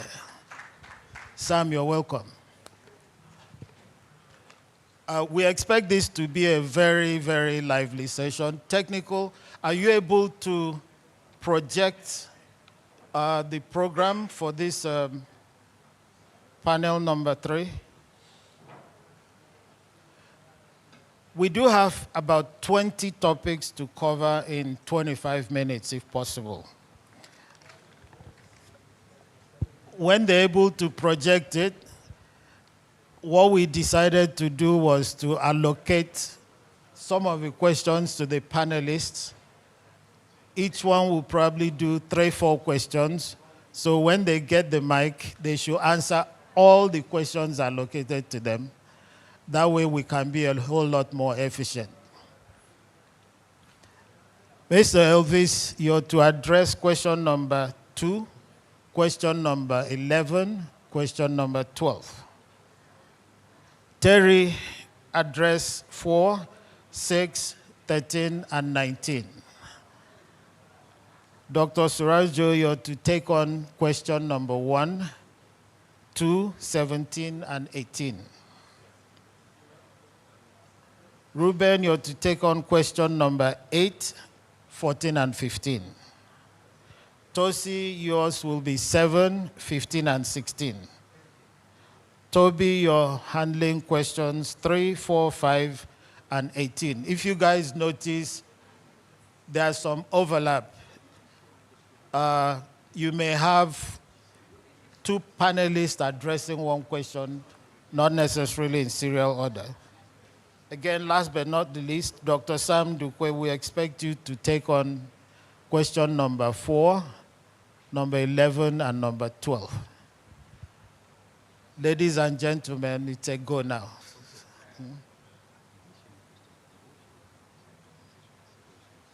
The questions. Okay. They will project it. Who did you give it to? Call the technical guys. Okay,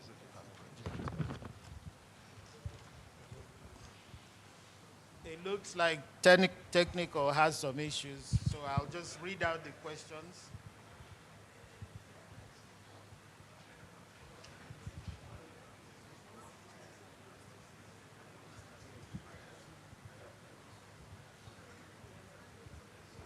Technical, are you able to do this?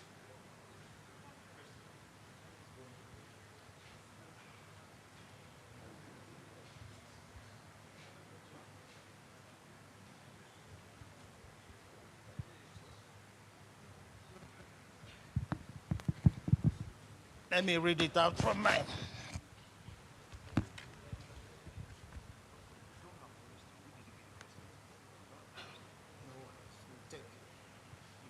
Yeah.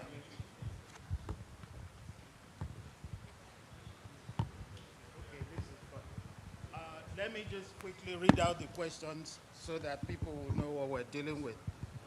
Question number 1, why are CNG mother and daughter stations critical to Nigeria's energy transition and gas monetization strategy? 2, what is the potential market size and growth outlook for CNG in Nigeria? 3, how does CNG stations align with Nigeria's decade of gas policy and net zero ambitions? Under the barriers to investment, we have question 4, 5, 6, 7, 8, 9. 4, what are the key regulatory and policy constraints discouraging investment? I can see why Dr. Sam wants to address that. What role does infrastructure deficit, road, gas pipeline access, compression capacity play in hampering CNG station rollout? 7, how significant are FX and importation constraints in terms of equipment? 8, what are the commercial risks or pricing uncertainties associated with investing in CNG and distribution infrastructure? 9, to what extent does insecurity in some regions affect siting decisions and station operations? 10, what policy or fiscal incentives, e.g. tax holidays, grants, pricing, will meaningfully drive private sector participation? 11, how can partnerships between public agencies and private sector accelerate deployment? 12, financing models. Blended finance, concessionary loans or PPPs, which is best suited to de-risk CNG infrastructure investment? I'm sure you guys are starting to understand why I said this is a high-pressure panel. 15, how can demand aggregation, e.g. fleet conversion mandates, logistics partnerships, make a good business case model more bankable? 16, what role can off-takers play in stimulating commercial viability of daughter stations? 17, is there a role for state governments, subnational actors in setting, co-financing, or providing land for stations? Dr. Suraj, I'm sure you're going to address that. How important is public awareness and perception in the CNG, in the adoption of CNG? 19, what immediate actions can stakeholders, regulators, investors, OEMs take in the next 6 to 12 months to unlock stalled projects? 20, last but not the least, what one reform or commitment from government will be a game changer for your organization's investment decision? Ladies and gentlemen, we're live. Let's go.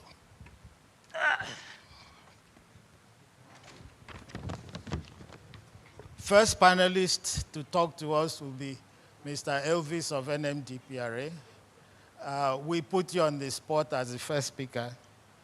You've been the one driving this thing. So talk to us about the question number 2, 11, and 12. The floor is yours. Good afternoon, EVP sir, ladies and gentlemen. Very short one, but just permit me to speak with some slides, just a very quick one with the slides. And when we have this kind of opportunity, why I'm trying to answer this question, we equally use the opportunity to tell you what MDGIF, Midstream and Downstream Gas Infrastructure Fund, it's doing. So, very quick one.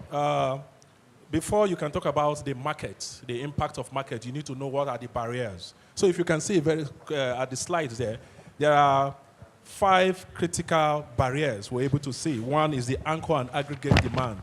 That is the one that drives whether there's going to be supply or not.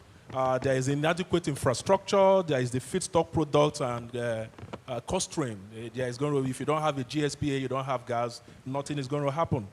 Inconsistent regulations. Then finally, if you can see, you will see funding is the biggest on a scale of 1 or 0 to 10. Funding is the more impactful. The anchor aggregate, you can see what is happening is already coming down because again, what is happening in today, if you go to in Abuja, you'll see queues, which is a sign that the demand is actually picking up. The market is there. So next slide, please, just a quick one. So the MDGIF under the NMDPRA came up with a scenario. You need to find out what your opportunity before you can attract investment. Why we see all these barriers? The whole essence of MDGIF is to reduce those barriers I just mentioned. Either you catalyze them or you bring them to a minimum level where private individuals can easily walk into it, that critical or optimal level. Now, there is this study that was carried out. Look at 5 different scenarios. What percentage, if we want to do a 5% replacement of PMS, how much of CNG you need? 25%. What volume? 50%, 100%. Now, went further again to find out, okay, yes, what, if you know the volume of the CNG, what about the one you need from the upstream? So for a 5% scenario, you see about 1.8 million standard cubic meter of CNG is required. You need a 65 million SCOF per day of pipeline gas from the upstream. To feed this 5%, you need an infrastructure for a mother station, about 13 of them. You need 360 retail outlets, and you need to do conversion of about 600,000 vehicles to manage that scenario. Again, you can see 50% scenario, 85%, all that goes on. Then, just a quick one under it, you see what has happened in MDGIF. MDGIF, for every project, if we want to bring all the projects that we have a partner with, right now we'll be bringing in, I want to convert all of them to CNG, we'll be bringing 4.7 million SCOF of CNG per day, and they are going to be bringing about 169 million SCOF of per day of natural gas. And what that means is that it's going to come with 7 mother stations and 48 daughter stations. The next slide, please. So, because of time, sometime last year, we saw this base case, we saw our projection. The essence why you need a projection is it gives you an idea of the trend, the growth. Where are we likely going to be? Then you can begin to evaluate yourself and know whether you're doing well or not. So you can see from the projection, you can see how the behavior, most of our investment cost is around the conversion. The conversion is the one that takes more of the money. So again, you see the daughter station investment and that of the mother station meeting at a point around the 80% scenario. Please, the next slide. So having done all this, we in MDGIF, the major problem, as you can see from those barriers, is funding. Without funding, no infrastructure. We all know where the problem, because the high initial capital costs, there is no bank. Most banks today, they are all, no one will give you a single region, no concessional loan. The first set of industries that enter the midstream, they have parent company all over that give them single, and that's why they're able to enter. And that's where MDGIF is coming in to see how they can de-risk and solve this problem. So you can see this scenario. I wouldn't want to take much of our time, but these are just the analysis, the number of vehicles you need. Please, the next slide to do all those conversions. So this is what MDGIF, what the value we have brought in as a result of partnership. This is the first time where a government institution has moved away from the upstream, is now partnering with downstream industry players. And this is the success story we have seen. So far you can see we have, from the first batch, we have 41. The first batch of our investment gave us about 41 daughter stations, just only 1 gas processing plant. But along the line, we discovered that when you move around Abuja and others, there's a good job that is already going on. The demand is already growing, but there is no gas. Most people are already queuing up. And what we did in the next batch was to focus more on getting the gas from flare, from processing plants. And if you can see, we moved away from a daughter station and retailing to a processing plant of 1 in batch 1. We now went into 6 processing plants, of which there are gas, there are, some of them are that you're getting from the flare gas. So we were able to increase gas supply into the market with this number. It's very, very strategic, and that is the reason. So you can see that our domestic gas production has remarkably improved from 141,000 SCOF to more than 4.8 million SCOF of a standard cubing we'll be bringing into the market. So our projects, these 16 projects that are ongoing, if they will have to come to play, is going to substitute 13.5% of PMS as we speak today. The next slide. The next slide, please. Just a quick one. No, right. Okay, let me just stop here because of time. Thank you. Yeah, thank you. Thank you very much, Turuji. I'm sure maybe during the follow-up questions you can finish. Mr. Terry, you have questions 4, 6, 13, and 19. Question 4 primarily talks, what are the key regulatory policy constraints discouraging investment in mother and daughter CNG stations? I believe you have gone through the other questions too. Floor is yours. Thank you very much. Thank you very much. Good afternoon, EVP, distinguished audience. Thank you for having me on this panel. Mr. Moderator, you've given us the hard task of memorizing these questions while you read them, and you expect us to answer them within a very short period. But I'll do my best. So I'm going to be very brief. So part of the questions assigned to me talk about the lessons learned from countries that have had a successful CNG, Auto CNG story. And we could see from the slide of the SBA to the EVP that these countries were largely in Asia and South America. And key part of what they did to ensure that CNG was largely adopted was ensuring the right policy. We also saw from that presentation that government policy was the single most important factor in determining the adoption of Auto CNG. You saw that there was a linear growth in the adoption, even exponential in some countries, right, based on government policy. In Nigeria, we are on the right track.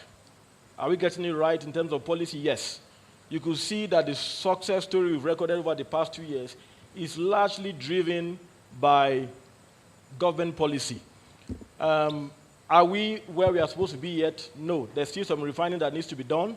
And those gaps typically are going to unlock more gas supply and make infrastructure more available. The decade of gas policy has several aspects that talks about infrastructural deployment, talks about environment, and talks about alternative use for our gas. And all of this, we can see them being playing out clearly in our market over these past 2 years that we've seen accelerated growth. So we are right on the policy aspect. The regulations, we are getting it right. We know there are still some gray areas that need to be refined, and work is currently being done on that. When the person from the authority chief spoke about what the NMDPRA is doing, one area that he didn't mention in terms of regulation was in terms of pricing. Pricing is key. Why? Because at Shafa Energy, we have deployed the CNG station, right? But today, we are currently not selling. Why? Because the pricing is not working. We know there was pricing incentive provided to make gas available at a cheaper rate for easier and quicker adoption. But also, that pricing also doesn't make it encouraging for investors. If the economics don't work, nobody will put his cash on the table. And that's the challenge we see. We see that the pricing we currently see, especially in Abuja, is not going to be workable for the amount of investments that we have put into the business. It is a business. It's not charity. And the numbers must work. Then, so I know these issues are being addressed, and we believe that the mobility pricing framework will largely close these gaps. But we need accelerated action in that regard to make this more workable for potential investors and current investors like us. So what needs to be done? One, we need to fine-tune our regulation, ensure that the pricing and the numbers work. Two, we need to be very clear in terms of policies that are going to encourage development of infrastructure. Today, when you deploy these CNG cascades, they are very heavy. They have significant impact on the roads. Who says we cannot move this infrastructure, this gas via rail? Who says we cannot use the waterways? What stops us from using barges to move LNG from the south to the north where it can be utilized? The man that spoke about agriculture from NNPC talked about where food is being produced in Nigeria.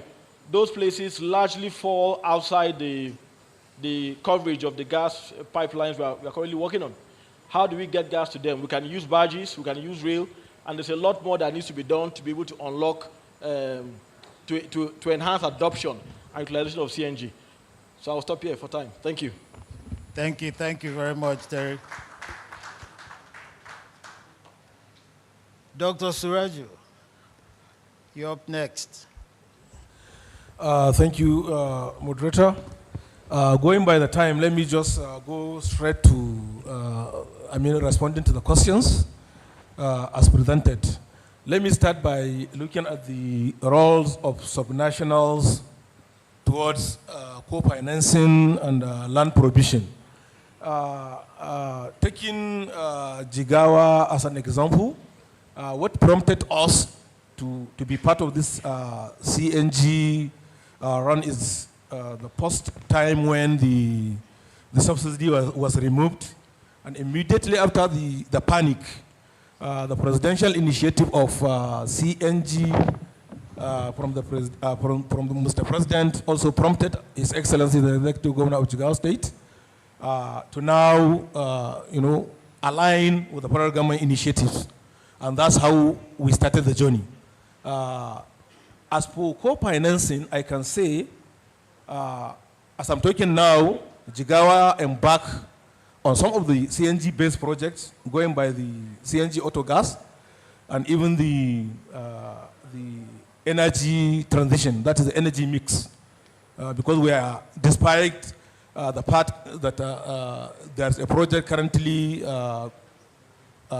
initiated by the NGPIS, Jigawa also has its own independent project on CNG, which by this we can say that the state is ready, has already set up the framework, especially looking by considering what one of the presenters talked about, that most of the investors, they usually look at the market cost before investing. Only when subnationals came into the financing, that's when things will go the way they're supposed to.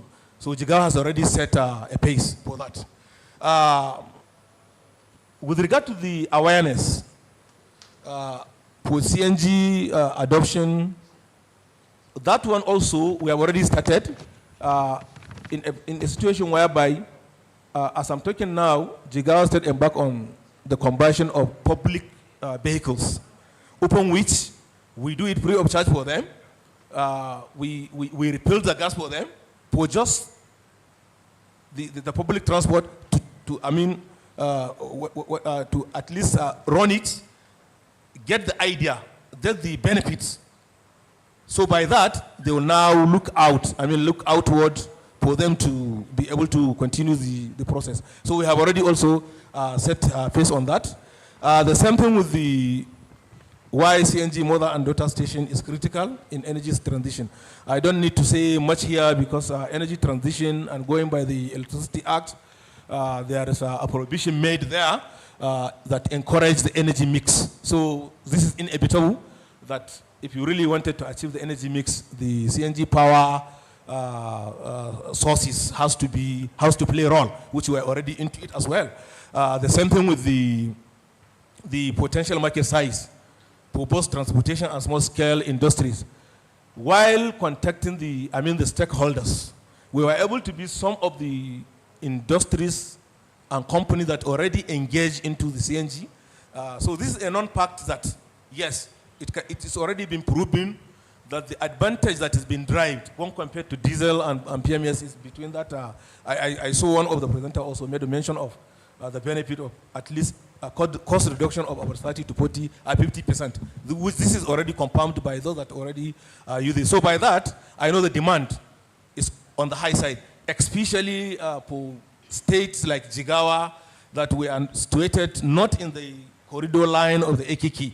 Despite that, we are still embarking on the project, let alone those that are maybe that we share boundaries, like Gombe, Bauchi, and Yobe. So definitely the market are there. Thank you. Thank you very much. Ruben of Tetracore, you have questions 8, 14, and 15. We'll try and catch up with time so that the audience can also ask us questions. Go right ahead. Yeah. Floor is yours. All right. Thank you all very much. Thank you very much, moderator. Thank you, EVP, for being here. I think just for time's sake, when I saw these questions, one of the things was I tried to apply context to the questions. We have a mandate which is to be a $1 trillion economy by 2030. And currently, I think the contribution of CNG to the GDP is around about $43 million. Which is about 4 to 5% of our domestic offtake for our DGO. And when we try and look at that and compare it to other developing economies or other countries that we've looked at and said, okay, we like what they have, and we want to have something similar to that in their energy diversification, we're looking at a potentially virtual pipeline and CNG contributing about 15% to that sector as concerns offtake. And so this conversation we're having right now is very important as concerns what are some of the challenges that might hinder or stop us from getting to that $1 trillion economy and how we want to contribute to it as players. My question is basically around FX and how FX, but then most importantly, the aggregation of demand affects that. Currently, if you are setting up a CNG infrastructure, about 70% of your cost or your capital is going to be dollarized. Because you're importing a lot of the equipment. Basically right now, a lot of our CNG equipment are imported from China, India, and Italy.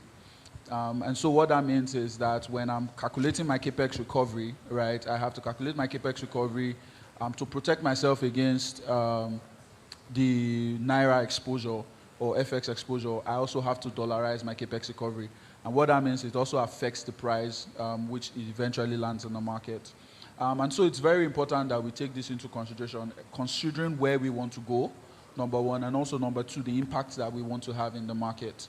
I think some of my suggestions have always been, look, we just finished hearing a presentation from the MDGIF gentleman here, and they've said, look, we have a target of about 1.something million vehicles, right? Why can't we have manufacturing set up in Nigeria instead of us still importing conversion kits and to a certain extent some of the equipment that we still need for our CNG facility?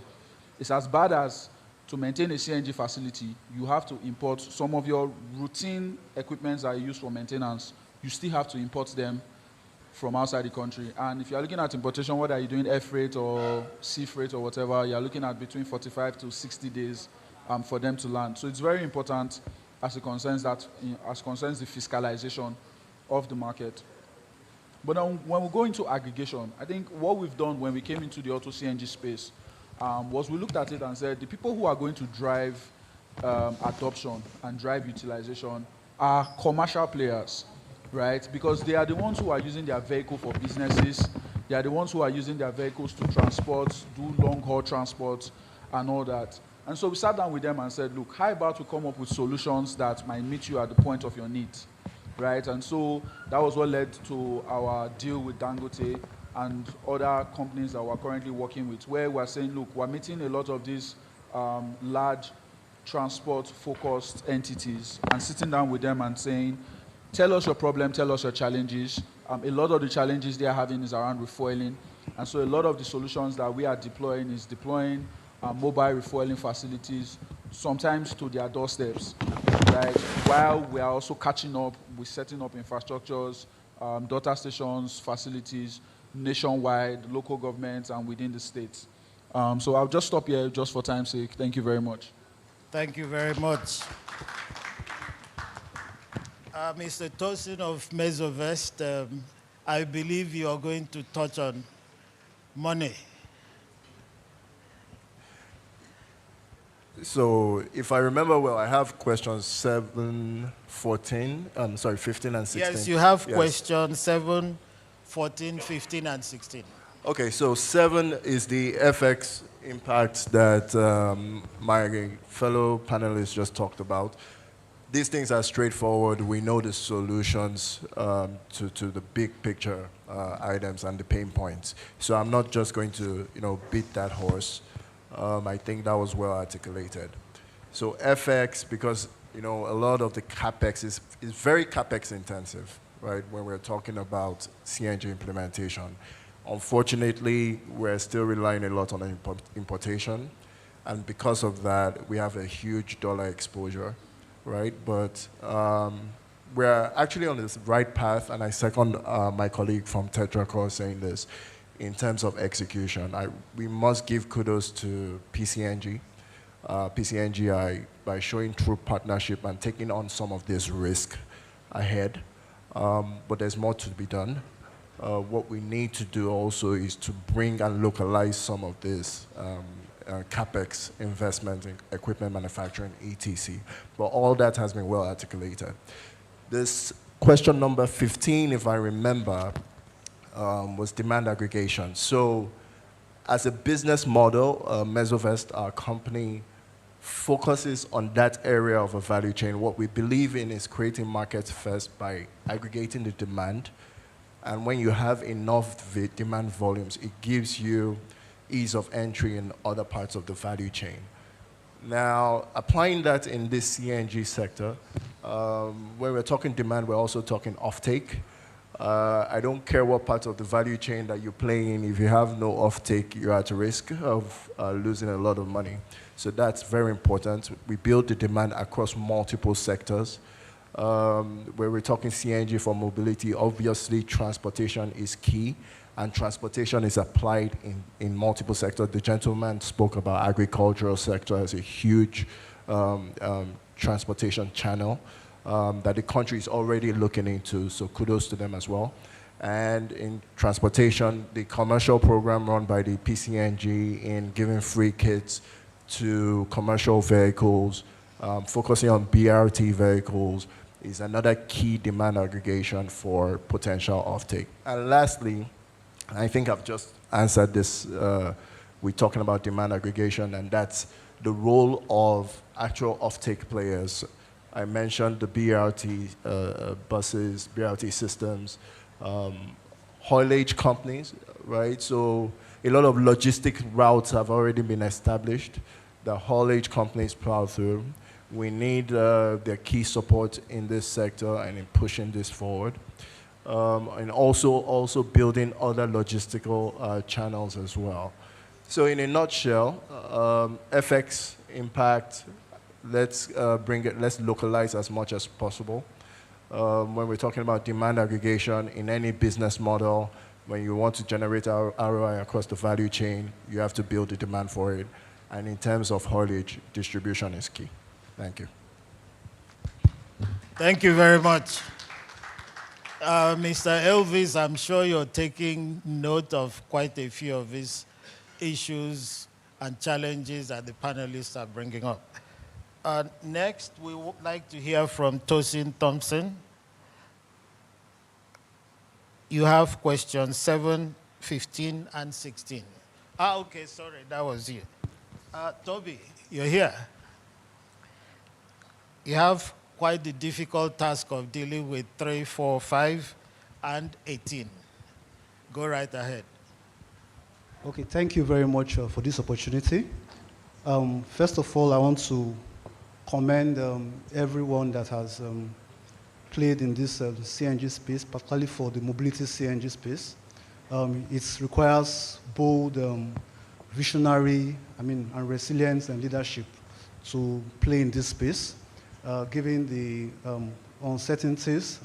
When the initiative started, when the PCNGI was formed and the government removed the subsidy. So I think we all deserve a round of applause, first of all, for ourselves for taking that bold step and saying we are going to play in this space. Question 3 has to deal with the decade of gas as well as the GHG emissions, and how CNG helps us. CNG helps in terms of ensuring that we can have infrastructure.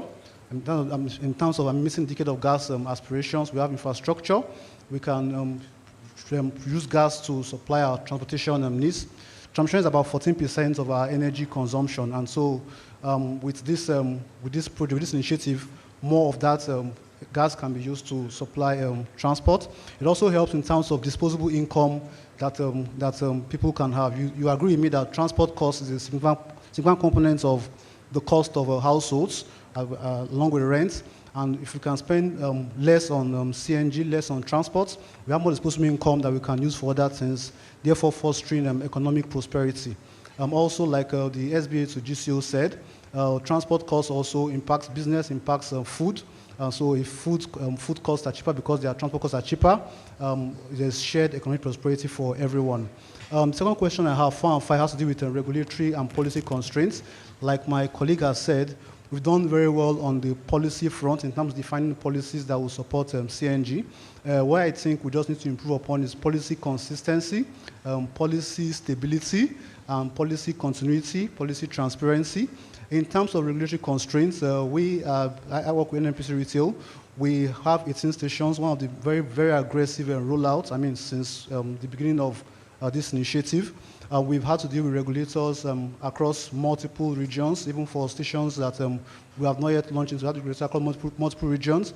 And we've seen that, yes, NNPC has done quite a lot, in terms of regulations, PIA regulations, and also engagement. You can see the number of NNPC representatives we have in this forum. But one thing we've noticed is that sometimes there are different, slightly different applications or interpretation of these regulations in different regions. What we will say is we need to advocate for more streamlined and harmonized procedures and streamlined guidelines and helpful engagements with DPR, basically. Last question, I think, has to do with I think public perception, safety, and awareness. So public perception is very, very important. One thing I want us to note is that CNG helps us to achieve SDGs, many SDGs. We have SDG 3, SDG 7, SDG 13, and then clean and air quality is very important. It's not just for commercial vehicles alone. Even for we ourselves sitting here, sometimes people see CNG as not for the elites, because I don't want to use CNG on my very fine 2025 Range Rover. But basically, I want us to look and also talk about the air quality and the future of our children. I'm sure we've had scenarios in India, even in Port Harcourt, where people see there's smog and people have to wear face masks in the afternoon. One of the main drivers for India's drive towards CNG and clean energy is because of pollution. So if we want a clean and healthy future for our children, I think it's something that we all must adopt. So this part of the conclusion I must also go on. Thank you very much. Thank you, Tori.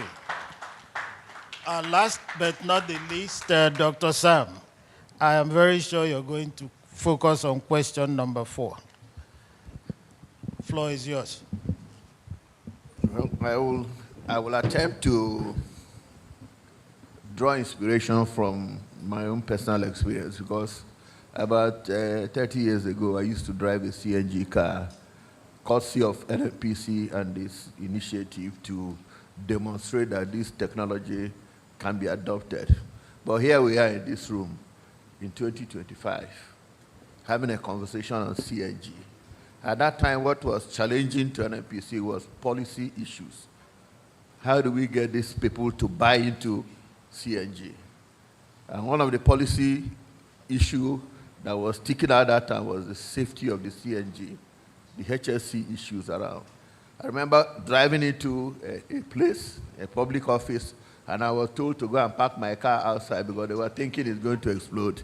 But I think we've gone beyond that now, because from the demonstration I've seen, from the data I've seen, from what we know about CNG, it's not as dangerous as we think. It is a very safe and reliable fuel for vehicles in Nigeria.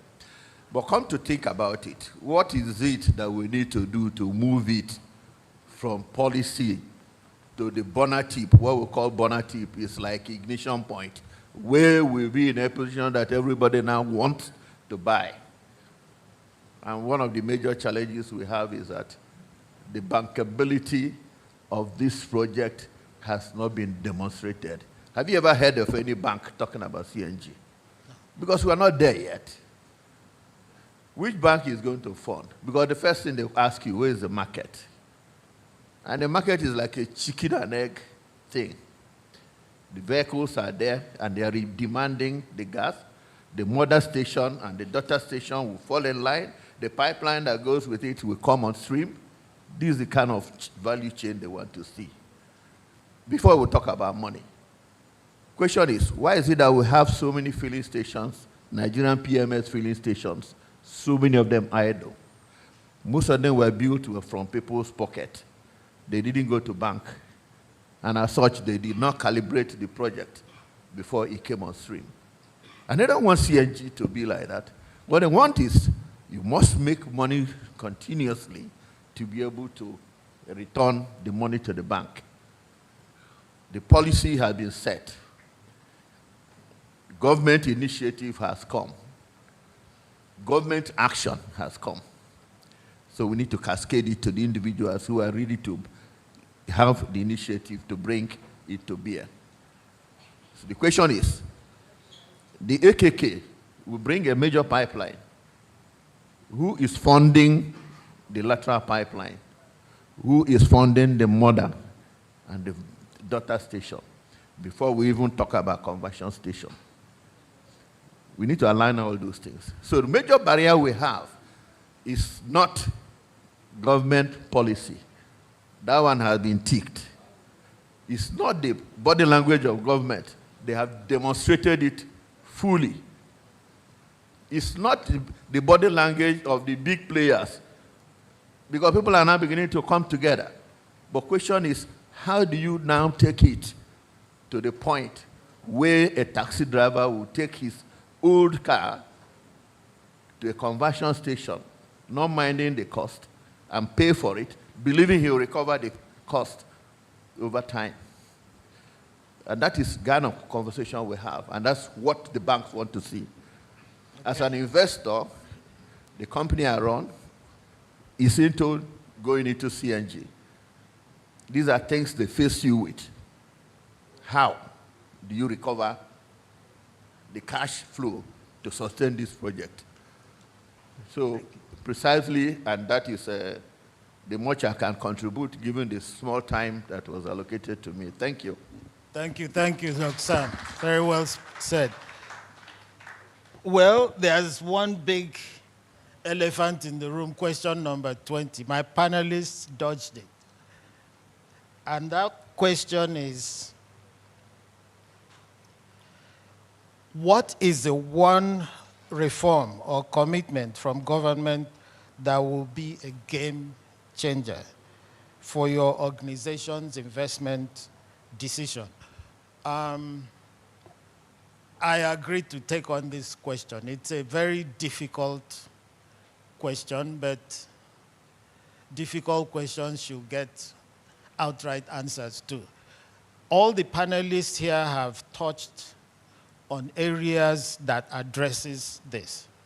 But in my opinion, one big factor, like Dr. Sam rightly pointed out, there are 3 pillars for any business to go. You have to have supply assurance. We do have gas, so that assurance is there. You have to have project delivery assurance. Nearly all the companies here have that capacity to deliver CNG project. The big question remains the market assurance. If you don't have these 3 legs lined up, no bank is going to give you money, like Sam rightly talked about. So part of the challenge for NMDPRA and NNPC is to find how we are going to deal with these 3 tripods. Do you deal with it by announcing price of CNG upfront without considering the various input prices? No. Yes, we made that mistake, but I think NNPC has rightly started correcting that aspect of it. One of the biggest policy issues, and this is especially for NMDPRA. Elvis, I hope you will take this back. From a practitioner perspective, one of the biggest problems is mother station A buys gas at this price, B buys it at this price, C buys it at rock bottom, but you're selling into the same market. So if you come out and say by fiat, I'm going to sell CNG for 230 naira, it's dead on arrival. Nobody is going to put money into it. It also turns out that subsidy is a bad word in Nigeria today, and rightly so. Because when you start subsidizing consumption, we all know where it led Nigeria to. So we are not going to talk about subsidy. Maybe we should find a nicer word and call it intervention, enhancement. We just have to find any word but not subsidy. So NMDPRA, the House is depending on you guys to come out with a pricing regime that for mobility CNG and probably eventually for industrial CNG that tells the mother station, this is your cost. Once you do that, the only variance is going to come from the logistics end of it. Let me just stop here. Maybe from questions from the House, we can dig deeper. Ladies and gentlemen, as you can all see, we had a lot to contend with. And this panel has done justice within the limits of what's possible. A round of applause for them, please. Questions? Questions, comments? Just one. I don't think there's any. That means the panel has done justice to the topic. A round of applause for them, please. while the photographers should come for the group photograph. We'll ask the MD Retail to kindly please be on standby as he's going to be making his comments, his brief comments next. Photographer, please. Group photograph.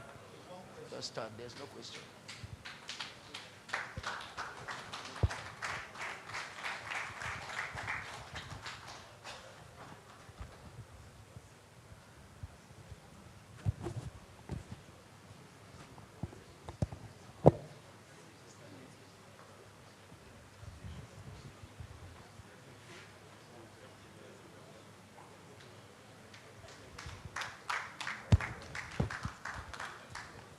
Round of applause for them, please. Distinguished ladies and gentlemen, we just have 2 sessions to go. The next one will be very brief, 5 minutes. Then we'll take the final panel session for the day. May I invite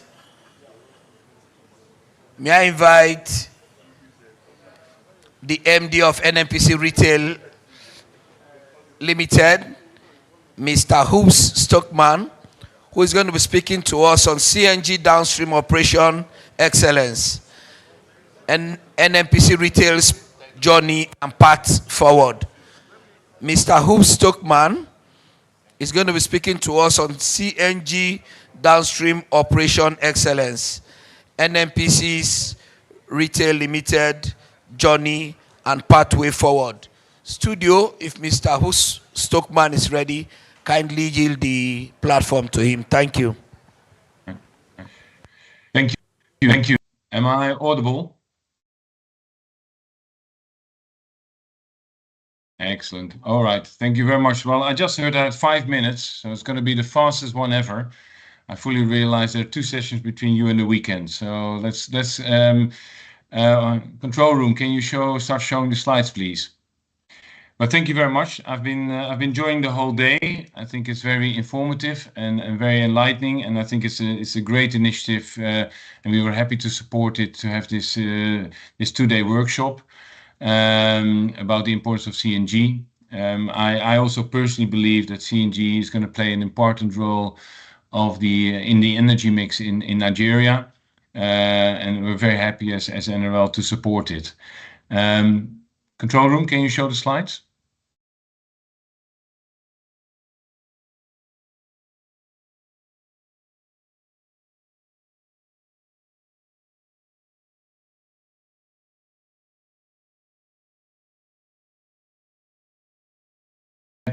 We do believe that there will be a big market demand for CNG just because of the pricing differential. But of course, it also has environmental benefits, and it also has a lot around the energy. There is a lot of so market demand is a major element which has to do with the cost, of course. Sustainability, as part of our sustainability focus as NNPC, it is important, and we want to comply with the national climate commitments. So and the broader global net zero targets, and CNG is a great transition fuel, I would say. And then I do want to thank the government. I think the government has done a lot of work. I've had many interactions also with the PCNGI team, the NMDPRA, and I think it's very clear that everybody's behind it, and that's actually a key to the success, I would say, and a sustainable success. And so we go beyond just a fad, but actually we make this long-term sustainable and a long-term part of the energy mix. Next slide, please. I'll be quite honest. We started to think about it indeed in 2020, but I think in all earnest, when the first sites went live in July last year, they just had the first anniversary. And I'll be quite honest. I think it's been a journey of many learnings. I would have loved, and I think we at NNPC Retail would have loved to have maybe many more sites than we have today, but we learned a lot. And I think always when you learn a lot and you use those learnings, an implementation like this in our network will become a flywheel. It will go faster and faster. We're closing down now on the first 20 sites. We've got 18 now. And in the next month or so, the first 2 truck stops will go live, because we separate between what we do on our retail sites for the end user or the consumer and what we do on truck stops, because it's a different, in our view, different technical constellation. And I do think we're going to go faster and faster. I think we just needed to get through the first learning of all of it to make sure we got it right. Because I think it was already mentioned, you basically need to get 4 things right at the same time. And sometimes a bit of a chicken and egg conversation. And you need to get the supply right. You need to have enough trucks to make sure you can deliver it. You need to get the sites going, and you need the conversion going. And it's almost like, well, you need to get a perfect combination of all 4 to have an optimal implementation. But the reality is, as we all learn, sometimes one thing is ahead of the other. And that's why sometimes you see queues, because either maybe the truck was not on time, or maybe there were more conversions than expected, and demand is just bigger than we expected. Yeah, but I do believe we've learned so much in the last year that from now on it will become more and more a flywheel where we'll go faster and faster. Next slide, please. So where we are now, and I think sometimes we don't talk about maybe numbers. For us, it's all about performance. Yeah, and we now have 18 stations live. The final 2 will come, let's say, before the end of August, and then the next 2, the first 2 truck stops will also go live sometime in August in Lokoja and Jos. We sell over 100,000 SCM weekly. Yeah, we've already done more than 200 million SCM this year. And we've dispensed into over 250,000 vehicles. So I do think if anybody wants to have a bit of a success story, I think the numbers speak for itself. Yeah, but what do you need to do? Yeah, it's all about operational excellence at the end of the day. And once you put them in there, it's about operational excellence. Safety first. I think there was a panel session around safety, so I don't need to add to that. But make sure we make sure we also learn from international safety standards. And I think Dr. Oyet already said it. Make sure you can keep on training your staff, yeah, and be prepared for emergency, but also how to act safely, yeah. Infrastructure integrity, making sure you put in the right equipment, make sure you maintain it properly, both preventative and when something goes wrong, to ensure system reliability. And we always believe we need to have a 97% uptime. Enhanced customer experience. Yes, we have queues at times, but please, we are trying to make sure that every customer gets serviced. We try to do it as fast, as friendly as we can. We've launched an NRL app to maybe also help customers to identify the sites where they can get CNG and prepay. So I think it's all also making sure that the customer feels that he's also treated like an important customer every time they come to our sites. And then I think it's about continuous improvement. As I said, the first year we've learned a lot, but then you learn, you do again, you learn again. And we keep on asking also our customers for feedback, because I think that's also important to see what they think. It's not also about us learning internally, but also what do our customers think. Next slide. So I think look ahead. We will keep on adding CNG add-ons, especially where mother stations pop up, because of course, as I said, it's one of the 4 key elements that you need to get right, CNG availability. So it's important that we follow where the mother stations are. Of course, watching the AKK space closely, and we've already got quite a few. We bought 500 CNG powered trucks, but in those we also have 60, 70 CNG caskets that make sure that our sites get supplied.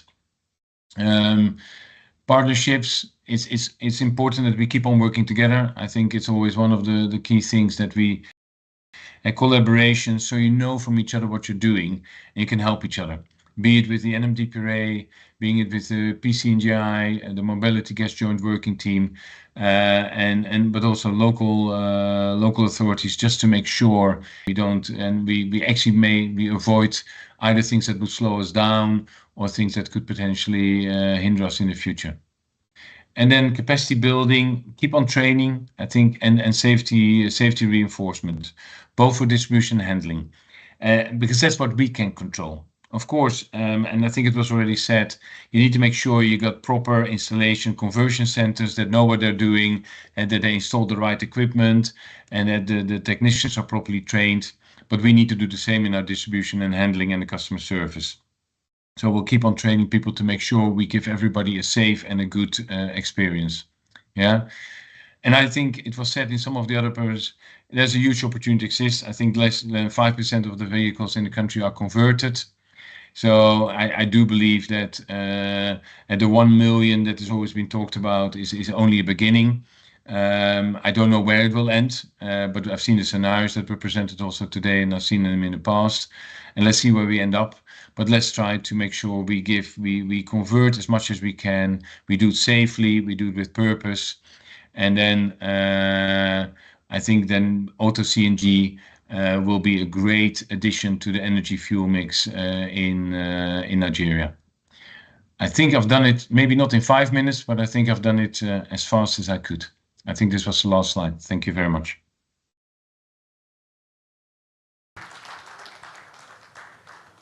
Thank you very much, MD NNPC Retail. Do we have any question or comment? We can take maybe 2. Any comment? Any question? There seems to be none. Is there anyone online that wants to say something? None? Okay, EVP sir, NGML, NNPC Gas Marketing Limited, are happy to announce that they are signing a JV agreement with Zuid Energies for the development of a 6 million scope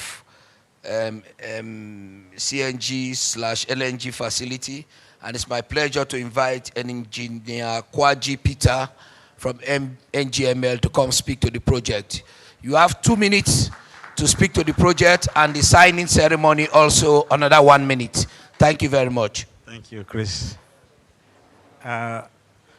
EVP sir, I want to plead to stand on the existing protocol and to ride on this insightful workshop and to demonstrate some of the previous activities that have taken place, especially the presentation by our former GED on expansion of investment and market.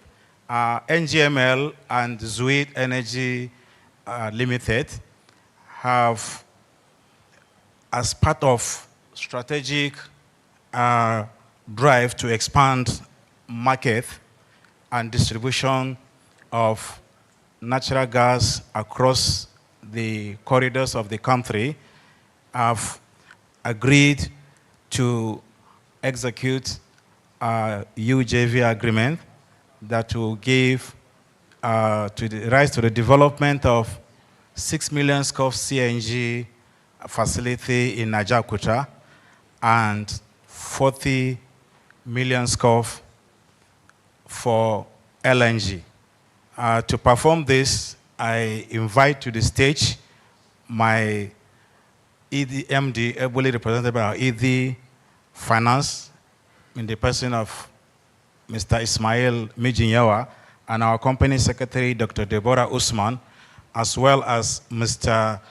Ifeanyi Eze, Executive Director for Zuid Energy Limited, and their company secretary, Ogo Ape. Thank you.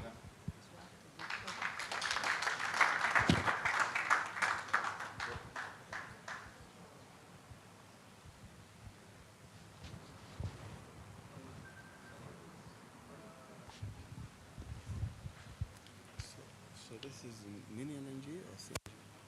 No, there's CNG for 6 million scope, and they want to do LNG. You know, it's above 5 or 6 million, so that's why we say LNG. They're saying 40 million scope capacity. And it's based in LNG. The hub is Kogi. Yes, sir. And what is the role of NGML? No, we are into partnership. Equity? Yeah, equity. No, I think we are doing 50-50 ownership. But the funding? They are bringing the funding, then they will recover through our normal mechanism. Yes, sir. So, group photograph, please.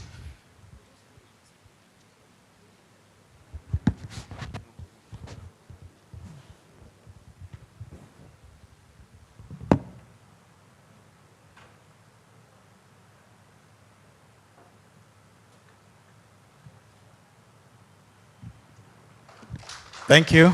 Thank you. Thank you very much, NGML and Zwid Energies, for that very fast one. EVP, sir, we've come to the last panel discussion for today. We're going to round up in about 30 minutes, preferably 20 if you ask me. May I invite Dr. Chinedu Okeke of Sustainable Finance Limited, who is going to serve as the panel moderator for this session. And this session will be focused on funding and financial support for CNG value chain investment. Dr. Chinedu, you're welcome, sir. Thank you. Thank you. I want to stand on existing protocols. Can I quickly invite my team, because our time is very limited and the hall is thinning out. In this panel, I have Hadiza Lawal from PCNGI. Please, let's appreciate her as she makes her way to the stage. Abiodun Oseni, Power Gas. Femi Badewole, ED Fisher Finance Company. Fatima Issa, Bank of Industry. Ladi Amusa from Credit Corp.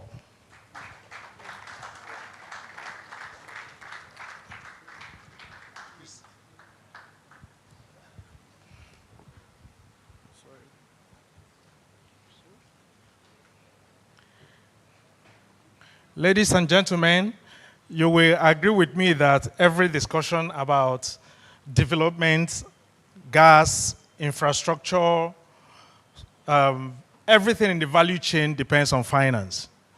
And one of the problems we have in Nigeria is actually securing private finance for projects like this, especially long-term projects, and projects that require assurance of policy and consistent policy and regulatory environment and political stability. But I have some people here, some experts who will help us throw some more light into how we can go around this for new investors that are coming into this space. Hadiza, let me take it from Hadiza. What is the current status of CNG adoption in Nigeria, and what are we looking to? Good afternoon to everybody. I'll stand on existing protocol. So our moderator here, SFL, so let me get into it. So to discuss the state of CNG value chain in Nigeria, you have to take it from the top. So the CNG value chain starts from upstream, midstream, and then downstream. So where we're particularly focused on is the midstream and downstream operations at PCNGI. And when we were set up, we started with information. We started with nationwide stakeholder engagement, trying to inform the public on why CNG is an alternative with the subsidy removals, because that was how we were born. And fast forward to today, in more than a year in operations, we have set up we've launched 4 programs where we've set up over 240 conversion centers. So we started with the CIP program, which is a conversion incentive program, where downstream we're trying to catalyze adoption of CNG. We were trying to encourage people to convert to their vehicles. So we did the CIP program, and our target was 1 million conversions over the next 4 years. So far, directly, we've incentivized 16,000 conversions and overall 300,000 conversions in the market, which is a good number in less than a year. And also, so the tune has changed. So the question now is, which is a good problem? We need more refueling stations. And this is where I have to commend NNPC. So NNPC, when we started, we had just 1 refueling station. Today we have 30 stations in operation, and 18 out of those 30 stations are NNPC owned, which is commendable. So that's over 60%. So 150 refueling stations construction nationwide, and where the pipeline hasn't reached, we're using innovative solutions with the virtual pipeline, the Arite, LNG, so that we can get to places up north. So that's a commendable, so that's status. Thank you, Hadiza. Ladi Amosu, please, what is Credit Corp doing? And give us your perspective. Thank you very much, moderator. Good afternoon, everybody. So Credit Corp, which is short for the Nigerian Consumer Credit Corporation, is actually an active partner of PCNGI as well. And what we're trying to do is to be able to crowd in capital into the space so that we are able to make the purchase of CNG vehicles, CNG conversion kits more affordable to the average consumer. So one of the ways that we're doing this is to be able to provide, affordable credit at very, very low rates that allows the average person on the road to be able to afford some of these conversions.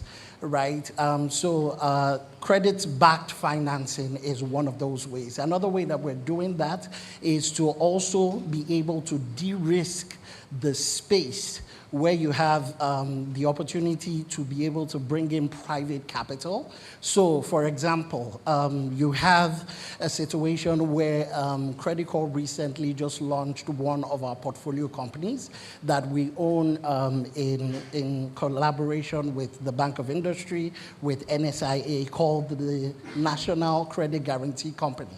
Now, what that company is about is to be able to de-risk the space by saying, we will come, we will share up to 60% of the risk with you in case of defaults. That allows, financial institutions, private individuals, whoever, to be able to bring their money into the space as well and essentially help us unlock private capital to make it affordable. I think the third way that we're supporting this is through advocacy as well. We are an institution of the federal government of Nigeria, right? And it's one of the things that we're doing to make sure that we are supporting how to make credit policy align with the energy policy of the country. So those are some of the ways that we're supporting. Thank you so much. A round of applause for him.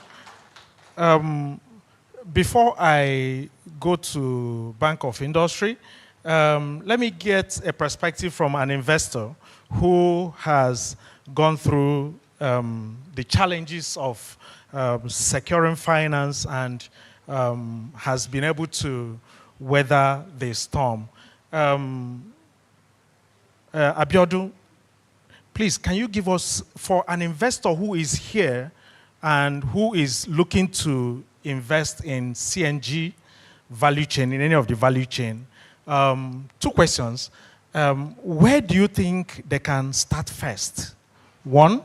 Then secondly, how can they source for funds outside of the available commercial banking and regular financial difficulty or challenges that investors go through in Nigeria, especially new ones? Okay, thank you very much. Good afternoon, everyone. So,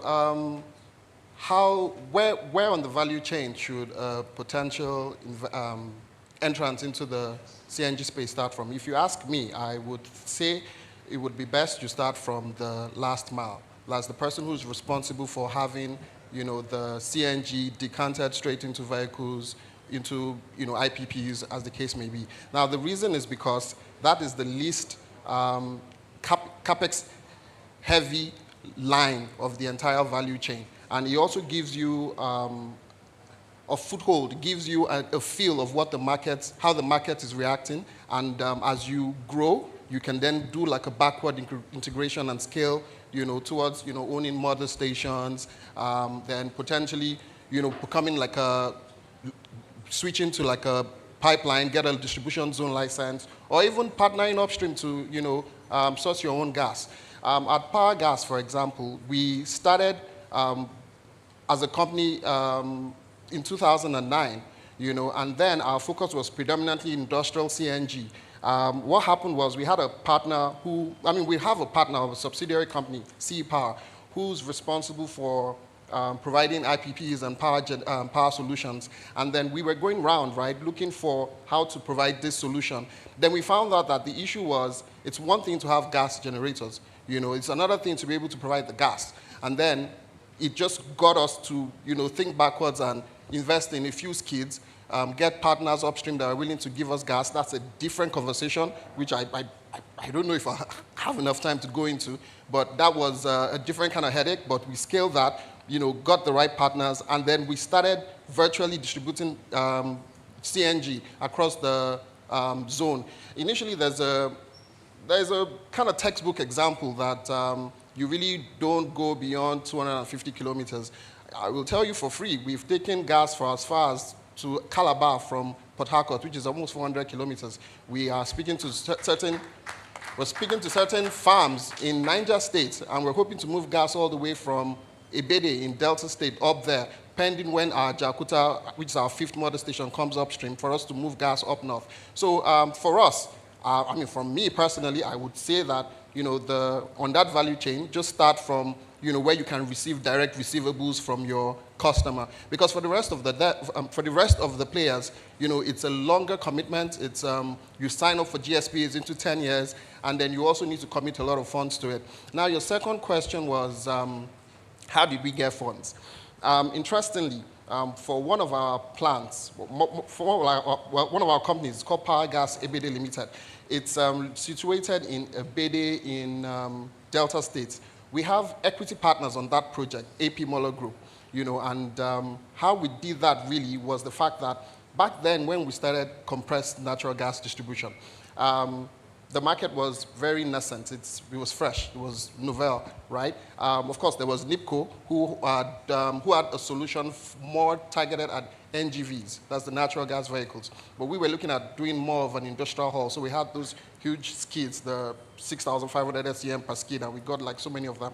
And then what we did was, for us to get those partners, that particular partner, it was purely a case of them seeing, what the industry was going to look like in the next couple of years. See, the solution is really simple. We're preaching sustainability, we're preaching cheaper energy, and we're preaching something cleaner, right? So naturally, and it only made sense that one of the companies that we adopted, or our first partner or our first client, was one of the big bottling companies. It only made sense because they also needed to align with their overall global sustainability goals and stuff like that. And obviously, when you bring in a solution that's cheaper and that is readily available and they were guaranteeing it, it was an easy sell at that time. So for the equity partner, for example, all they saw the growth that everybody in the room is currently seeing, and and then they saw the pedigree, they saw the corporate governance structure that we had in place, and it was easy for them to sign up. Now the thing is, because they're private equity,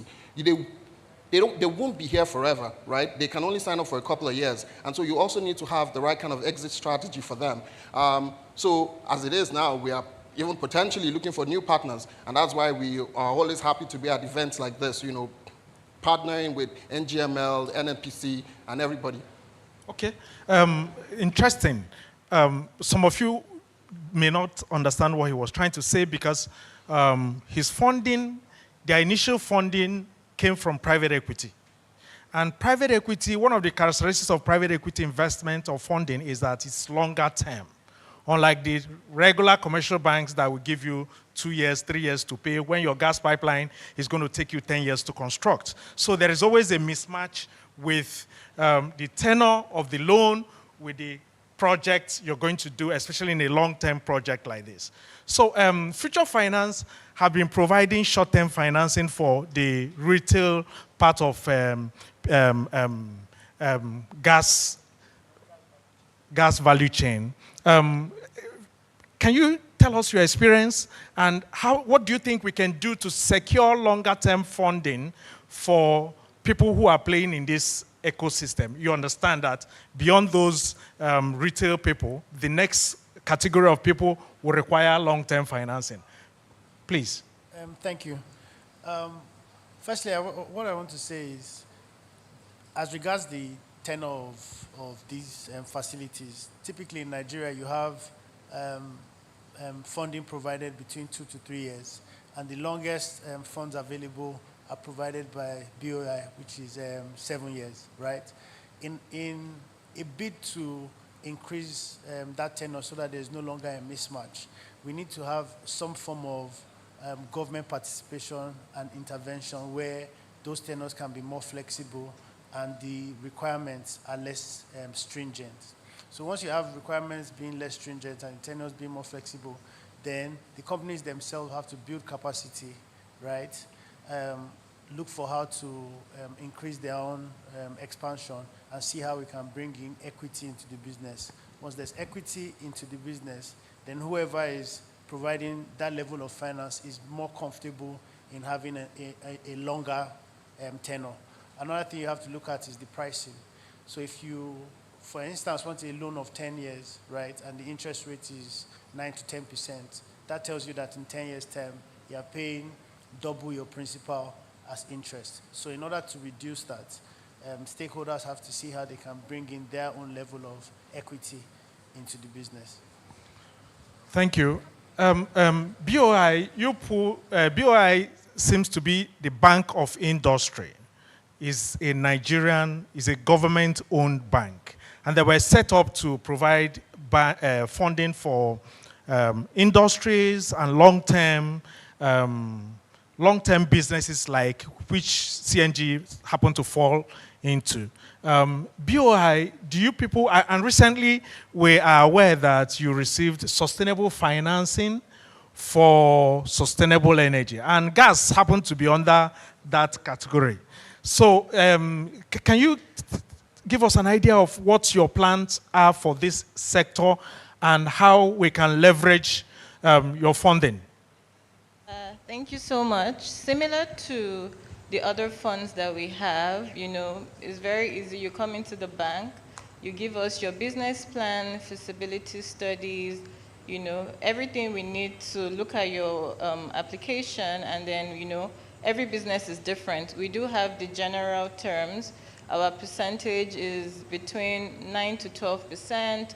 Tenure is between, you know, 1 year to 7 years. So every business is different, depending on the amount you want as well. So what I would say is just have your documents ready, bring it to us at any branch close to you, and, you know, we'll go from there, because every business is different. So I can't really give an overall, you know, tailored response to, you know, to the question. So yeah, that's basically what we have right now. Okay, thank you. I'll circle back to PCNGI because they have done a whole lot in this space. You agree with me? In 1 year and a fraction, they've done a whole lot. And I think we need to commend PCNGI for what they've done.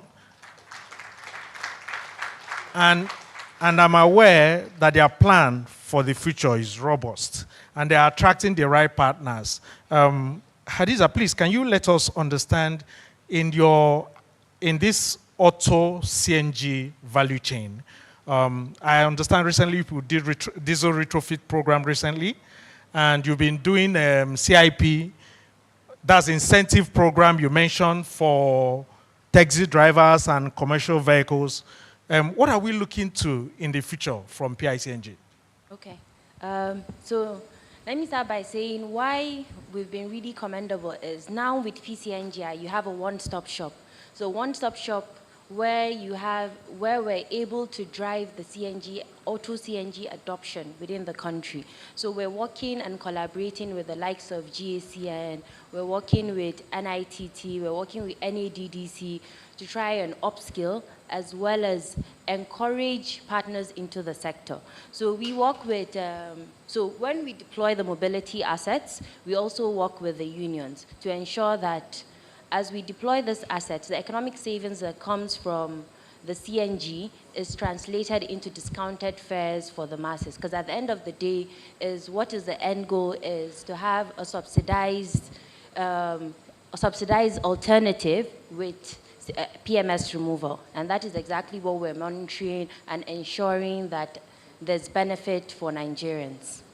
And going into the future, we intend to impact across all sectors. So we're looking at upscaling technician training by over 5,000. Our next target is Kano, where we intend to do 500 trainings, 500 participants, and that will also drive CNG adoption across the entire ecosystem. We're also working with the universities, where we're building a CNG ecosystem from the refueling to the conversion to a program dedicated to students, understanding what it takes to build capacity and also have this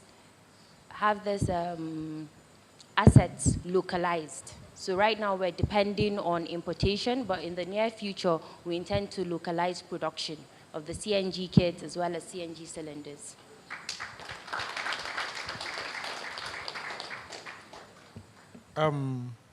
Thank you so much, Hadiza.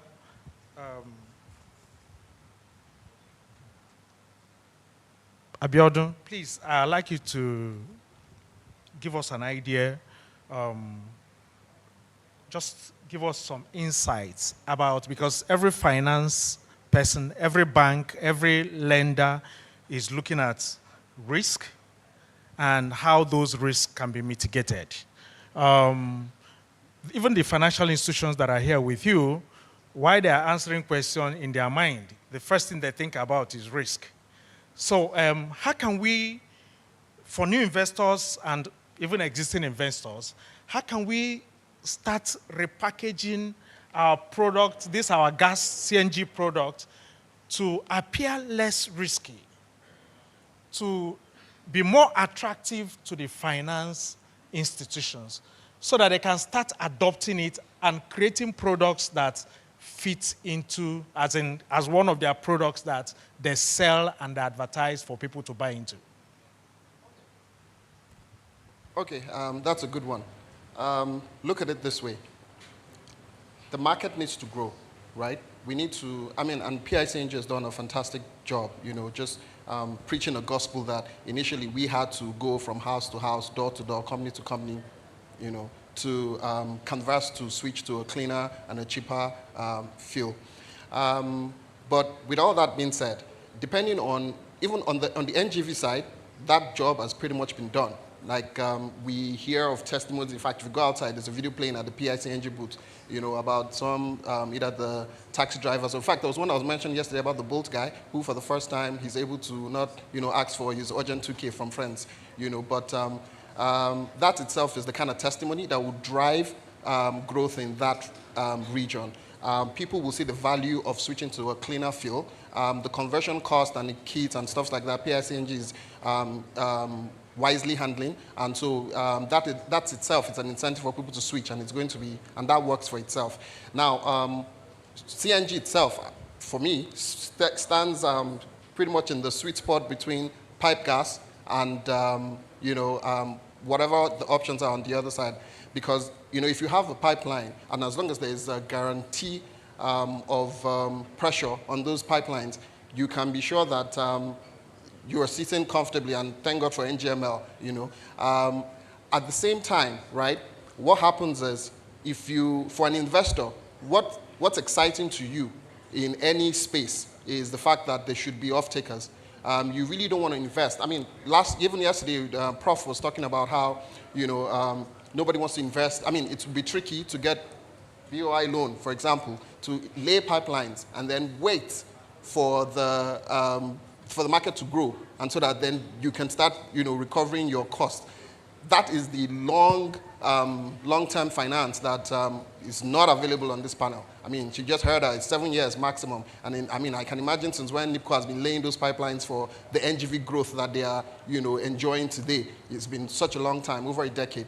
So with that being said, right, there needs to be a market. There needs to be off-takers. That's just it. If I am a farmer, I don't want to plant a mast if I don't know, or if I can't find, how to get that product to the hands of those who need it. And now in this case, you're going to struggle with the alternatives. There is the fire, there is the black oils, there's coal, which we used to hope that people have switched away from, but for pricing reasons, now you're having people, secretly, switch back to dirtier options. So the point is, as long as there's off-takers, investors will throw their money at any project. I mean, it's all about having bankable projects. I gave you an example of how we were able to get equity partners. It was just because that wasn't our first. That was pretty much the third mother station, although it's the biggest, which compresses about 6 million SCOF a day. In total, we're able to do about 30 million, and we're scaling that up to 45 million, before the end of the year. And with 5 mother stations. This, as long as there's an offtake, as long as there's an appetite to be satisfied, and as long as the projects are bankable, as long as you can get long-term financing, trust me, I think we have only just started. The CNG space is growing. We're speaking NGVs right now because, obviously this is Mobility-CNG discussion. If your question was tailored even towards the Mobility-CNG itself, that's a different conversation, and I hope that we'll be able to ask for lack of time. But however, like I said, there is a market that is growing. Even at 1 million vehicles, we have over 70 million vehicles or something like that in country. So 1 million is barely how many percent? It's not even up to 10%. So as long as the project is bankable and as long as there are off-takers, investors will always throw resources at it. Thank you so much. Our time is running out, but before we go, I would like, a lot of people don't know about future finance. And future finance is here. I would like them to just let us know, beyond this retail funding, what plan do you have for investors who are seated here? Are there plans to upscale your lending to accommodate people who have like 5, 10 years payback period? Transactions that require up to 5 years to 10 years payback period. And what interest rates are you willing to offer to these investors, looking at the risk and the tenor nature of the transaction? Thank you again. So, like I said, interest rate is very, very important, right? Our job is financial arbitration. So we take from depositors and we give to contractors and we give to different stakeholders. We've done partnerships with DFIs, right? We've done partnerships with Credit Corp. We're looking to do partnerships with BOI so that we can on-lend. If we're able to get additional funding from DFIs, and like I mentioned in my earlier comment, that we need some form of government intervention, because like my panelist has also said, prior to them having venture capital, they were not able to do some level of expansion, so they had been growing organically, right? Okay. So in order to be able to give people more flexible terms, longer tenors, lower interest rates, there has to be a bit of government intervention. Then even the stakeholders themselves have to have built capacity, right? Built their own level of credit. And the last comment was about the market and off-takes. So once all those are there, then I believe that we are able to do more flexible tenors. Thank you so much. Please, can we put our hands together for this panelist? I want to especially thank PCNGI for what they've done so far. Before now, I was talking to the EVP of NNPC, and I was telling him that I was surprised to see an EVP with flat stomach. We used to see EVPs with big stomach before, but I mean, this new NNPC is wonderful. I mean, I don't know, I'm loving them. And they are more business-minded than even the businessmen. I want to use this opportunity to encourage everybody to put hands together so that we can work together to achieve the objective that we've set out to do in this CNG ecosystem. Thank you so much for listening. Thank you. Thank you, Doctor, for thanking us. I will invite questions, comments. Kindly keep it brief. Mine is a request. Dr. Chinedu Okeke, fantastic job. Well done. Can you tell us about Sustainable Finance Limited? Thank you.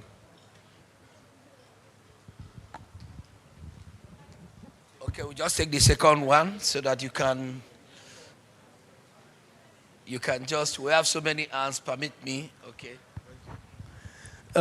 Thank you. Mine, I have a question and maybe a request. The question goes to the PCNGI representative. I had her talking about the number of 140 plus centers that they have already initiated maybe and deployed. I just wanted to know whether there are any criteria that they consider before deploying such centers, looking at the effort Jigawa made yet. Nothing is going there. Number two is a request. She also made mention of maybe their next target is Kanu for the training. I want to let the PCNG know that just like the CNG that adopted mother and daughter station, Kanu and Jigawa are mother and daughters. So please consider maybe either adding the number so that you include Jigawa, or from the number earmarked for Kanu, let Jigawa be part of it. Thank you. Okay. Let's just make it one question, please. No multiple questions. Just one question. One question, please. No. We can't take any question that's more than one. Yes, please. If it's more than one, we can't take.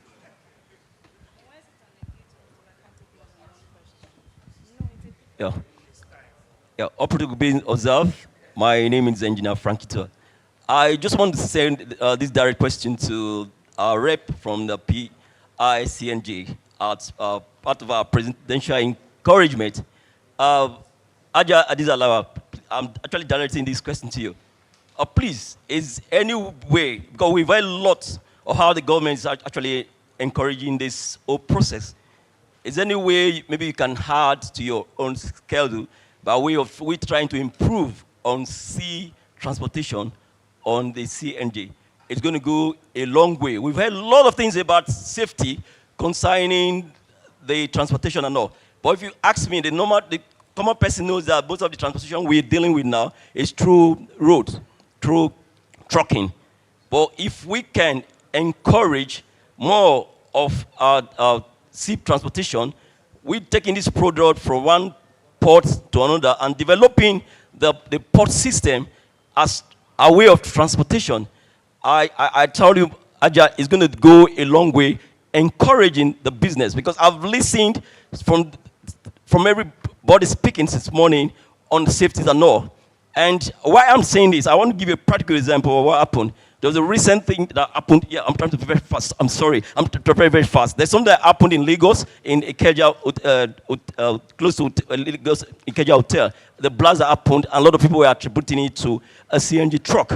So I want to use this as an opportunity to please, if there's any way the government can encourage the sea transportation on this product so that it will go a long way, encourage more investors into the business. Thank you.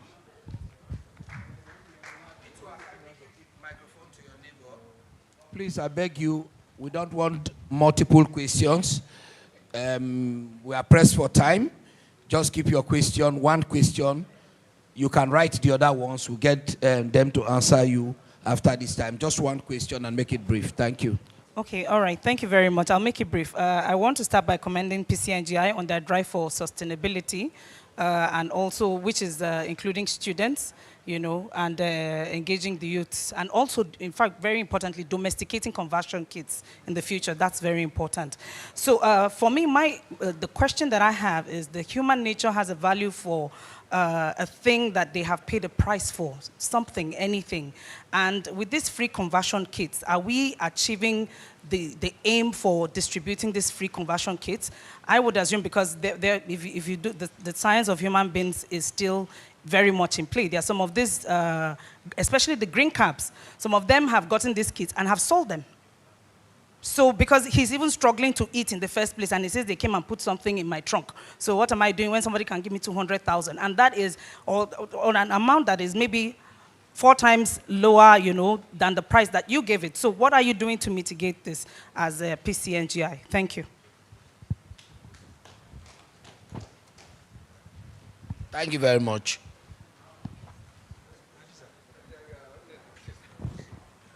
Okay. I'll take, I think there are 3 questions. So the first question with regards to Jigawa.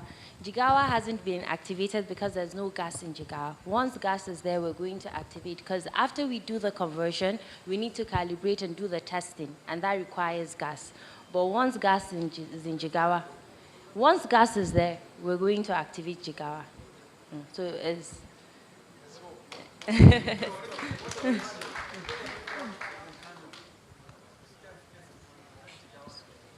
So what we're doing now with regards to Kano, so like I pointed out earlier, we have the LNG project where we're doing the virtual pipelines and transporting gas using the virtual trucks. So by doing so, we're able to recompress and then have gas stations. So we have the MREs working there. So which is also what we can extend to Jigawa once Kano is activated. So Kano is still work in progress as well.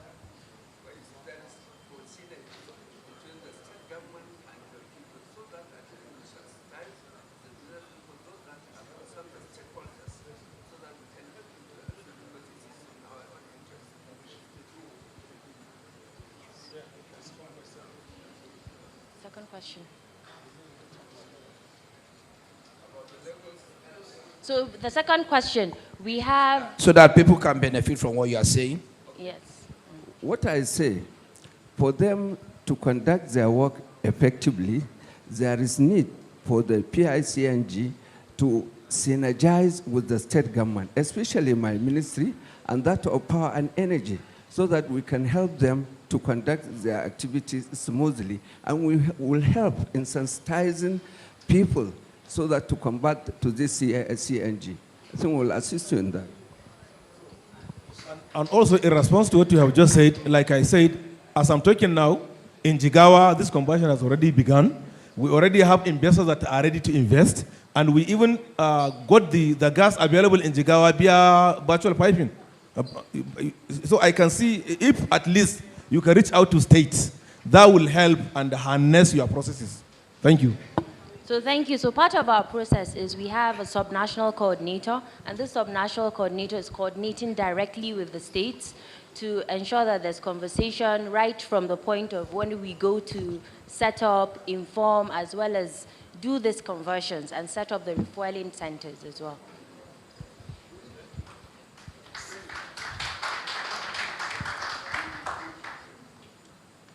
So much heat. So thank you very much, Adiza. I think you need to take this message back, because you have 2 states that have, you know, for the last 2 days, have been explicit about their desire, what they are doing. In Jigawa, they are not waiting on their own. As a state, they are investing. They're also investing their own time and energy to be here. So I think we must not bury it into the bureaucratic protocol.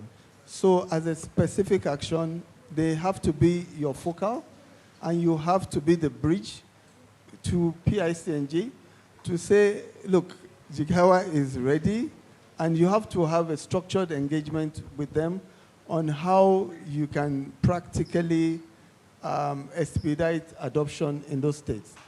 And in some states, you may have a different approach, but at least the coalition of the willing, people who are ready, who are willing, who are activated, please, let's not bury it in protocol. I'm not saying that, you know, that's the case, but the reason people leave their homes and come to events like this is to make these connections. And there must be connections that are practical and they work. So I'm taking this commitment on your behalf that you are going to follow up with them, and that you are going to make sure that it doesn't die here, and that there will be a permanent connection with state government. And as a board member of PICNG, I'm going to follow up on that.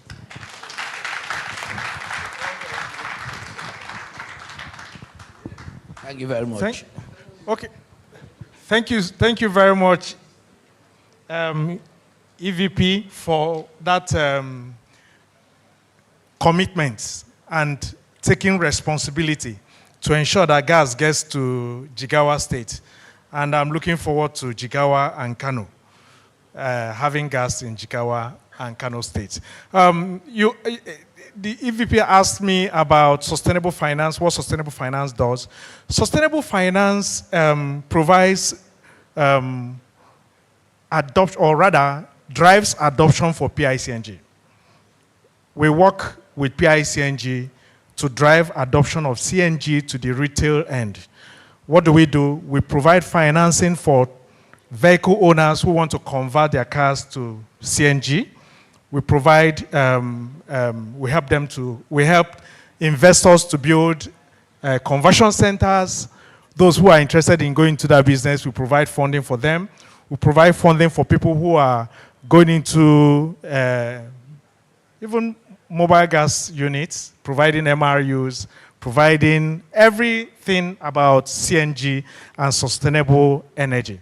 That's what sustainable finance. And we also provide financial advisory and arrangement of funds for bigger or big ticket transactions if they are bankable. Thank you so much for this opportunity. And thank you.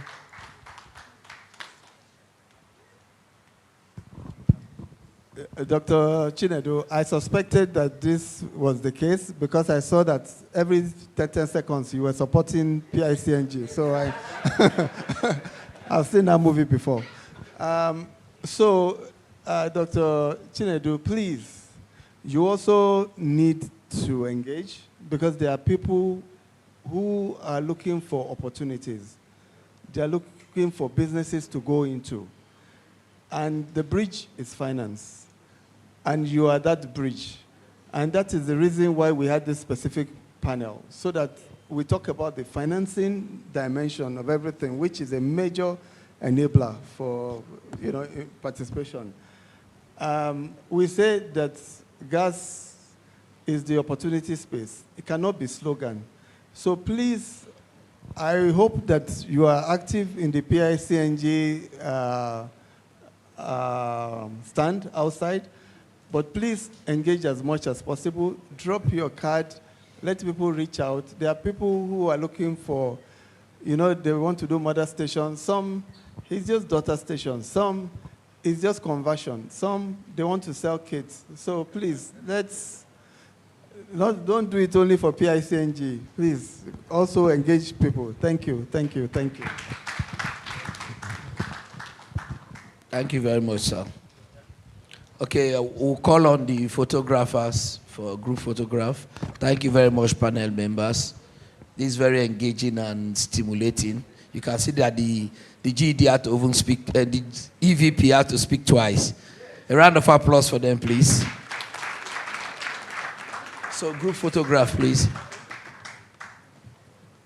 While the group photograph is going on, may I ask the rapporteurs, Messrs. Mutala, Moazu, Aisha, Ghazali, to come and give us the action list, wrap up, recap, / key takeaways. While they are getting ready to come, the BA to the EVP, Gas and Power New Energy, Mr. Saadu Gaba, has some information for us. Saadu, please. Thank you very much. Good afternoon, everyone. I stand on existing protocols, please. So we are not through with our guests. We have a dinner this evening, and because we're good for time, we would appeal that people come around by 6:30. The turnaround by Takeout Media is going to be done before then, and we'll try and make sure that we round up within 2 hours. So we're going to share the invitations for people. And then we also appeal that there's more than enough, so people can come around. Please do. Thank you. Thank you very much. Thank you. Let me put the stage. Thank you.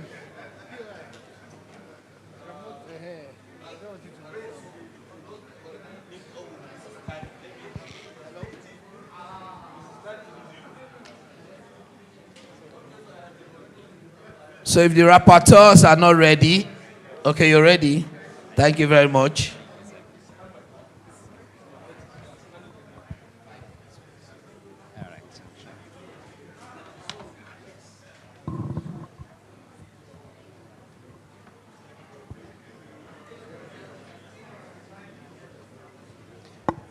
Okay, thank you, the anchor of this program.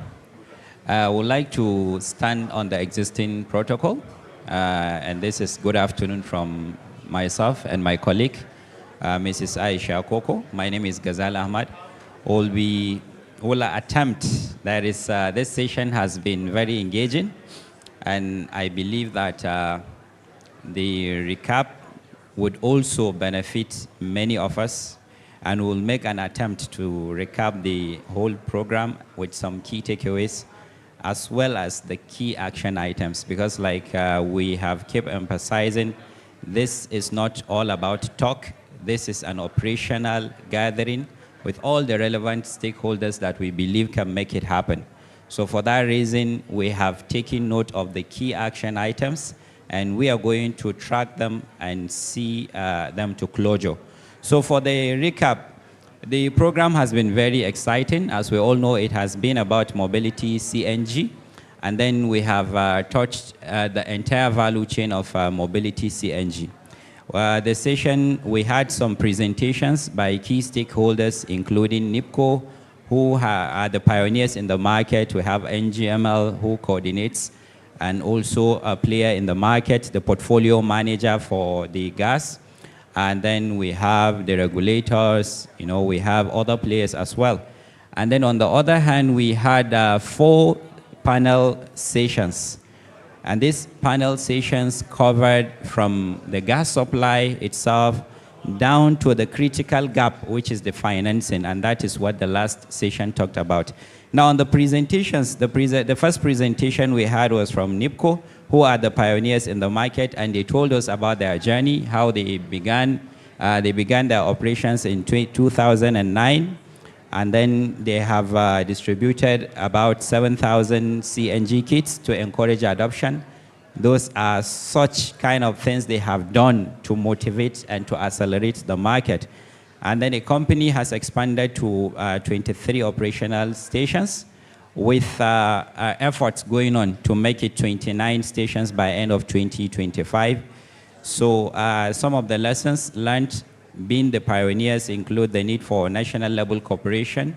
NIPCO emphasized that when they started, I believe that was a challenge then, and now it's not more of a challenge, because with the caliber of people we are seeing Kano State and Jigawa State, among others, that have shown so much commitment. So we believe this challenge is going to be breached.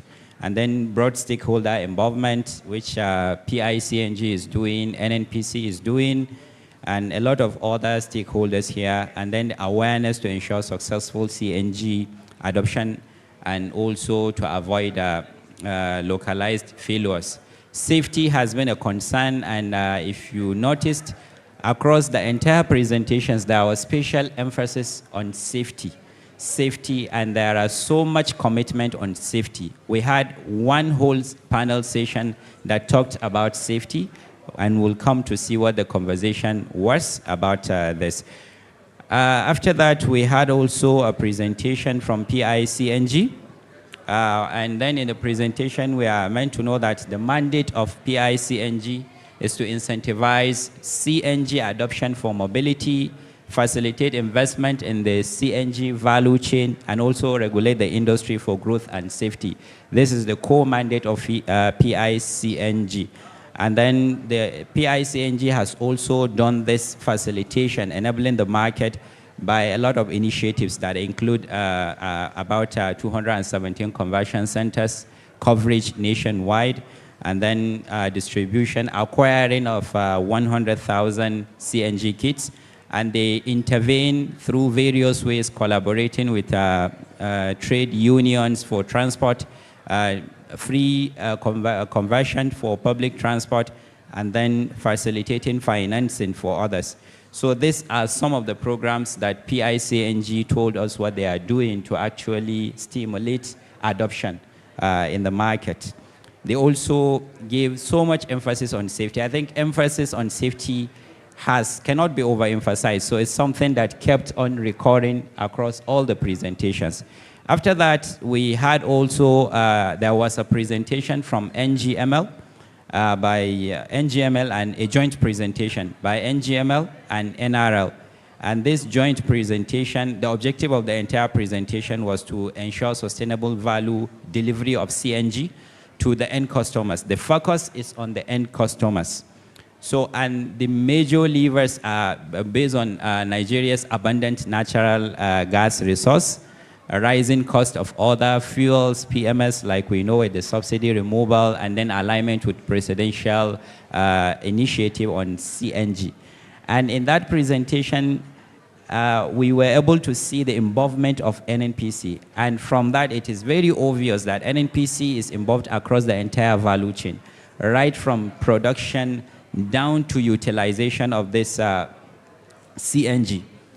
And collaboration is very key in delivering this mandate, and NNPC's role is to coordinate stakeholders, which include PCNGI, the GACN, other regulators, NMDPRA, and also to ensure penetration by motivating the supply of the gas. Expansion is another thing that NNPC is doing. NNPC own, in partnership with NIPCO through NGML, a couple of both mother and daughter stations in also collaboration with NNPC Retail. So this is just a recap of NGML presentation, joint presentation of NGML and NRL. There was a question, a very important question at the end of that presentation, which is on incentivizing the CNG vehicle combustions. And then it was noted that pay-as-you-go and other financing models are currently being explored to cater for that need from the general public. We also heard from our regulators. I will borrow the words of my boss, the EVP. He said the regulators are correct, and I believe all of us know that they are correct. So they told us that it's their mandate to actually regulate, and PIA is the backbone where all these regulations came from. And part of the over 20 supporting regulations that they have, there is the mainstream downstream operations regulation, which governs CNG and its related activities. So for our interested investors, it's very important we look at this particular regulation so that we'll know what it entails, and that will enable our success in the investment we are going to make in this sector.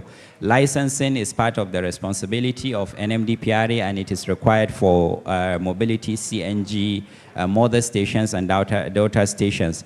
And it is the presenter advised new entrants to engage the authority early for guidance and compliance. They also emphasize on safety. And then the next presentation was by the SBA to the Group Chief Executive Officer of NNPC.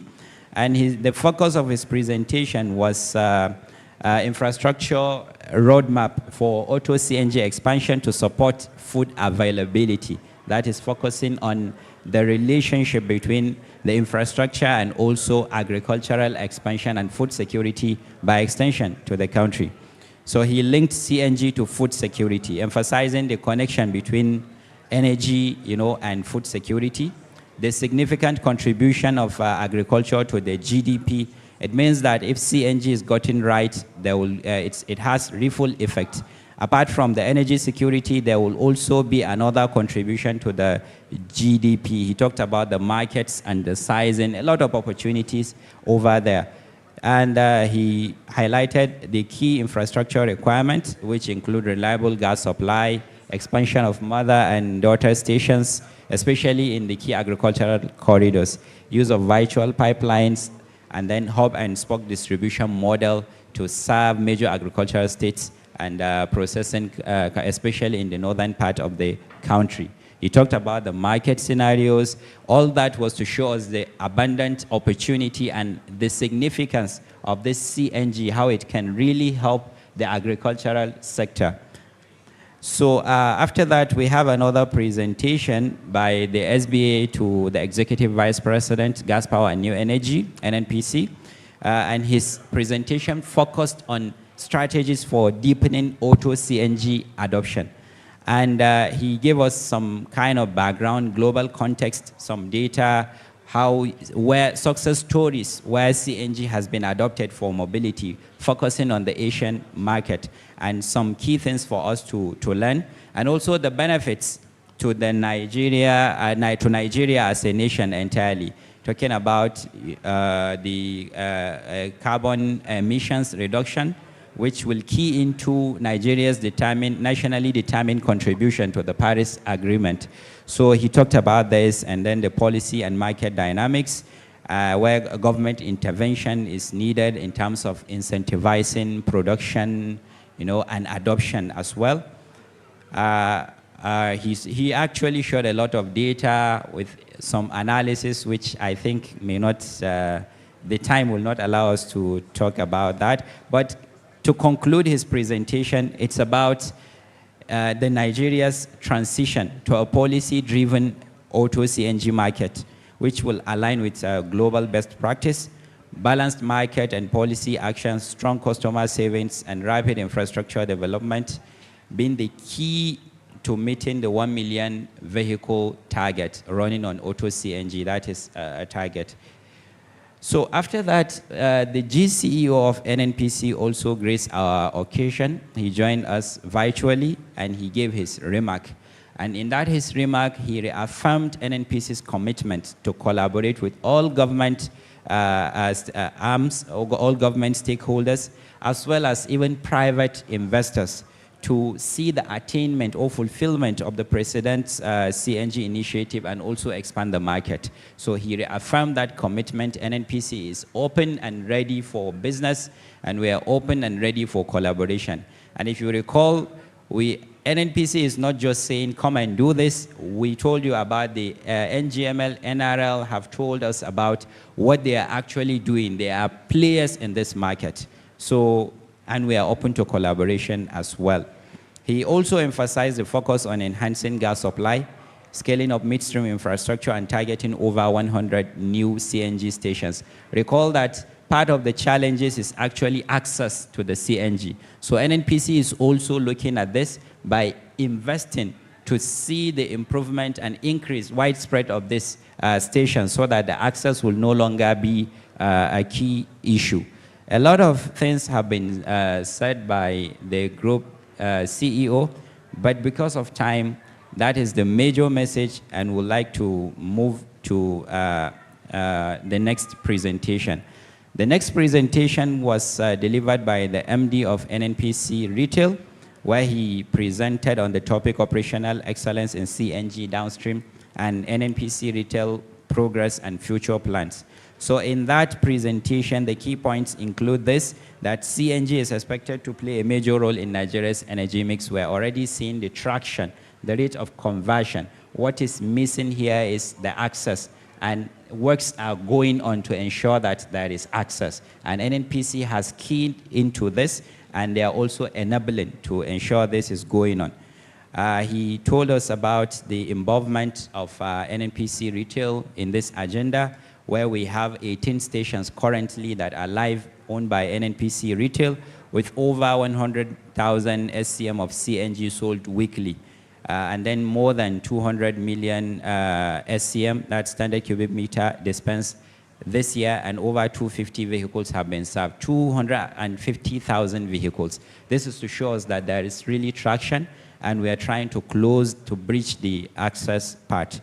So this is the main focus, and he emphasized on safety as well.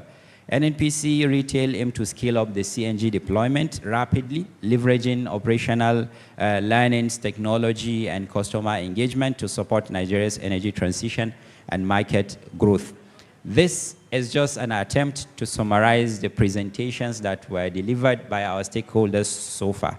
On the other hand, we have panel sessions also, which have actually shaped the conversation and have also shared practical insights as well as challenges and opportunities. In NNPC, we always see challenges as opportunities. So they have shared this key insights. So the first panel session was on safety, because safety is very critical. I recall one of the panelists in third session recalling his experience 30 years ago when he was driving CNG vehicle, and the key concern was safety. So safety is actually a key concern. And even in this era, when the conversation, started after the removal of subsidy, that has been the major concern of the masses. To address this, we have one dedicated panel session which brought experts from the regulators and the players, and then we heard from their perspectives what they are doing, what success looks to them in terms of safety. So the safety excellence has been defined by, the panelists agreed that safety excellence means a culture and practice that prevents incidents, accidents, and near misses through robust governance, standards, regulations, and stakeholder accountability. So it's a responsibility of all the stakeholders. Training and capacity building has been also identified in this session as something very key that will enhance the safety excellence in this sector. Public awareness is another thing. Risk management is also very key. Technology and infrastructure has also been mentioned as part of what can be done to ensure safety excellence. Regulatory coordination is also there. We had one of the regulators who is in charge of health, safety, environment, and communities as part of the panelists. He has also shared his own perspective. So there is an action item that came from there, which my colleague is going to talk about in few minutes as we round up. And then we also had another session which talked about investment and commercialization of CNG mother-daughter stations. It focused on the barriers actually and the unlocks, how these barriers can be unlocked to attain the desired outcome. So the panel focused on addressing investment, commercialization, and operational challenges for CNG mother and daughter stations in Nigeria's energy transition, as well as gas monetization strategy. It talked about the market. The market is obviously there since when we began this conversation. And then the barriers to investment, which include, as highlighted by NMDPRA representative, lack of anchor demand initially, but that is coming down because the demand is growing now. Infrastructure deficit, that is what we are currently having as a major challenge. Feedstock constraints, inconsistent regulations. This has been addressed. I think we have some clarity now to a reasonable extent. And then funding and capital access, which is actually the key challenge among all these challenges. And for this reason, we had our last session focused solely on this. So on the policy and regulatory, I think I need to wrap up. I can see the way so let's move to the next panel, which discussed about funding and financial support for CNG value chain investment.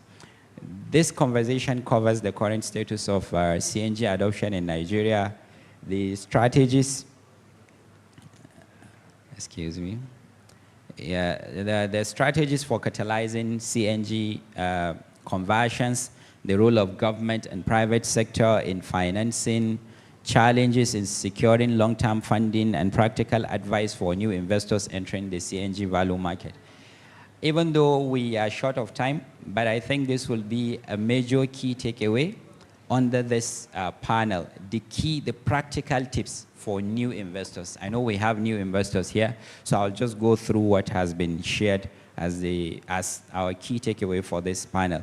The first one is the panelists advised that for a new investor, he should start at the last mile from retail, to understand the market, because it is less capital intensive, it is less demanding when you compare with the upstream side of the business, which is the mother stations in this case.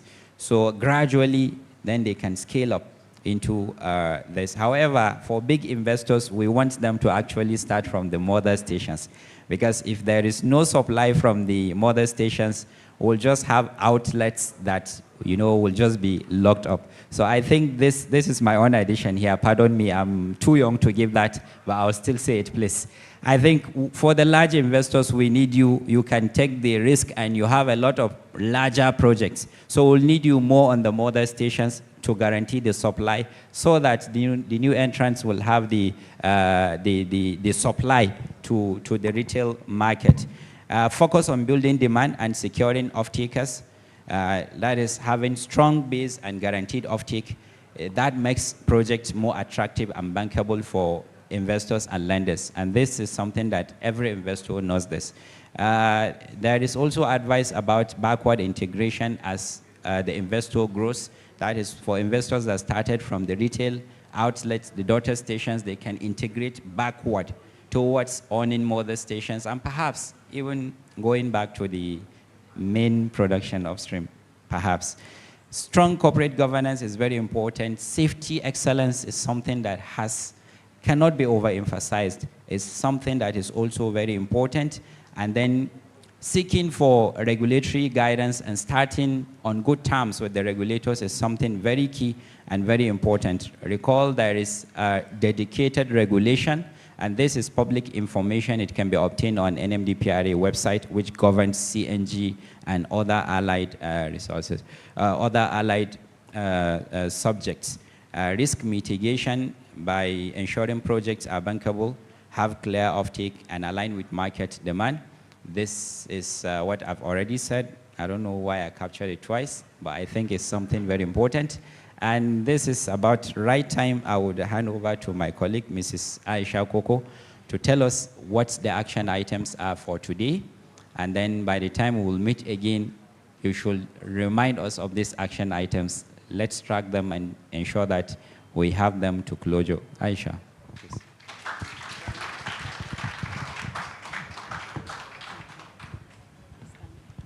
Thank you, Ghazali, and good afternoon, everyone. Please permit me to stand on already established protocols.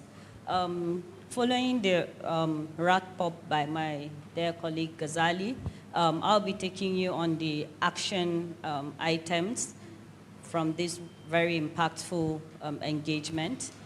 So these action items will guide our steps towards our journey for accelerating CNG adoption in Nigeria, and also to further affirm NNPC's commitment to deepen industry alignment across the Auto CNG value chain for a sustainable Mobility-CNG subsector. So the action items that we derived from this session are, number one, the Chief HSC Officer NNPC is to collaborate and liaise with his panel members to develop safety enforcement action list towards this. NNPC and PCNGI to coordinate and galvanize private sector investment in CNG mother and daughter stations with particular attention to demand centers such as Lagos and Abuja. NNPC and PCNGI to coordinate and ensure consistent focus on optimizing value to end customers. We also have SON and NADDC to rigorously enforce conversion and safety standards. This was also an action item. NIPCO, I think the EVP asked NIPCO to share lessons learned from past CNG rollout efforts, especially the gaps. And I think this action item also came up from the last panel discussion, where the EVP has also asked PCNGI to collaborate with Kano and Jigawa states to help them achieve their CNG aspirations. And these action items will also be personally followed up by the EVP himself. I think the last action item we have is for Sustainable Finance Limited They are to engage as much people as possible to ensure that they bridge the financing gap in the CNG sector. So with this, I wrap up the action items, and I'd like to say thank you for being a part of those paving the way for a sustainable energy development in Nigeria. Thank you. So it's a wrap. Thank you, dear rapporteurs. I can see the enthusiasm in you guys. You're very young, and we're happy that you're doing the right thing. We've come to the almost last item before the end of the program. May I invite for closing remarks the Director of Gas of the Federal Ministry of Petroleum Resources, Mrs. Ruth Audu Nunge, for the closing remarks. She's also representing the Permanent Secretary, please. Another round of applause for her. She's wearing a double cap.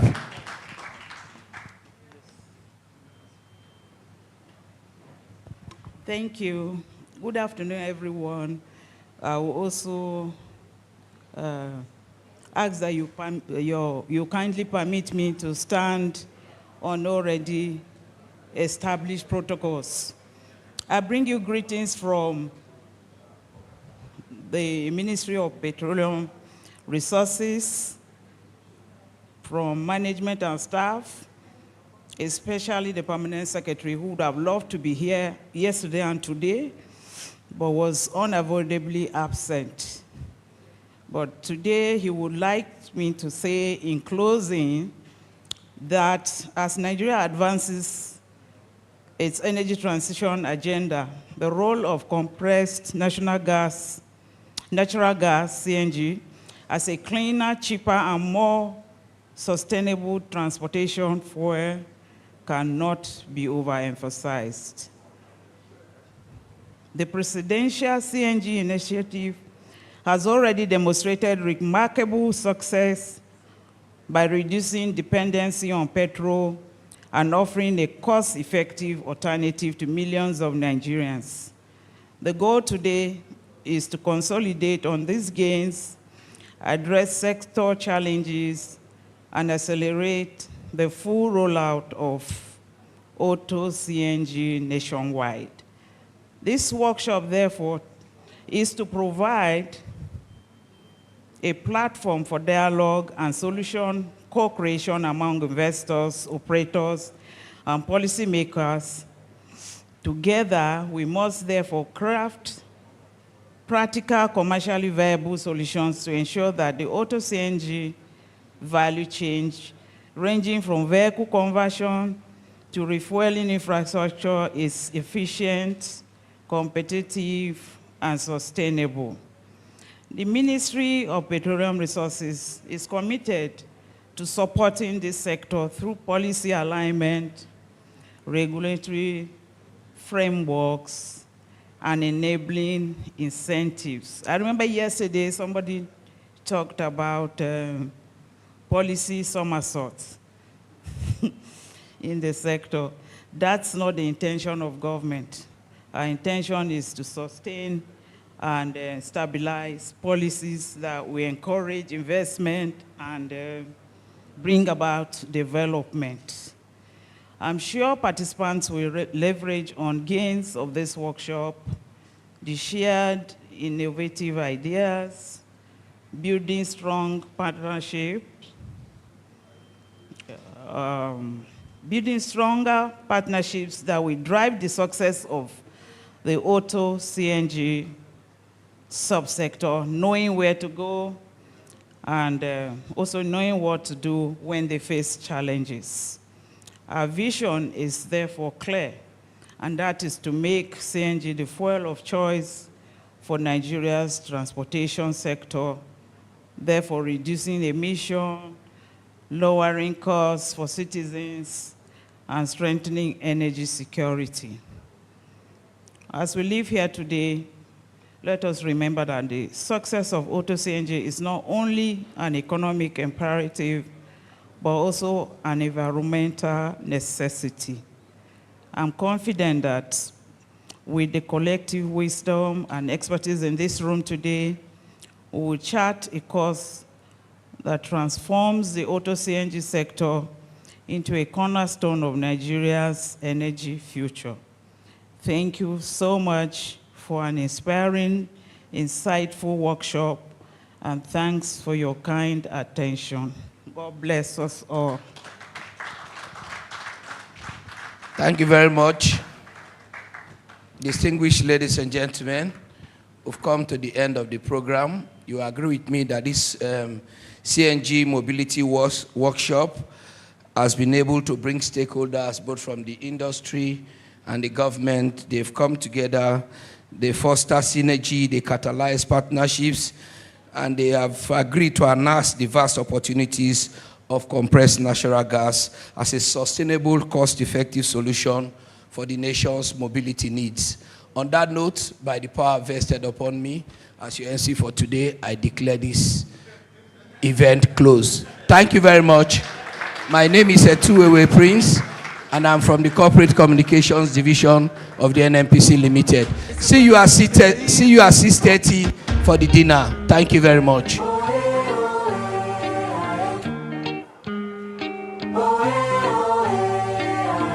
It's a brand new day. Get up, face it all. With endless possibilities, go on, take it all. The world is at your feet, nothing can stop you. Yeah. No shaking off, yeah. Cause you've got energy for today, energy for tomorrow. Bigger than yesterday. You're so much better, so much stronger. It's the dawn of a new day. So come on, let's go. Come on, let's go. Let's go. So come on, let's go. Come on, let's go. Let's go. It's a brand new day. Come on, let's go. It's a brand new day. Come on, so come on, let's go. Energy for today. Energy for tomorrow. Energy like the sun.